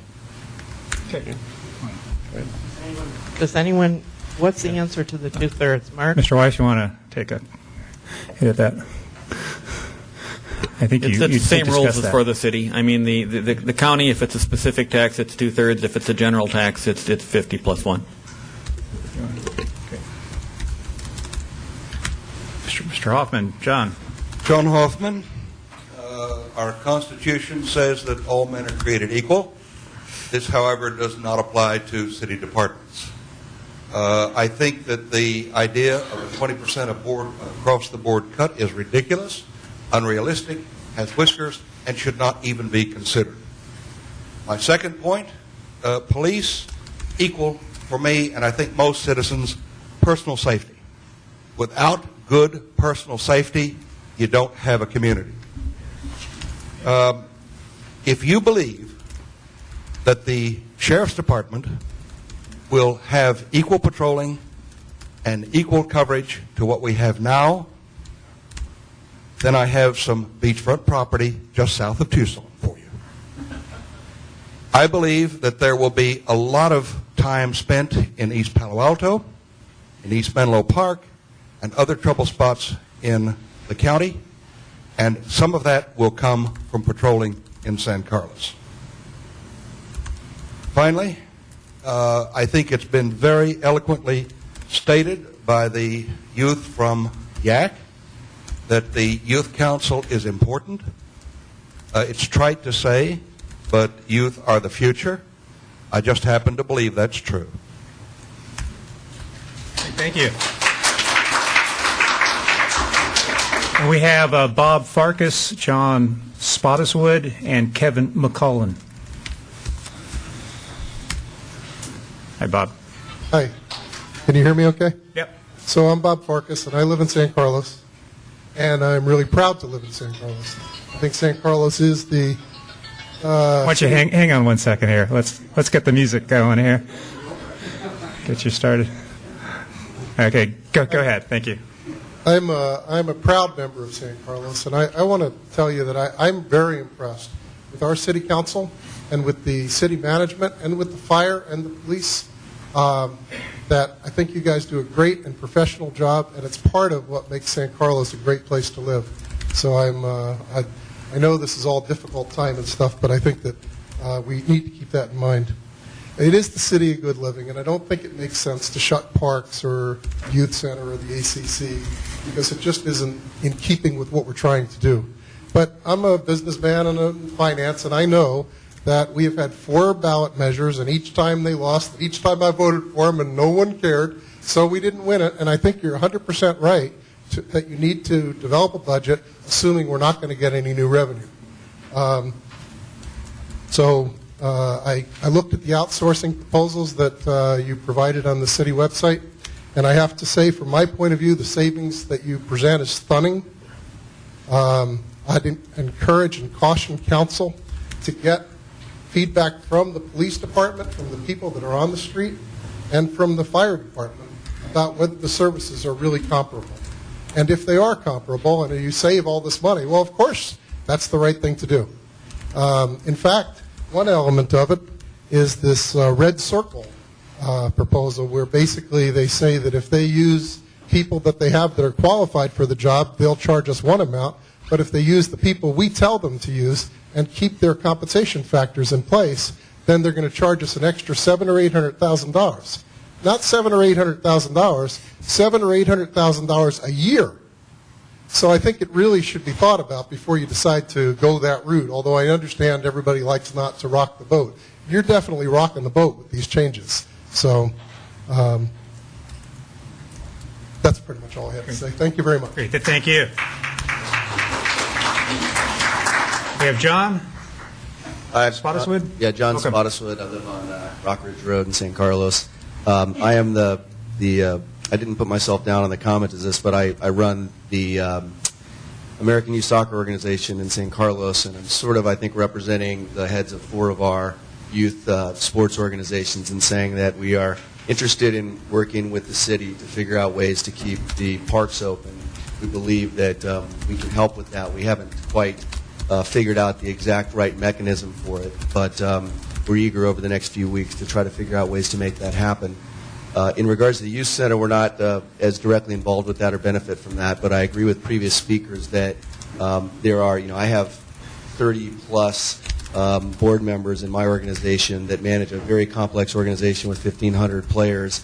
Getting some sort of an organization like that to take on the youth center and run it and turn it into a non-profit or profitable organization, like we're not for profit, but we don't lose money. I think something like that's probably feasible and should be considered before considering closing it.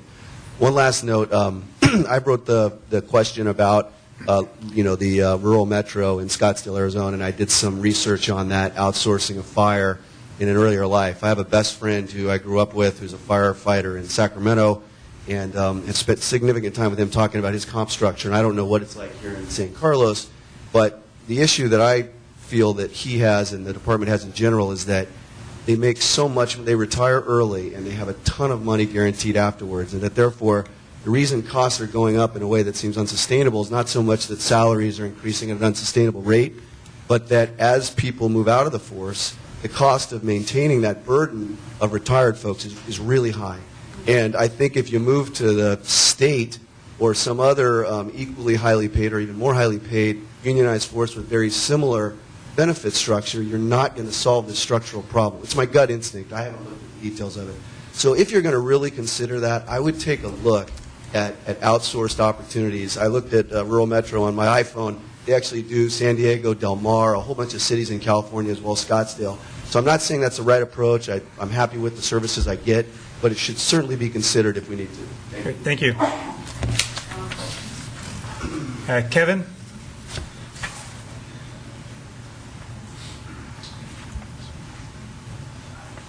My name is Kevin McCullough, a resident of San Carlos. I'd like to thank you for giving me the opportunity to make a few comments here, a few thoughts and concerns. First, I'd like to thank the city manager in educating me today of how top-heavy your core management group is here in the city compared to other cities same size. So thank you for that.